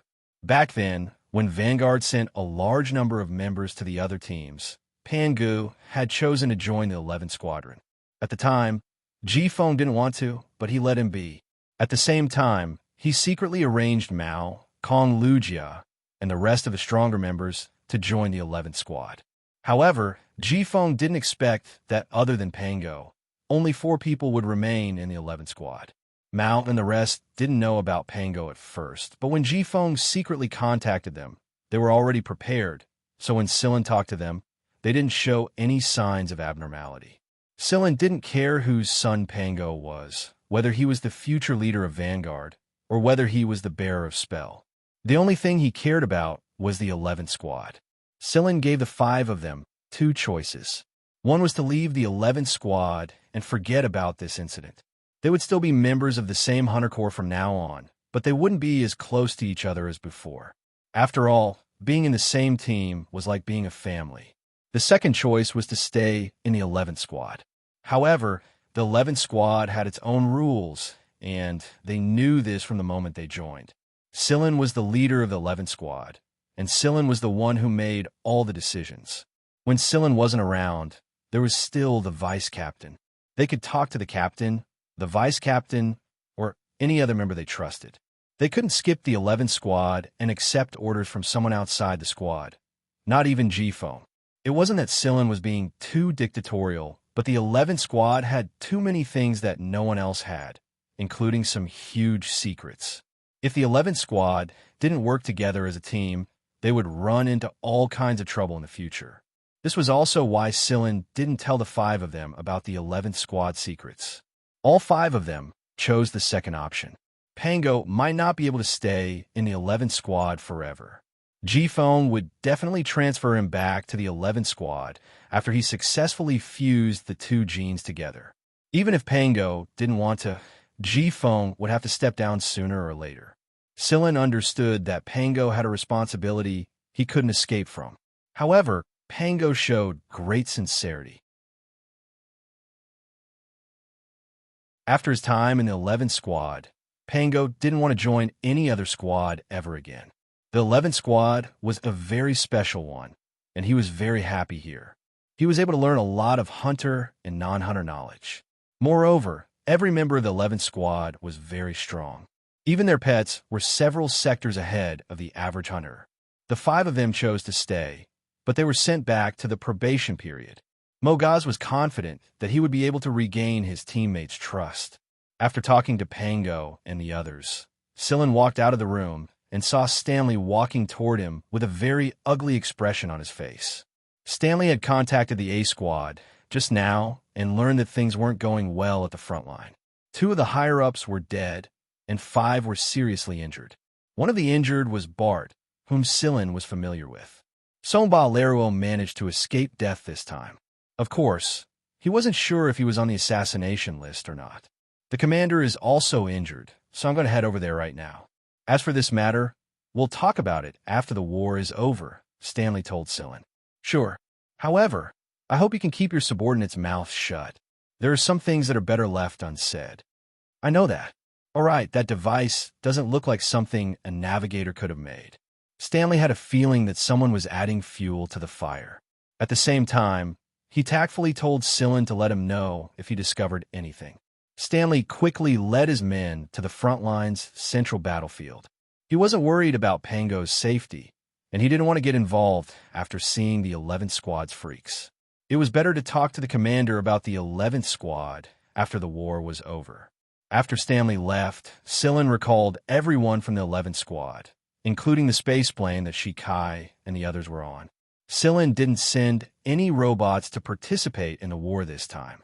First of all, there was a limit to the number of robots that could participate in the war. Some of them were still in the process of upgrading, and it wouldn't do them any good if they were forced to participate in the war. For example, the robots that fought against the navigators were stopped halfway through upgrading, so they weren't as domineering as they were against the Robert family's robots. Secondly, The Vanguard hunters might not want these metal men to join the battle. Unlike the Freedom Army, the hunters had their own way of thinking. They believed that their prey should be hunted by themselves, not to mention that the Vanguard hunters were in an advantageous position right now. A large number of robots joining the fray at a time like this would definitely upset the hunters. Moreover, I didn't trust robots. They were willing to use robots as cannon fodder, but they weren't willing to fight alongside robots. That was why Sillin didn't want to bring trouble to himself. How did my combat room collapse? Carrie roared from the other side of the room. My shooting target is paralyzed too, Tang Xianxia said with a cold expression. Thank goodness my indoor orchard wasn't trampled, Sigma said in relief. Sillin clapped his hands to silence everyone. Everyone, clean up your turf after the war and make a list. I'll ask for compensation from the A Squadron when the time comes. Will the A Squadron pay? Xiaoxiang wasn't sure. I made an agreement with Stanley when I handed over the management rights, Sillin said. Oh, let's take care of the battlefield first. Get to your positions and prepare the starship for combat. Shimu, I've placed a device in your workshop. Take care of it first. After everything was settled, Sillin walked into his own lounge. The area was well sealed, so it wasn't affected by the war. He turned on his communicator and saw an encrypted message. It was from Wuxia. After reading the message, Sillin informed Cheto, who was currently in control of the starship, that the starship's protective shield would be deactivated for 2 seconds. 2 seconds later, the shield would rise again. 2 seconds after the protective barrier was gone, Wheeze, who was huddled together with Moon and the others at the training ground and discussing about the penalty list, suddenly twitched its ears and looked around. Seeing that Cheto had gestured to it that was fine, it flicked its ears and went back to work. Not long after, Sillin opened the lounge door and let Person in. Your starship's protective measures are pretty good, I see. The Person didn't think of himself as a guest at all. He dragged a chair over, crossed his legs, and started examining Sillin's lounge. You sure aren't polite at all, Sillin said, while looking at Wuxia, who was rummaging through the food in his locker. The person sitting in the lounge was none other than the current leader of Wuxia, Wuxia. He didn't look like a leader of an assassin organization at all. Everything about him looked very ordinary. You're asking for trouble. Wuxia took out 2 bags of jerky and a couple of boxes of sweet sauce. You have a lot of good stuff here. Being close to the Food King sure is enviable. Sillin didn't answer. Instead, he looked at the white animal in Wuxia's arms. Until now, he had only communicated with Wuxia through the communicator. Now that he was seeing it with his own eyes, it felt even more different. Is it also a cyborg? Sillin asked as he looked at the little guy in Wuxia's arms. It was using its claws to chew on a piece of jerky dipped in sweet sauce that Wuxia had handed over to it. Yes, it's called ice cream. Its nickname is Lil Bing. It's cute, isn't it? Hee hee. Wuxia was like a parent showing off his child. Ice cream. Lil Bing likes to eat ice cream, so I gave it this name. It likes it very much too. Wuxia patted the head of the little guy in his arms. Ice cream, who was chewing on the jerky, squinted its eyes. No wonder Uncle Kane always had a box of ice cream to eat every time he saw him. Sillin didn't have any opinion on the name. He was now thinking about how Hui Mao would react if he saw these 2 guys eating the jerky in Sillin's locker. I heard that Commander Ji Feng is injured. Sillin said. There weren't many people who could injure or even seriously injure Ji Feng. Even if they used other tools, Ji Feng wouldn't let them get away with it easily given his experience. He won't die, Wuxia replied in an indifferent tone. Then he asked, I heard that the 3 assassins Nabila sent to this place are all dead. How did you know? Actually, there should have been 3 more people who came to their aid, but we stopped them. Wuxia didn't answer Sillin's question directly. It made sense. Blue Charm and the others couldn't send a message after Cheto regained control of the starship, so the Fog probably had a backup plan. However, it turned out that Wuxia's men were the ones who stopped Sillin. After thinking for a moment, Sillin asked, You know about Pango, don't you? What do you want to know? Did you allow her to steal the incantation and the star map fragment on purpose? Does she? He was referring to his Pango's mother. Yes, Wuxia didn't deny it. I gave it to her because she wanted it. To be honest, I don't really care about that kind of thing. I just wanted to see if she had really decided to betray us. In the end, Pango's mother really did choose to betray them. No matter how strong a person is, they can't fight against the universe. She chose the path she chose, and she must bear the consequences, including death, Kane Wuxia said calmly. Suddenly, little ice cream froze in Kane Wuxia's arms and stopped chewing. She tilted her head and looked at the door. Not long after, the door to the lounge opened, and a cat poked its head inside. Hui Mao, who was happy because of the ticket, immediately exploded when he saw the situation inside the lounge. Sillin covered his face. It looks like we're in trouble.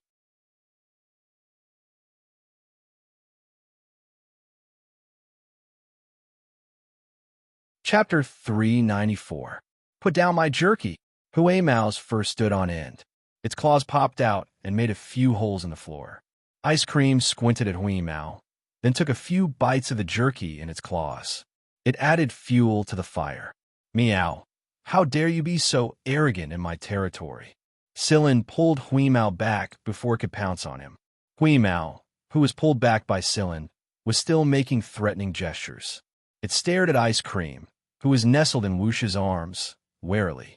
Wuxia looked at Hui Mao with interest. Sillin wasn't greedy for Olillo. He was calm, so the cat next to Sillin was definitely not bad. Hui Mao wasn't hostile to Lil Bing and Hua Xiaoheng, but it was on guard. It was only angry because Hua Xiaoheng took its food. Wuxia understood Hua Xiaoheng very well, just like how this little guy would get angry when other people in Wuxia ate Lil Bing's ice cream. If it was just on guard, it was a good sign. I'm sorry, little fat cat. We can actually pay for the food, Wuxia said. Hearing that it would pay, Hui Mao, who was struggling to pounce on it, flicked its ears. It calmed down a little, but its eyes were still vigilant. Will you really pay? Hui Mao asked. Yes. Hui Mao stretched out its claws. Double, double. Wuxia answered so quickly that Hui Mao's anger subsided a little. However, when it said that it wanted to write a fine, it was mocked by Ice Cream. Damn fatty. Stinky rat. Who are you talking about? I hate rats the most. Okay, calm down. You're a guest. Sillin scratched Hui Mao's chin. Hui Mao stared angrily at the two guys who were eating its food. It couldn't help but move its claws. Wuxia chuckled and patted the little guy in its arms. Go play. I have something to talk to Captain Sillin. Ice Cream had an unwilling look on his face as he slowly jumped out of Wuxia's arms and onto the table at the side. Sillin flicked Hui Mao's ears. Take the guest to play. We have something to talk about. Hui Mao's ears moved. Nobody knew what he was thinking. He said to Sillin, Sillin, give me my ball. When Hui Mao, ears moved, Sillin knew that Hui Mao was bullying again. Forget it. Let be. Sillin took out Hui Mao's ball and threw it over. Hui Mao bent its forelimbs and caught it nimbly. It hooked its claws and played with the ball. Ice Cream, who was squatting at the side, looked at the ball under Hui Mao's claws. It would be a lie to say that it wasn't envious. Of course, it could see that the ball was special. Hui Mao played with it. Suddenly, it picked up the ball. It jumped and flipped. It used its tail to whip the ball toward Ice Cream. Ice Cream was prepared, but it didn't dodge. Instead, it used its head to hit the ball and bounced it back. The two guys exchanged blows. The ball flew faster and faster. Ordinary people couldn't even follow it with their naked eyes. The two guys moved extremely fast. One moment, they were on the table. The next moment, they flashed to the cabinet. Hui Mao knew that the guy in front of it was a cyborg life form like itself. When it suddenly saw its own kind, it became competitive. In addition, the stinky mouse in front of it had eaten its horde. Therefore, Hui Mao's speed at whipping the ball became faster and faster. It would be best if it could teach the stinky mouse a lesson. Looking at the two guys playing with the ball, Wuxia was in a particularly good mood. The smile on its face deepened. Sillin, when did you get this? Wuxia asked. A few years ago. Celine briefly told Wuxia what had happened all those years ago, but he didn't mention anything about the white ball, leaving out some details. You're so lucky. You can encounter such a good thing while hunting. Wuxia said, I'm different from you. My family only has 10 years left. When I was in my most difficult time, this little guy helped me. My subordinate, who had been with me for 20 years, betrayed our entire organization for a man from another force. However, this animal was able to pull me back from the brink of death. If it wasn't for Little Ice, perhaps Wuxia's leader would have died. Wuxia didn't explain in detail. Sillin guessed that the confrontation between Wuxia and Fog had almost killed Wuxia. There must have been a lot of danger involved. Sillin didn't expect Wuxia to value this cyborg life form more than the members of his own organization. A human's lifespan is short. I hope that in the future, when I can't accompany it to eat ice cream anymore, I'll have a companion to talk to. Even if it's a companion to fight, it'll be fine. At least it won't be too lonely. After so many years, in the entire League of Stars, I've only found this fat cat of yours. Compared to strange creatures like Hui Mao and ice cream, the lifespan of humans was really too short. Even people with A-level genes and above, who were known to have the longest natural lifespan among humans, couldn't be compared to these creatures. After all, they were also considered robots. No one knew how long their lifespan was. How old is this cat of yours? Wuxia asked. More than 200 years. It said so itself. What about Little Ice? I don't know. There are no humans where it lives. It's a planet with a sea-level habitability. There's no advanced civilization. It doesn't know how to calculate time, and it can't speak the language of the League of Stars. Apart from hunting, it hides in its cave all day long. It's obviously very powerful, but it's afraid to see the light. When I was dragged into its cave, I thought I was going to become a chipmunk's food. I didn't expect it to make me safer, because no animal on that planet dares to enter its cave. When Wuxia was talking about these things, his eyes were gentle, as if he was talking about his precious child. Outsiders probably wouldn't expect the dignified boss of Wuxia to have such a side to him. Compared to Hui Mao, ice cream was indeed low-key, like a mouse that couldn't see the light. But what about Hui Mao? Sillin remembered that when this guy was a weak kitten, he had swallowed a few wolves while lying there. Looking at this guy's usual style, he knew that this fatty had always been arrogant.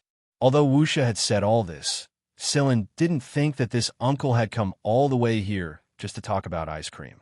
As expected, after Wuxia talked about ice cream a little more, he said, when I was searching for cyborgs, I had also focused my attention on some of the secret research labs of the League of Stars.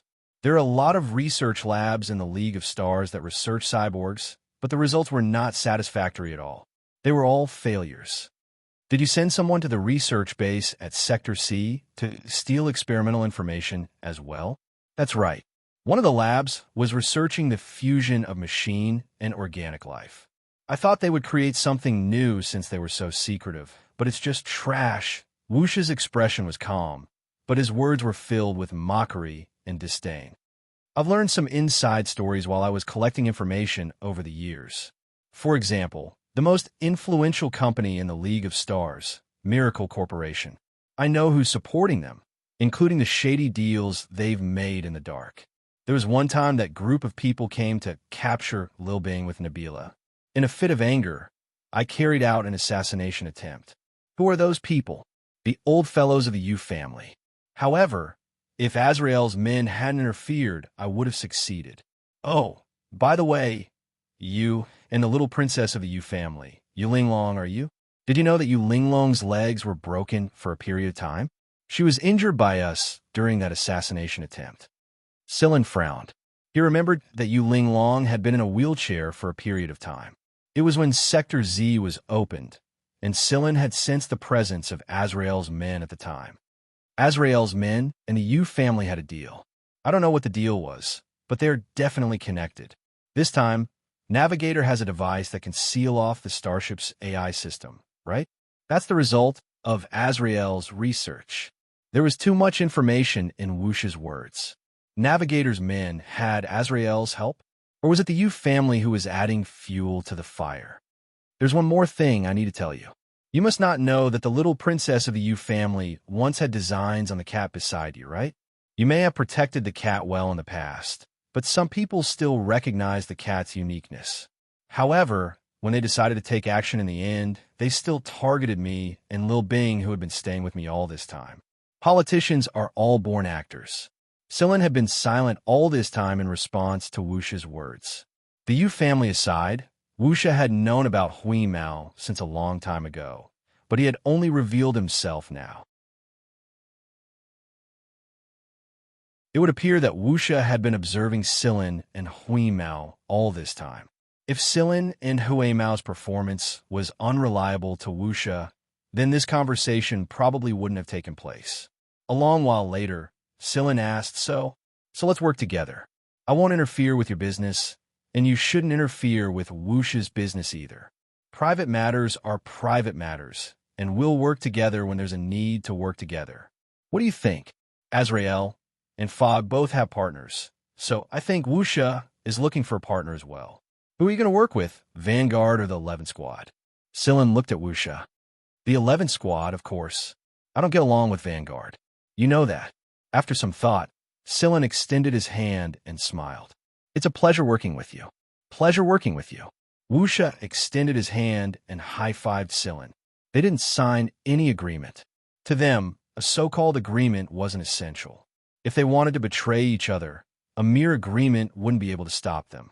While Sillin and Wuxia were conversing, the two fellows who were originally competing with each other in a ball game were now hugging each other and fighting fiercely. They kicked, clawed, and even bit each other. The tables and chairs beside them were now in pieces. It wasn't clear if they were scratched or bitten. Hee, such a good relationship. Wuxia laughed. Sillin was speechless. Both of them had bitten off a few pieces of fur. Was this a sign of a good relationship? Which kid hasn't been through a fight? Wuxia didn't seem to mind. The one you have, it's a female? Sillin asked. I think so. I think so. And I think so. They've lived together for more than 10 years. You don't even know the gender of your own kid? Wuxia looked at the communicator in his hand and saw an encrypted message. The fight is almost over. It was a pleasant conversation. Wuxia called out to Lil Bing. Ice Cream, who was fighting with Hui Mao, kicked Hui Mao away and jumped back into Wuxia's arms. Meow. I'll beat you into a dried fish next time.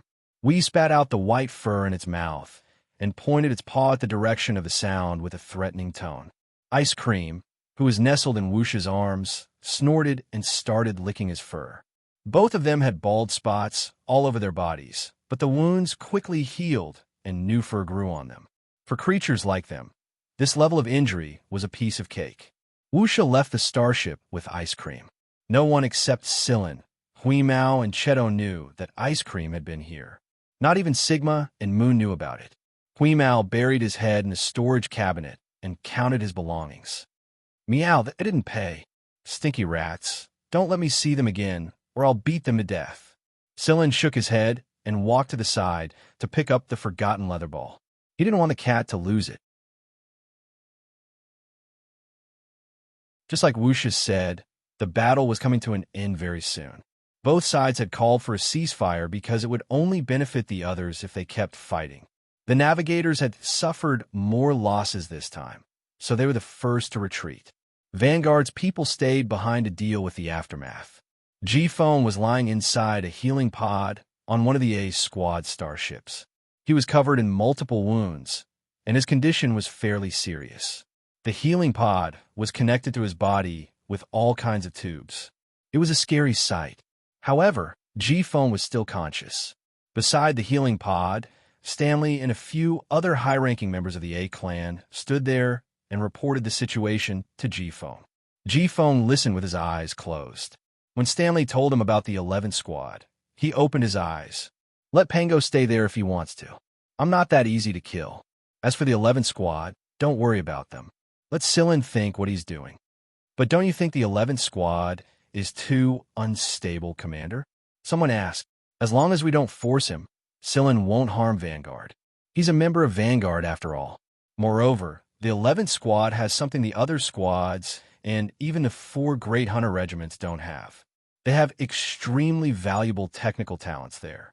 The hunter regiments had never placed much importance on technical talents. Even Communidin, who researched parasites and wrote the parasitic code, would not have made much of an impact without Nada's help. he might not even have been able to preserve the parasitic code. The technological development of the hunter regiments was limited. The four great hunter regiments didn't have much in the way of independent development. Most of them relied on trading and purchasing to acquire new technology. However, this wasn't the case for the 11th team. In this battle, the armor worn by the members of the 11th team, the fighter jets piloted by the members of the 11th team, and the members of the 11th team who were usually extremely low-key but had extraordinary abilities all left a deep impression on the A team. Ji-Feng wasn't offended by Stanley's request for compensation. Instead, he smiled. That's Silen's style. Give him as much as he wants. How do we treat the 11th squad from now on? Stanley asked. We'll treat them the same way. We don't have to do anything on purpose. Besides, they don't care what others think of them. Silen, I underestimated him. Ji-Feng closed his eyes again. He admitted that he had underestimated Silen. He wasn't the only one. Ji-Feng believed that Azrael and the other organizations had underestimated Silen as well. No one knew what Silen was capable of, but a person like him had kept a low profile throughout the chaos of the League of Stars. What was Silen trying to do? According to the information he had, Ji-Feng had always been suspicious of Silen's motives. He couldn't figure out what Silen was thinking. Silen only cared about a small number of people in Vanguard. He didn't care about the entire Vanguard. Ji-Feng knew this, so he wasn't afraid of Silen seizing power. However, he had a feeling that Silen was someone with an ulterior motive. It was just that he couldn't figure out what the kid was trying to do. Captain, the bodies of the 3 killers from Fog have been sent over by the 11th squad, Stanley said. Ji-Feng moved his fingers. I don't need to tell you how to deal with them. You guys do it. The 3 killers from Fog were to be used as a memorial to the dead members and the top executives who had been assassinated in this incident. Captain, is Silen really that powerful? Someone next to Stanley asked. Ji-Feng didn't answer. Instead, he asked Stanley to release a projection. On the screen was Lan Mei's corpse, including the long gash on her body that had almost split her body into 2 halves. From a wound on her body and the 3 hands that were cut off, she didn't even have time to react when she was hit. That is to say, Silen's attack was extremely fast and ruthless enough to kill her in one strike. How fast was it that Lan Mei didn't even have time to react? The few people standing next to the healing pod unconsciously looked at Ji-Feng. They wondered how he would fare compared to their captain. Have you figured out the cause of Roten's death? Ji-Feng asked. Stanley shook his head. Not yet. The 11th squad doesn't reveal anything. Then forget it. Ji-Feng waved his finger, indicating that there was no need to continue the research. Captain, a man came in. It was Suali, one of Ji-Feng's subordinates. Ji-Feng gestured for Stanley and the others to leave. After they left, Suali took out a secret message that he had just received. Lan Hudi? What's up with that guy? Shouldn't he be busy fighting with Heaven's Birth? Although puzzled, Gale still gave a series of passwords after Suali left. Then a projector at the side projected an image. The image was of Blue Butterfly's current leader, the person with the codename Blue Butterfly. How is it? Can you still live? The person in the video teased. Cut the crap. What's up? Yes, let's work together.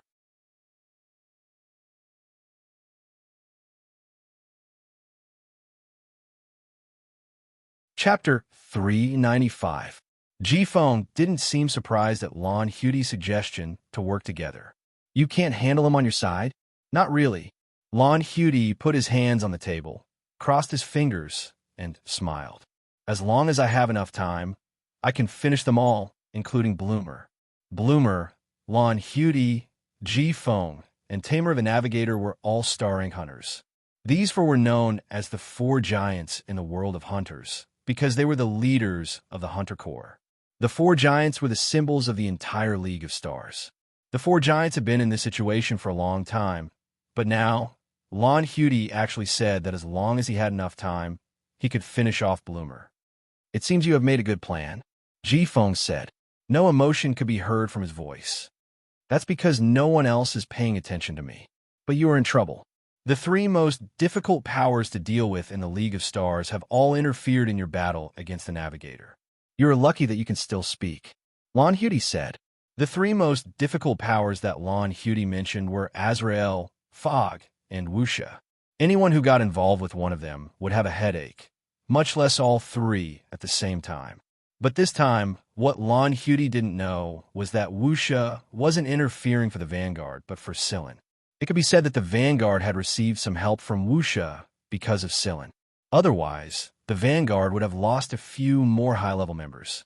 Even if they were prepared, Azrael and Fog interfered at the same time, G-Phone would be in trouble. If it was just the Navigator's people, G-Phone wouldn't have ended up in such a terrible situation. Nabila personally intervened this time? Lon Hudi asked. G-Phone didn't say anything. Nabila and Tamer attacked at the same time. G-Phone was indeed in a terrible situation. If it wasn't for Wuxia stopping Nabila, the battle wouldn't have ended so quickly. G-Phone did not answer, and Lon Hudi did not care.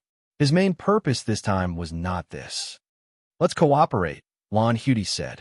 Reason: the League of Stars logo hunter group doesn't need 4. G-Phone looked at Lon Hudi. He did not expect Lon Hudi to have such an idea. Which one should I cut? There was no need for 4 hunter groups in the League of Stars, but there definitely couldn't be only 2. That way, there wouldn't be peace. In that case, only one of them could be cut off. Heaven's Birth. As for the reason, I thought you should know. G-Phone knew exactly why Lon Hudi had made such a choice. Heaven's Birth was merely working with a few scattered assassin organizations, and behind the Navigators were the people from the 3 sectors of the League of Stars. The weapons and technology used by the Navigators this time were not something they could get their hands on. Some of them were newly developed by the military. Although there were not many of them, G-Phone knew that they were from the 3 sectors of the upper 3 sectors. Although the conflict between the Navigators and the Vanguard this time was huge, there was no guarantee that the weapons and troops in their hands would be even stronger next time. It was even possible that the Navigators had changed internally. There were too many unfamiliar faces among the senior Navigators who went to negotiate this time. G-Phone already had a premonition. The Navigators were no longer the Navigators of the past. The Hunters, they were no longer pure hunters, but hounds. Those people want to attack the Hunter group through the Hunter group? G-Phone lowered his eyelids, thought for a moment, and snorted. All right, let's cut off Heaven's Birth first. While G-Phone and Lon Hudi were plotting to turn the Big 4 into the Big 3, Sillin also had a secret communication device in the starship. Long time no see, Sillin. On the communication screen, it was still that familiar face, that familiar girl with an innocent, cute, and playful smile. Long time no see, Ling Long. Sillin was in his own lounge, not letting Hui Mao in. There were some things he didn't want others to know, including Hui Mao. If Hui Mao knew something, he would probably make a fuss again. How are you guys this time? Did the 11th Squad suffer a lot of losses in the war? How are the members? From Yu Linglong's question, Sillin could tell that she was very clear about the situation here. Not bad. There were some losses, but there were no casualties. That's good. Yu Linglong smiled sweetly on the screen. Wuxia talked to me. Yu Linglong's smile faded at Sillin's words. Is that so? What did you find out? I found out a few things, like why you were in a wheelchair back then. Then he must have told you about how he almost captured your cat. Yu Linglong twirled her hair with her fingers. Do you believe him? I do. But I also believe that there's more to it than meets the eye. Yu Linglong retracted her smile and said seriously, It's true that I told my grandfather about the cat beside you, but I know that if he had to choose between you and Wuxia, he would definitely choose Wuxia. This is also the reason why I contacted you this time. Sillin didn't say anything and signaled Yu Linglong to continue. Seeing that Sillin wasn't impatient, Yu Linglong continued. You know that for families like ours, we usually choose a core member to nurture. In my generation, there are 3 candidates. In fact, there were originally 5, but the other 2 have been eliminated. Being eliminated meant either death or crippling. Among the 3 candidates now, 1 is me, and the other 2 are my eldest cousin brother and second cousin brother. The competition between the 3 of us has always been very intense, and after that incident, I knew that Nabila and my eldest cousin brother had cooperated. I knew that he would definitely choose to hide and not to lay his hands on you. Ian Unpardonable protected the cyborg very well. Because of this, Nabila wanted to use this to attack him even more, as Ian Unpardonable did not pay much attention to other things at all. Those who joined Wuxia for a short period of time, such as Judy, and those who joined for a long time but didn't get Wuxia's full trust, didn't know the secret of that cyborg. They didn't know that Wuxia had a cyborg that was known as a miracle creature by his side. They just thought that it was a precious pet that could talk and had a high IQ. Later, Wuxia took revenge on the Yu family because of this matter. My father and second cousin brother almost lost their lives. I lost both of my legs and had to recuperate for a long time. This was the result of the intervention of Azrael, and Nabila didn't help at all. And yet Bella wanted to use Ian Wuxia to kill us, causing the Yu family and Ian Wuxia to become enemies. However, his plan didn't succeed, and after that incident, my eldest cousin lost the support of a portion of the family. Even my grandfather had a bad opinion of my eldest cousin. Later, Wuxia said that no one is allowed to have any ideas about the cyborg in his possession, and no one is allowed to have any ideas about the cat in your possession. After that, my eldest brother wanted to attack your cat again. Back then, I wanted to notify you, but I couldn't contact you at all. It was as if you had disappeared. At the time, Silen had taken Hui Mao to the Mist Bodhisattva Empire and avoided a crisis. By the time he returned, the League of Stars was in chaos, and everyone was too busy to pay attention to Silen. Silen guessed that the reason he and Hui Mao were able to go so smoothly was because Wuxia had secretly helped him fend off a lot of dangers. Silen was very grateful for this. Whether or not Wuxia did it for Little Ice Cream and Wheeze, it was still a favor. As for the matter with instructor Mo Hung, I apologize. I had no choice. If I didn't act, my second cousin brother would have, and if he did, instructor Mo Hung would have suffered a lot. Silen fell silent for a moment before asking, "What are you doing this time?" On the screen, Yu Linglong stared at Silen for a while. She still couldn't understand Silen. It was the same back then, and it was the same now. Sighing, Yu Linglong said, "Right now, my strongest competitor in the Yu family is my second cousin brother. This time, he sent someone to assassinate someone, and my people can't protect him in time.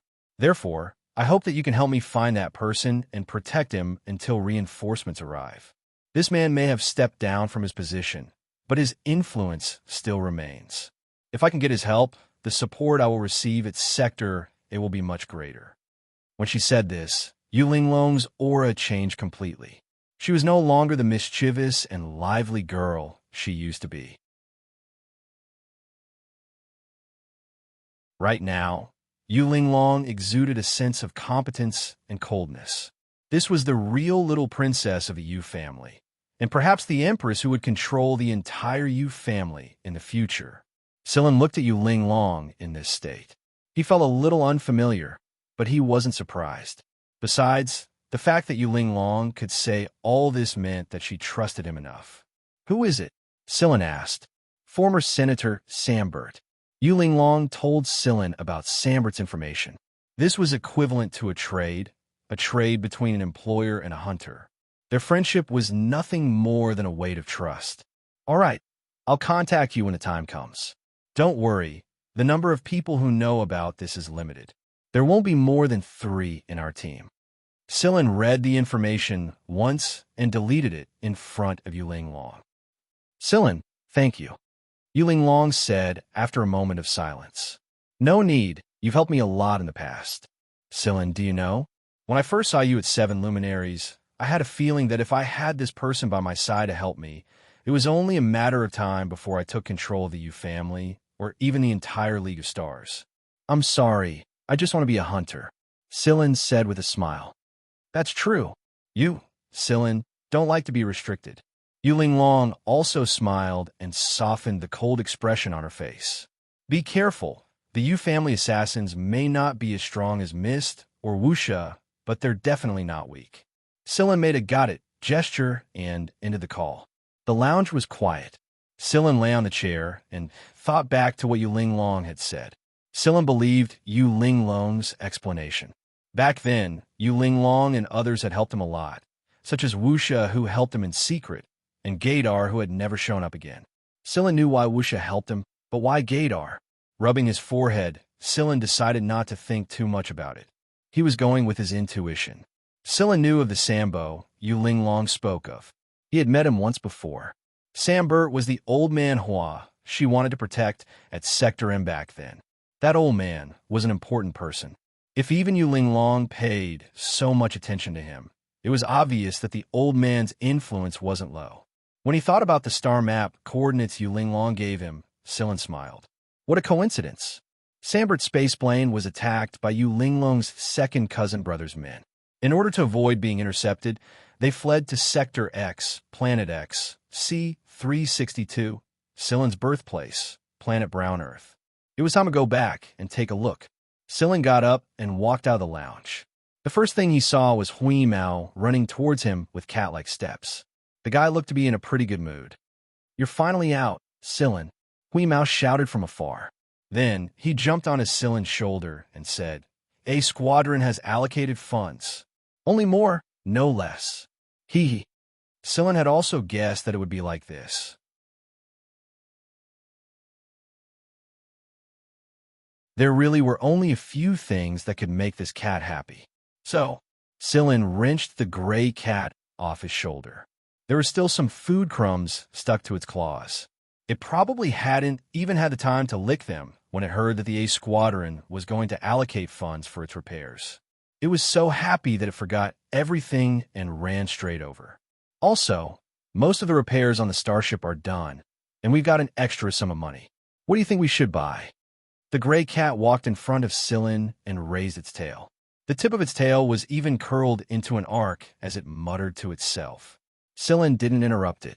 He let it ramble on for a while, or it wouldn't be able to hold itself back.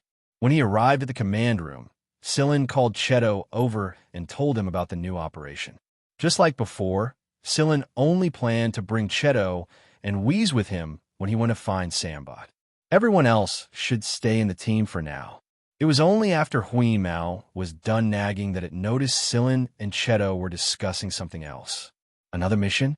Hui Mao pulled its ears to the sides in obvious displeasure. It was going to sleep for a while, and since there was a mission, it meant that it couldn't sleep anymore. However, were we going this time? Hui Mao asked. If they were going to a free trade zone, it could buy some high-grade cat food and try it as a pastime. In the end, to Hui Mao's disappointment, Sillin was going to the poor Sector X in Hui Mao's eyes. Sector X Hui Mao and Sillin had been there before, and there really wasn't much fun there. Moreover, after the League of Stars' chaos, the tourist planets were in a half-closed state, and many of the supply chains were broken. They would definitely be bored to death if they went there. Although we're only going to Sector X this time, the mission isn't simple, Sillin said. Hui Mao's ears moved, but he didn't say anything. We'll probably run into a lot of killers, Sillin said again. Hui Mao's ears perked up. It's not going to be easy, Sillin concluded. Hui Mao scratched its ears with its paw. In other words, the reward is a lot. That's right. Then let's go. When do we depart? We shook its fur. It was in high spirits, you know. At the side, Cheto. This cat deserved to be tricked by Sillin back then.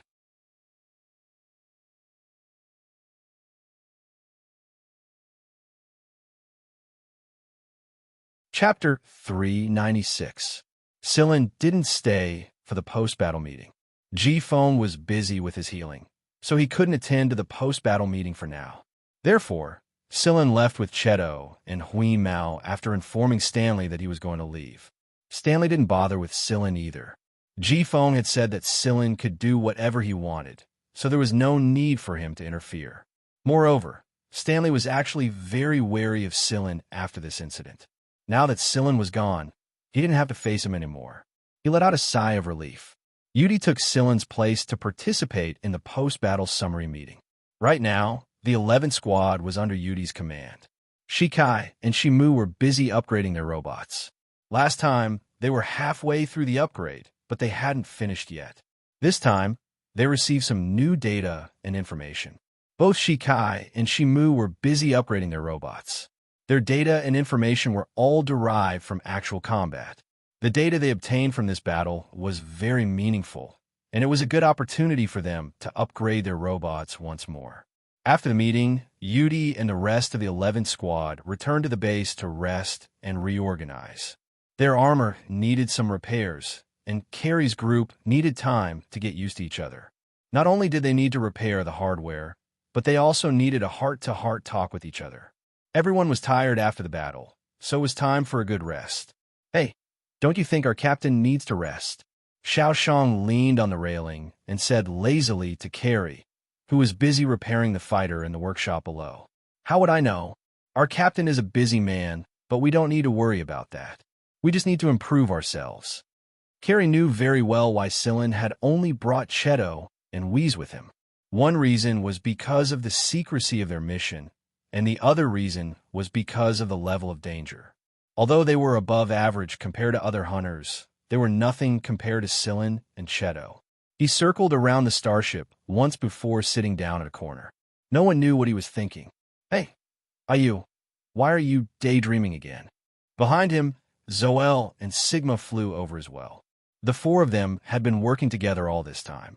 The light on Ayu's face flickered, and he said in a deep voice, "I'm thinking about life. All right, keep thinking, but don't overdo it. The starship system is still in the process of upgrading. Be careful not to ruin Little 11. You know, when we think too seriously, it will affect the surrounding machinery," Rufius said, his tone clearly rising. Zoel said coldly, "Don't say that with a smug tone. There's nothing to be proud of." Ruifia, who was feeling pleased with himself, was choked by Zol's cold water. While the 11th Squad was busy with their own business, Sillin, Cheto, and Huimao were secretly traveling to Sector X. Sector X hadn't changed much. If anything, it would be that the sector had returned to its former bleak state. There was a time when the tourism planets in Sector X were mined, and it had boosted the population and economy of the sector. Many people's lives had changed because of the tourism planets. Their labor force was cheap, but at least they finally found a way to sell it cheaply. Unlike the beginning, when they couldn't even sell their cheap labor force. When Sillin brought Huimao and Tang Xiuqiu here, Sector X was at its busiest in the last few decades. However, the liveliness didn't last long before the League of Stars of War began.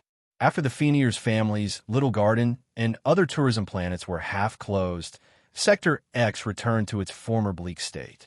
Of course, this bleak state was only relative to a trade sector. The people living in Saturn's sector were used to this bleak state since a long time ago. To them, it wasn't much of change. Sillin looked at the coded message he just received on his communicator and had Cheto drive the space plane into the planet. Sillin was all too familiar with Planet Brown Earth. He didn't even need to look at the satellite map to know which places were suitable for landing. The satellite array outside the planet was still the same as before. However, Sillin was no longer afraid of the sky eyes that the people on the planet feared. He didn't need to do anything himself. Be it Huimao or Cheto, they could easily take care of these sky eyes and avoid their surveillance. Compared to some of the more complicated surveillance equipment he had experienced before, Planet Brown Earth sky eyes looked too ordinary. After avoiding all kinds of surveillance, their small spaceplane landed in a remote and barren area. There was a forest here, and the growth of the trees wasn't good. Due to the environment, it was impossible for them to grow densely. However, for Sillin, this didn't affect their spaceplane's landing and concealment. After leaving the spaceplane, it turned invisible on its own. Very few people came to this area, and even if they did, they might not be able to discover the spaceplane parked here. "Where are we going first?" Crouching on Sillin's shoulder, Huimao moved his claws. He was getting bored again, and his claws were itchy if he didn't find something to do. Sillin looked at his communicator. Right now, Yuling Long only knew that Sambot was on this planet, but she didn't know his specific location. Unless Sambot contacted Sillin of his own accord, or Sillin found Sambot directly. The strange thing was that if Sambot's situation was really bad, he should have accepted Yulinglong's good intentions and contacted Sillin. But he didn't, which meant that Sambot's situation wasn't too bad. Moreover, Sambot was guarded against Yulinglong, so he had no intention of accepting Yulinglong's good intentions for now. It seemed that Sambot really was very dissatisfied and distrustful of the Yu family. Never mind, let's wait for a while. Sillin looked around and said, I'm going back to take a look. Ah, you mean that rundown town? Huimao had a pretty deep impression of that place. He felt that Sillin's birthplace wasn't as good as his. Yes, that's the place. Huimao's ears drooped. Although he didn't say anything, his reaction alone was enough to tell how unwilling he was. He was only enduring it for Sillin's sake. Sillin smiled and patted Huimao's head. There might be some changes this time. What changes? I don't even have a place to live, muttered Huimao. Have you forgotten? When I came here a few years ago, I bought an abandoned housing area and had people renovate it. Huimao's ears perked up the moment Sillin mentioned this. He remembered that the secret purchase was made with his help and tampered with some system data. Otherwise, it wouldn't have been so easy to take down the area without Sillin's help. Huimao snorted twice when he thought of that. Then let's go. It's free to live in my own place anyway. Cheto, is he implying that I'm going to buy cat food with the money I'm saving? Actually, Huimao wasn't just trying to save money. He knew that there was a territory that belonged to him that he hadn't marked or patrolled yet. Other than the prosperous city and civilian district, there was also a desolate area bordered by the peaceful civilian district. Sillin and the others had landed in this desolate area.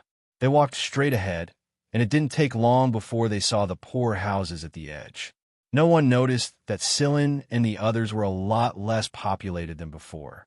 Some of the houses had collapsed, and it looked like no one had lived in them for a long time. However, in the direction of the city, there were some newly built houses. Some of the people who sold their labor at a low price had saved enough money to build a new house here. This place was close to the city, which gave them a sense of superiority. They felt that they were superior compared to the people in the center of the civilian area. The abandoned houses Sillin bought were located at the center of the civilian district. According to Sillin's design, the builders had built the place very well. After demolishing the abandoned houses, they built a big courtyard that looked similar to the one in the wilderness. The only difference was that this courtyard wasn't decorated with any fancy decorations, and the colors were a little dull. The two-story building in the courtyard wasn't very eye-catching even on a satellite map. All of this was done with Sillin's own money. He didn't use the 11 Squad's funds or Huimao's cat food money. Sillin had earned all of it by hunting and completing missions himself. Moreover, the cost of living here wasn't high to begin with, and this was the civilian district. It didn't cost much to build a place. The population here was even smaller than before. Most of the people who participated in the development of the tourist planet had migrated, and some of them had disappeared without a trace. No one knew if they were still alive or not. The rest of them squeezed into the city as much as they could, and those who couldn't fit into the city set up camp near the city. Compared to what he saw the last time he came here, there were many more abandoned houses. Huimao had already jumped into the courtyard when Sillin walked over. The protective walls of the courtyard were nothing to Huimao, and he didn't even need a key card to enter. Even though Huimao didn't like the conditions here, it was still his territory. After rubbing his scent and making some markings, Huimao jumped back onto Sillin's shoulder and pointed at the abandoned houses around them. Sillin, let's buy all of these too. Let's build a bigger courtyard. I'm going to buy all of these. Sillin didn't enter the courtyard to take a closer look. Instead, he walked in another direction. There was a small shop there. It was the tavern that Sillin rented out. The tavern's business wasn't good. One could tell from the counter that very few people came here. Laughter came from inside the tavern. It came from both adults and children. When Sillin walked into the tavern, the welcome screen at the entrance didn't light up. It had been stopped, and there was no need to waste electricity when it was so popular. Welcome, what can I do for you? A middle-aged man with green stubble walked out of the tavern. His face looked a little weathered, but he was in good spirits. There was a smile in his eyes, but when he saw Sillin, he froze for a moment and forgot what he was going to say. Long time no see, 20%. Sillin greeted him with a smile before sitting down next to a round wooden table. Cheto sat down at another table and didn't disturb Sillin and 20% conversation. Hui Mao was about to jump onto the counter and walk around when Cheto pulled him away. Sillin had rented out this tavern to 20% the first time he left. The last time he came here, the tavern's business wasn't this bad, and 20%'s life wasn't bad either. But obviously, it wasn't the same anymore. The counter was very clean, and it was obvious that the owner cleaned it every day. The wine bottles were also very clean, but some unnoticed dust at the corner exposed the truth. "It's pretty hard right now, isn't it?" Sillin said. Sillin, is it really you?" 20% finally came to himself and found it a little hard to believe. After all, it had been years since Sillin left.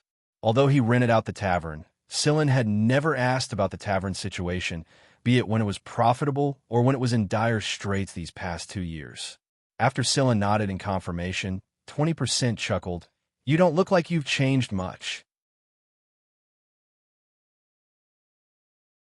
20% wasn't much older than Sillin, but now that the two of them were standing side by side, people would believe them if they said they were father and son. The difference in lifespan caused by the environment they grew up in and their genetic rank made up for this difference. Sillin chatted with 20% about the changes that had happened here in the past few years. Now, 20% was married and had a child, living the same life as his parents. 20%'s wife came out to entertain Sillin and the rest. She was a typical woman from the commoner district, but it was obvious that she treated 20% very well, and her smile was very sincere. Her son held a rag in his hand and ran behind his mother with his short legs. "Do you want to go live in the city?" Sillin asked. "No, I'm not suitable." 20%, who already had a lot of deep wrinkles, scratched his head in embarrassment. "I still think I'm more suitable here. I'm not used to living in the city." "Come, Kong, call Uncle Sillin." 20% carried his son over. Sillin and 20% were of the same generation, so the child naturally should call Sillin uncle. "Hello, Uncle Sillin." The child looked at Sillin and greeted. Actually, he felt that he should call Sillin big brother. The person in front of him looked so much younger than his father. However, he was more curious about the fat cat that was yawning on the table next to him. His eyes darted over. "So fat." "Hello, Kong. This is for you." Sillin took out the things that he had prepared from his bag. It was some snacks that he bought when he was buying cat food. Sometimes Hui Mao would use these to grind his teeth. Sillin, this 20% was embarrassed. Although he had never seen it before, he could tell that these things were very expensive. Moreover, they were all food that could not be bought in the surrounding area. The food did not attract much jealousy. The security in this area was not that good either. "It's okay. These are gifts for the little guy." Sillin pushed the things on the table towards Kong and rubbed his head. "Thank you, Uncle Sillin." Kong no longer paid attention to Hui Mao. After 20% agreed, the little guy sat obediently at the side with a pile of food. Hui Mao glared at the child who opened the packaging and started munching on the food. "That's what I use to grind my teeth when I'm bored." Seeing the fat cat on the table next to him waiting for him with its round eyes, Kong picked up a biscuit and handed it over. "Here, kitty." Hui Mao turned his head away. "Not eating. I'm angry." "Don't worry about it, Kong. Eat it yourself. It has its own cat food," said Sillin.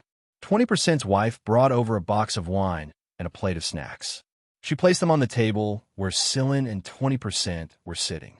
"Thank you, sister-in-law." Sillin took a bottle of wine. It was the taste of the old town. It was cheap, but it had enough flavor. It reminded Sillin of the days when he worked here. Cheto did not refuse the wine in front of him. Instead, he picked it up and took 2 sips. Hui Mao's eyes widened even more. Why is a robot drinking wine? It didn't take long for Hui Mao to notice some barely noticeable water vapor rising from Cheto's body. "Oh, sister-in-law, do you have tissues?" asked Sillin. "Yes, please wait a moment." 20%'s wife smiled apologetically. Then, she walked to the back room and passed some tissues to Sillin. "Enjoy your meal. I'll go prepare some side dishes." 20%'s wife left after saying that. She called Kong along so that he wouldn't interrupt their conversation. She knew that Sillin was the owner of this tavern, and that Sillin was the one who gave 20% a better foothold. But was he here to take back the tavern? After Second Cheng's wife and little Kong had left, Sillin gulped down a mouthful of wine and said to second chum, "You and Little Kong can increase your gene rank through genetic transformation. This way, your lifespan will naturally be a little longer. You have the highest success rate. Kong is slightly worse, but his success rate is still around 70 to 80%. 20% put down the bottle and asked, "Where's the kid's mother? She's a little special. I'm afraid her success rate is only 10% at most." Sillin had already analyzed Kang's DNA when he was rubbing his son's head. When he took the tissue, Sillin touched 20%'s wife's finger and analyzed her DNA as well. There were some things that even the most advanced medical technology couldn't change. Xianxia once said that it was called fate. Then forget it. 20% smiled. "Thank you, Sillin." 20% knew that Sillin thinks that Sillin is helping him, but he didn't force the issue. Sillin took out a bottle and a box of liquid medicine. "This is for 5 people. You can try it if you change your mind." What Celine took out was a potion he had synthesized himself. It was milder and had fewer side effects. It was suitable for people with low geno ranks. No one in a hunter regiment would use this potion because their average geno rank was above B rank. 20%'s hands trembled as he looked at the bottle and medicine on the table. This was something they didn't even dare to think about. Sillin took out another card. The rent from 20%'s deal had always been on this carry card. "I'll leave this pub to you," Sillin said. "I've already done the paperwork." Actually, the paperwork was done directly by hacking into the system. It only saved the manual verification process. No one would be able to find out, and no one would. Old David took the opportunity to emigrate. No one knew where he went.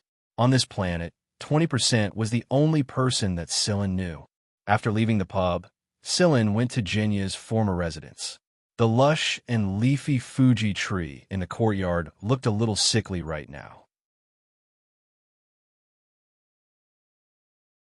The last time Sillin came over, it hadn't grown much, and now it looked even sicker than before.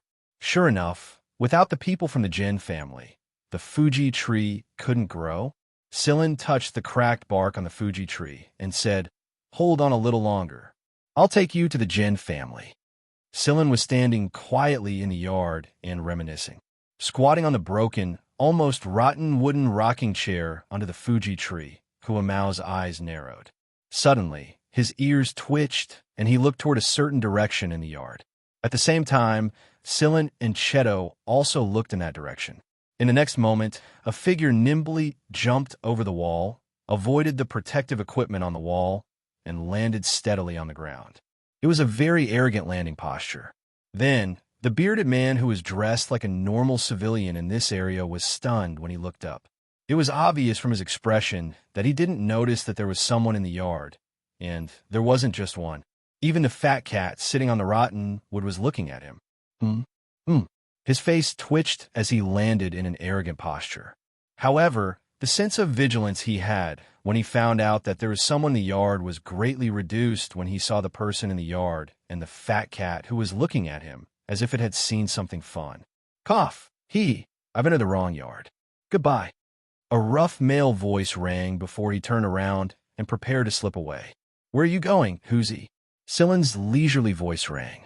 The man who was about to jump over the wall almost twisted his waist. He turned around and looked at Sillin helplessly. "You can recognize me like this?"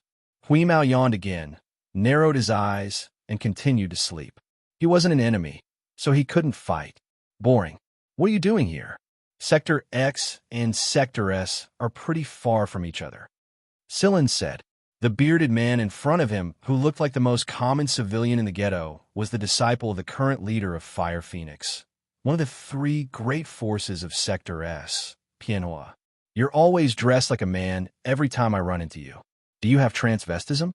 Sillin said, "Nonsense, this is called concealment, do you know?" Pianhua did not elaborate. Sillin had a feeling that there should be more to this than meets the eye. However, Pianhua was unwilling to talk about it, so Sillin did not pursue the matter any further. He said, "What are you doing here? Climbing over the wall? What about trespassing?" Pianhua stopped pretending now and walked over with a swing of his arms. "Nothing. I just saw that no one has been living here for a long time, so I was curious." Mao's nose twitched. "Don't you have a place to stay?" You need to pay to stay here, and there are so many of you. Everyone has to pay their own rent. Pianhua's eyes flashed, and then he chuckled. No, it's just me. But Sillin, what are you guys doing here? This is my birthplace. This yard belongs to my master, Sillin said. So that's how it is. You were born here. Pianhua was flabbergasted. Although he did not know much about Sillin, he knew that Sillin was a powerful person. He could not imagine that Sillin was born in such a small and broken place, and in the slums at that. So, you're just here to reminisce? Pianhua asked. Sillin looked at Pianhua. What do you want to say? Nothing. Pianhua was a little hesitant. Sangbote, Sillin said softly. Hearing Sillin's words, Pianhua suddenly raised his head. Seeing the expression in Sillin's eyes, Pianhua did not plan to hide it anymore. Yes, I've been in contact with Sangbote. Sillin was originally just probing, but when Pianhua suddenly raised his head, he knew the information in one glance. So when Sillin confirmed his guess, Pianhua also knew that he could not hide it anymore. You're really cunning. Pianhua sat next to the pile of rotten wood and flicked the cat on Huamao's ear with his finger. Huamao's flicking caused his finger to pop loudly. How did you come to be with Sangbote? Sillin asked. I met him along the way, so I gave him a hand along the way. Also, Sangbo's popularity among the people is pretty high. Back when the prison was still around, I heard some people talk about him in prison. After I came out, I also learned some things, especially the people of Sector M. They all respect Sangbote a lot. I also received a mission to protect Sangbote until he is handed over to the people who will receive him. However, Sangbote has not contacted me of his own accord, and I cannot find a specific location for now. Oh, I didn't think that the person Sangbote was talking about was you. But if it is you, I can help persuade him. After all, Sangbo's safety can be somewhat guaranteed with you around. The pursuers will soon find Sangbote's location. They have a special tracker. Pianhua stood up and casually patted the dust on his pants. How is it? All right. I will wait at this location. If Sangbote is willing to accept my help, you can take him there. Sillin gave the address of the newly built yard to Pianhua. I didn't expect you to have a place to live. I don't want anyone else to come to this yard. Sillin looked at the yard. All right. I apologize for jumping in without permission. Remembering the address, Pianhua turned around, took a few steps, and floated out. He looked very familiar with the process. I will go reinforce the surrounding protective wall system, Cheto said. Sillin nodded and then looked at the Fuji tree that did not have many leaves and frowned. Huimao stretched his back and rubbed his claws out of habit. As a result, he scratched the already broken rotten wooden chair even more. What are you thinking about again, Sillin? Huimao jumped onto Sillin's shoulder and asked while secretly rubbing the rotten with shavings on his claws on Sillin's clothes. He also rubbed a small mushroom between his toes on Sillin's collar. While the gray cat was grinning, Sillin, who was staring at the Fuji tree leaves, raised a hand and pinched the hair at the back of the gray cat's neck. His other hand patted little mushroom on his shoulder and the back of his collar. I know you're up to no good the moment you hooked your tail. All right, I've modified the yard's protective system. There are too many loopholes, so it took a lot of time, Cheto said after walking out of the yard. If anyone else heard this, it would be strange if they didn't vomit blood in anger. It took less than 2 minutes, and you call it took a lot of time? If it were anyone else, it would probably take half a day. Looking at the almost bald and withered Fuji tree again, Sillin grabbed Huimao, turned around, and walked towards the door. Let's go over there. Sillin waited in the new courtyard all the way until nighttime. Pianhua finally brought Sangbo over quietly. There were also 5 people following Sangbo over. They were Sangbo's bodyguards. One of the bodyguards was heavily injured, and the other 2 were lightly injured. Those who weren't injured also looked tired, including Sambird. Only Pianhua looked very energetic. Sillin, I know you. You saved me once, Sambot said to Sillin. If he didn't know that the person who came was Sillin, Sambot wouldn't have agreed so quickly. As for the reason he came at night, it was to avoid some eyes and ears. I'm also very happy to see you again, Sillin said. You're tuning in to the Eternal Immortal Ballad YouTube channel. Don't forget to subscribe and join us on this journey to catch the most captivating stories.